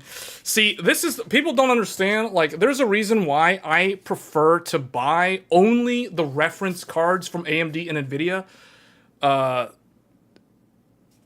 I mean, that's cool, I guess. What is this? It's a quick start guide. So I think this is like the how to install a GPU. It's got some whatever. I don't know if it shows you how to do like SLI. It probably does. But that is pretty cool, though. How do I put this back? Anyway. So yeah, I probably need to do like not unboxing video. I probably need to do some content with GPUs again, because I think a lot of my more popular content is GPU related. I don't know. I feel like that's something that people are more interested in for some reason. I don't know why. Like, if I do a CPU video, and then if I do a GPU video, or anything that's like GPU news, GPU this, GPU that, I just feel like those get a lot more views for some reason than the other stuff. Like, I feel like the hierarchy for computer hardware is like, so the card is completely sealed. Yeah, it's in its original, whatever. Where did I put it? I don't even know where it is. Oh, it's over there. Yeah, it's in its ESD bag. So they come in ESD bags. So, which is different from 3080 and 3090, because 3080 and 3090, so those cards, they didn't come in this thing. Like the extra box, the outer box, they only had the inner box. So the inner box like this, whereas the 10 series cards from NVIDIA actually had an inner and an outer box. Now, I don't know if you bought one of these from NVIDIA directly back in the day, if they'd ship you the outer box, but I know for a fact Best Buy in the US sells them with the outer box to protect them. So They don't do that with 30 series, because when I bought 30 series from Best Buy, they did not come in the inner box. They only had the outer box. I mean, I take that back. They only had the inner box, not the outer box. So, yeah. But see, like, the AMD ones are the same. Like, the AMD ones are super premium, too. This has a magnetic... Like, it's magnetic. It literally, like, closes up. It opens up like this. Welcome to the red team. All that jargon up at the top. Then you have a GPU with a Radeon R keycap for a keyboard. And then you have a mouse pad, a giant mouse pad. Not one of those really small ones, a really big mouse pad. Just inside that box with the GPU. The GPU is actually wrapped up in that mouse pad instead of an ESD bag. So that's the reason why I like the reference cards more than the gamery RGB, custom ones. I also feel like if you want to resell a graphics card on the secondhand market, what I have found in the past is that the reference cards, they retain their value better than the custom AIB cards. Now, that's not always true, but oftentimes it is true. If you guys don't believe me, well, I don't know if it's the case now, but if you look on like eBay for like a GTX 1080 Ti, the 1080 Ti Founders Edition will typically sell for a little bit more than any kind of run-of-the-mill reference AIB card. Doesn't matter if the reference AIB card had a higher, factory overclock. People are going to opt for the reference card over the AIB card, either because they're collectors or, whatever the case may be. They just prefer the reference design, especially for like collection purposes. That's what I've always thought. So, I mean, that's how I kind of treat it too. Like if I was gonna buy, like for example, if I was gonna buy a classic GTX 480 George Foreman grill, let's see if we can fry some eggs on that thing. I would only be looking for the reference design. I would not be buying any kind of AIB design. Same thing. If I wanted a GTX 980 Ti, I would only be looking on eBay for the reference Ti. I'm not going to be buying any kind of EVGA or whatever, PNY, run-of-the-mill, Asus, this. No. I'm going to ignore all of that. I'm only going to be looking for the Founders Edition card. Now, obviously, this is an opinionated statement, but I feel like there's other collectors that probably have a similar opinion. They would like to have the original design from NVIDIA or AMD. So I do think that buying reference cards is not a bad choice. Usually the difference between a reference design and an AIB, obviously, like, for instance, if we're talking Sapphire, Nitro, Vapor X, this thing is quite a bit faster than the reference 7900 XTX. But at the end of the day, 2 years from now, 3 years from now, the difference is probably not going to be that big in the grand scheme of things.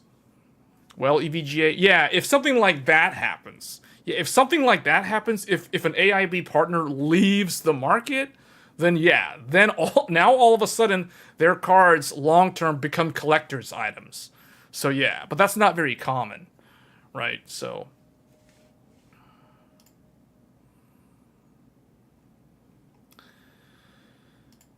well, anyway, this stream went way off the rails, but not really, because we did talk about GPUs, and that's kind of what I expected us to talk about on this stream anyway.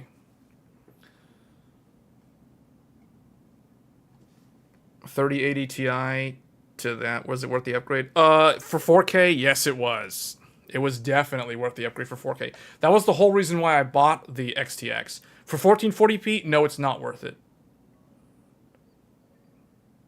So, I guess the last thing we'll do, let me bring back up Paint, and then we will probably close the stream out soon. But what I want to show you guys, my opinion on GPUs whether they're worth it or not. It depends on the resolution. The resolution is the name of the game. So let's make some space here. Apple and Nvidia. How much of this stuff? I kind of want to keep some of this stuff, but anyway, let's delete this PCIe stuff because no one cares about this.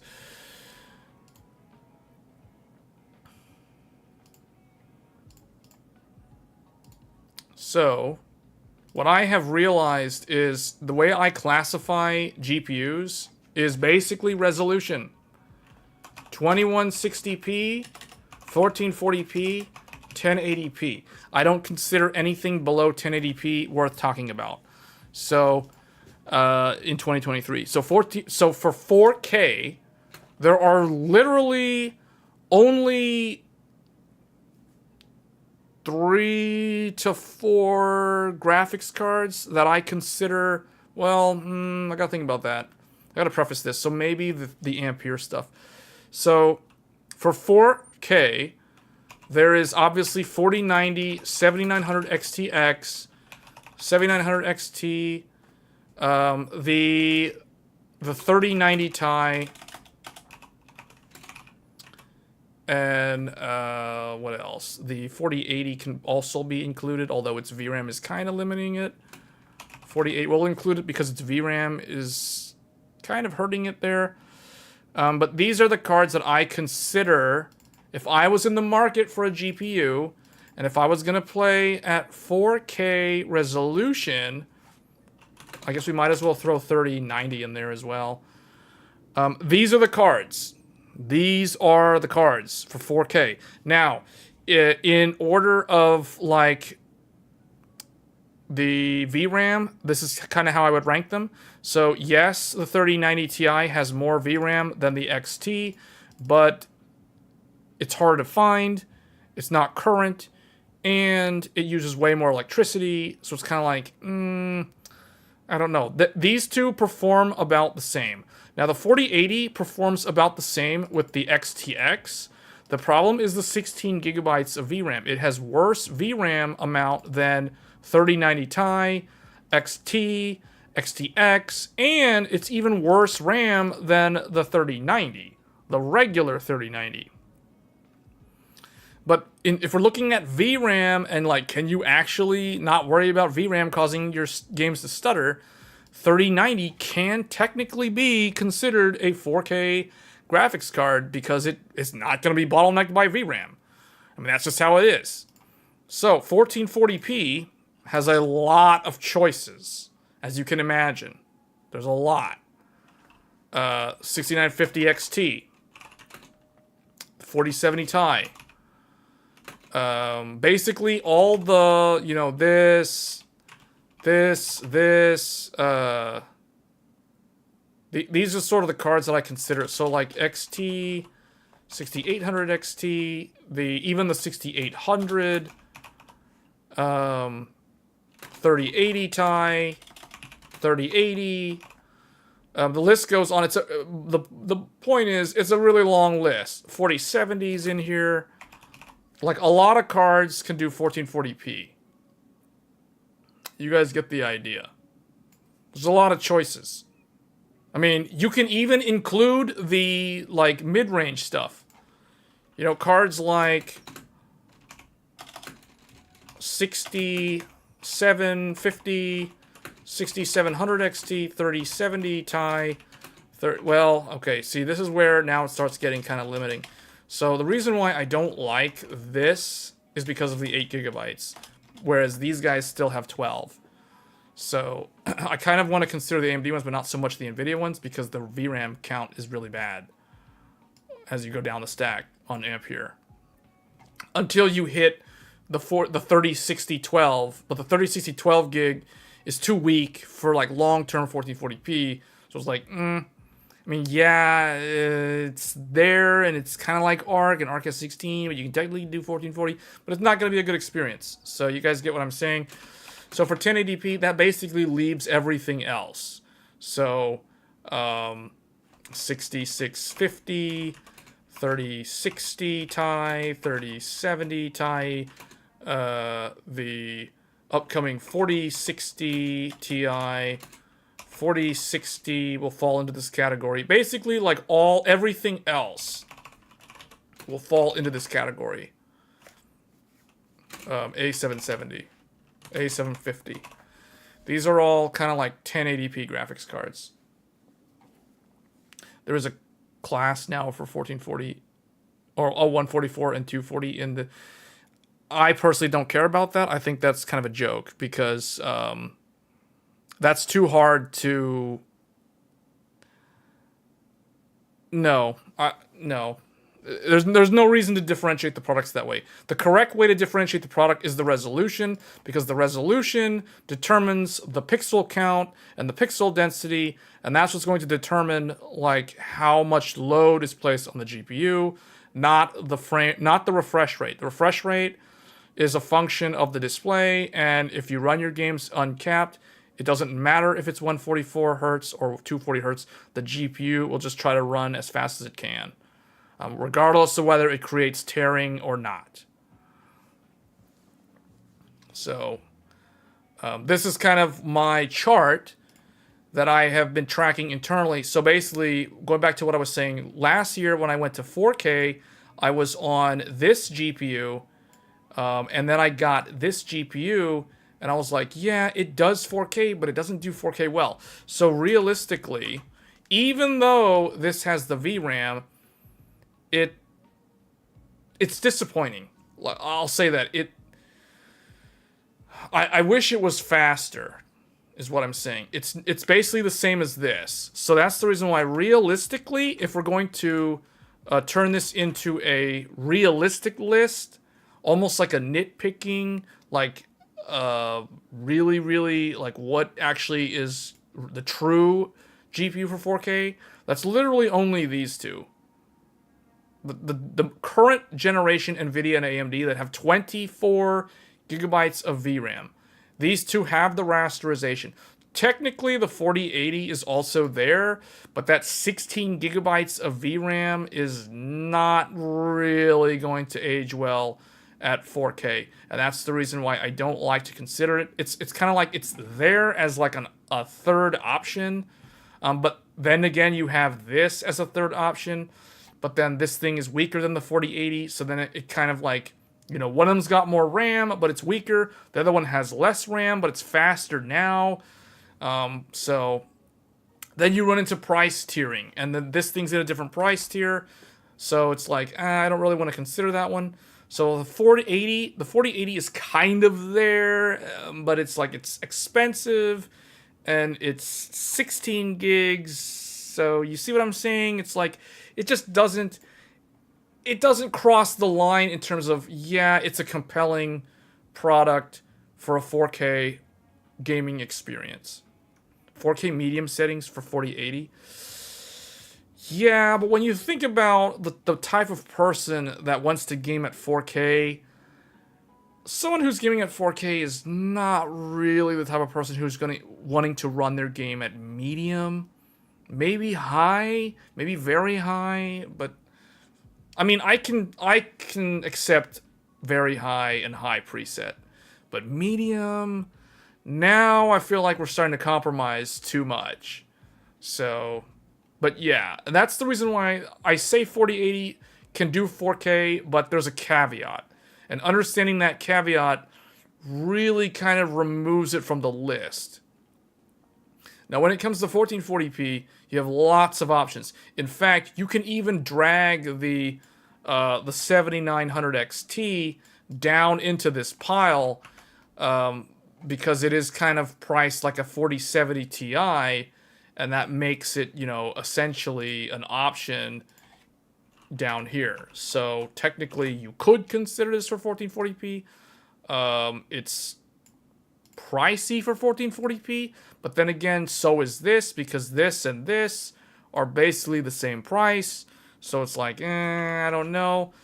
I don't really like the idea of spending, you know, upwards of $800 for a 1440p graphics card. So that's why I kind of crossed this one and this one out of the list for that reason. So that leaves, you know, a lot of AMD cards and one current NVIDIA card, because let's be real, 3080 is off the market, 3080 Ti is off the market. You can't buy those anymore, so they don't exist. This also doesn't really exist anymore either. I'm pretty sure you can still find the 6800 cards. These definitely exist. And because these cards still exist, we're not getting the new AMD like 7700 and 7800, not for a while, until they sell more of these. So that's just the reality. So that leaves like literally two good options. This one and the NVIDIA 4070. Those are like the two choices. If you're looking at 1440p and you want a premium experience at 1440p, you have two really good choices, and then you have two more like budget-oriented choices, both from AMD. So then it becomes, if we're talking premium, this versus this. Now you're doing 16 gigs versus 12. But you're comparing, last generation AMD to current generation NVIDIA. So I think it kind of favors NVIDIA in that regard. And then NVIDIA also uses less power. So I feel like I said when the 4070 launched, I feel like the 4070 is going to be a strong seller. And we will see that over time. That's probably going to become the truth over like what we've seen with NVIDIA before, where no one really buys 4080. No one really was, people were kind of offended by the 4070 Ti. So, it is what it is. But I feel like 6950 XT is probably the smart man's buy at this point for a 1440p premium experience. But 4070 is not a terrible choice. I just don't think it's an optimal choice. But we'll see. I think over time, I think this card will probably be pretty decent. For 1080p, you have a lot of choices. I mean, you can even take these cards and drag them down into 1080p, and they'll perform really, really well at that resolution. But I think at that point, I don't know, like, for $300-ish, like, I feel like 1080p, this is still pretty decent pricing for 1080p. So you get a lot of choices at that resolution. I mean, these don't really exist, as far as I know. These are gone. 3060 is still kind of there. But at this point, we're so close to 4060 Ti that no one should be buying these cards at this point. In fact, I think the AMD ones are going to be a hard sell as well. Like this card probably shouldn't even be considered unless it's discounted further. We're about to get 7600. I forgot to include that one.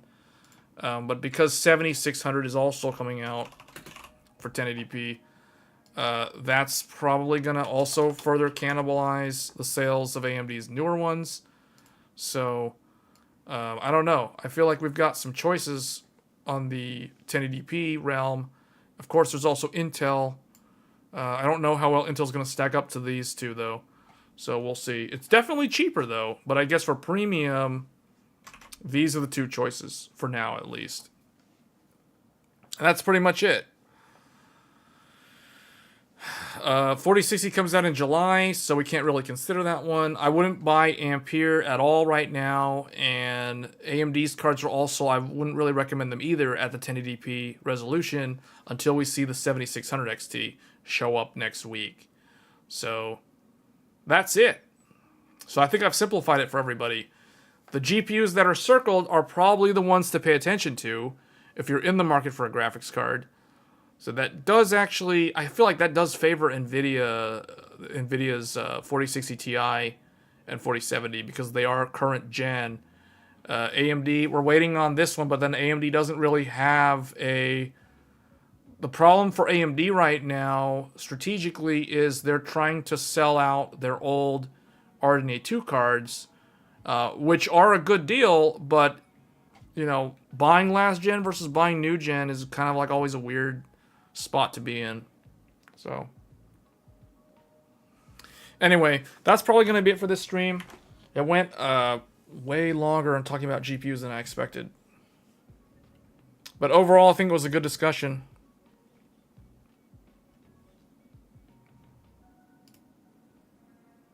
So I hope you guys found this this info useful. I don't know. This gave me a little bit of some ideas for another video, so we'll see. All right, guys. Well, as always, take care, and I'll catch you in the next video. I guess next live stream. So next Thursday.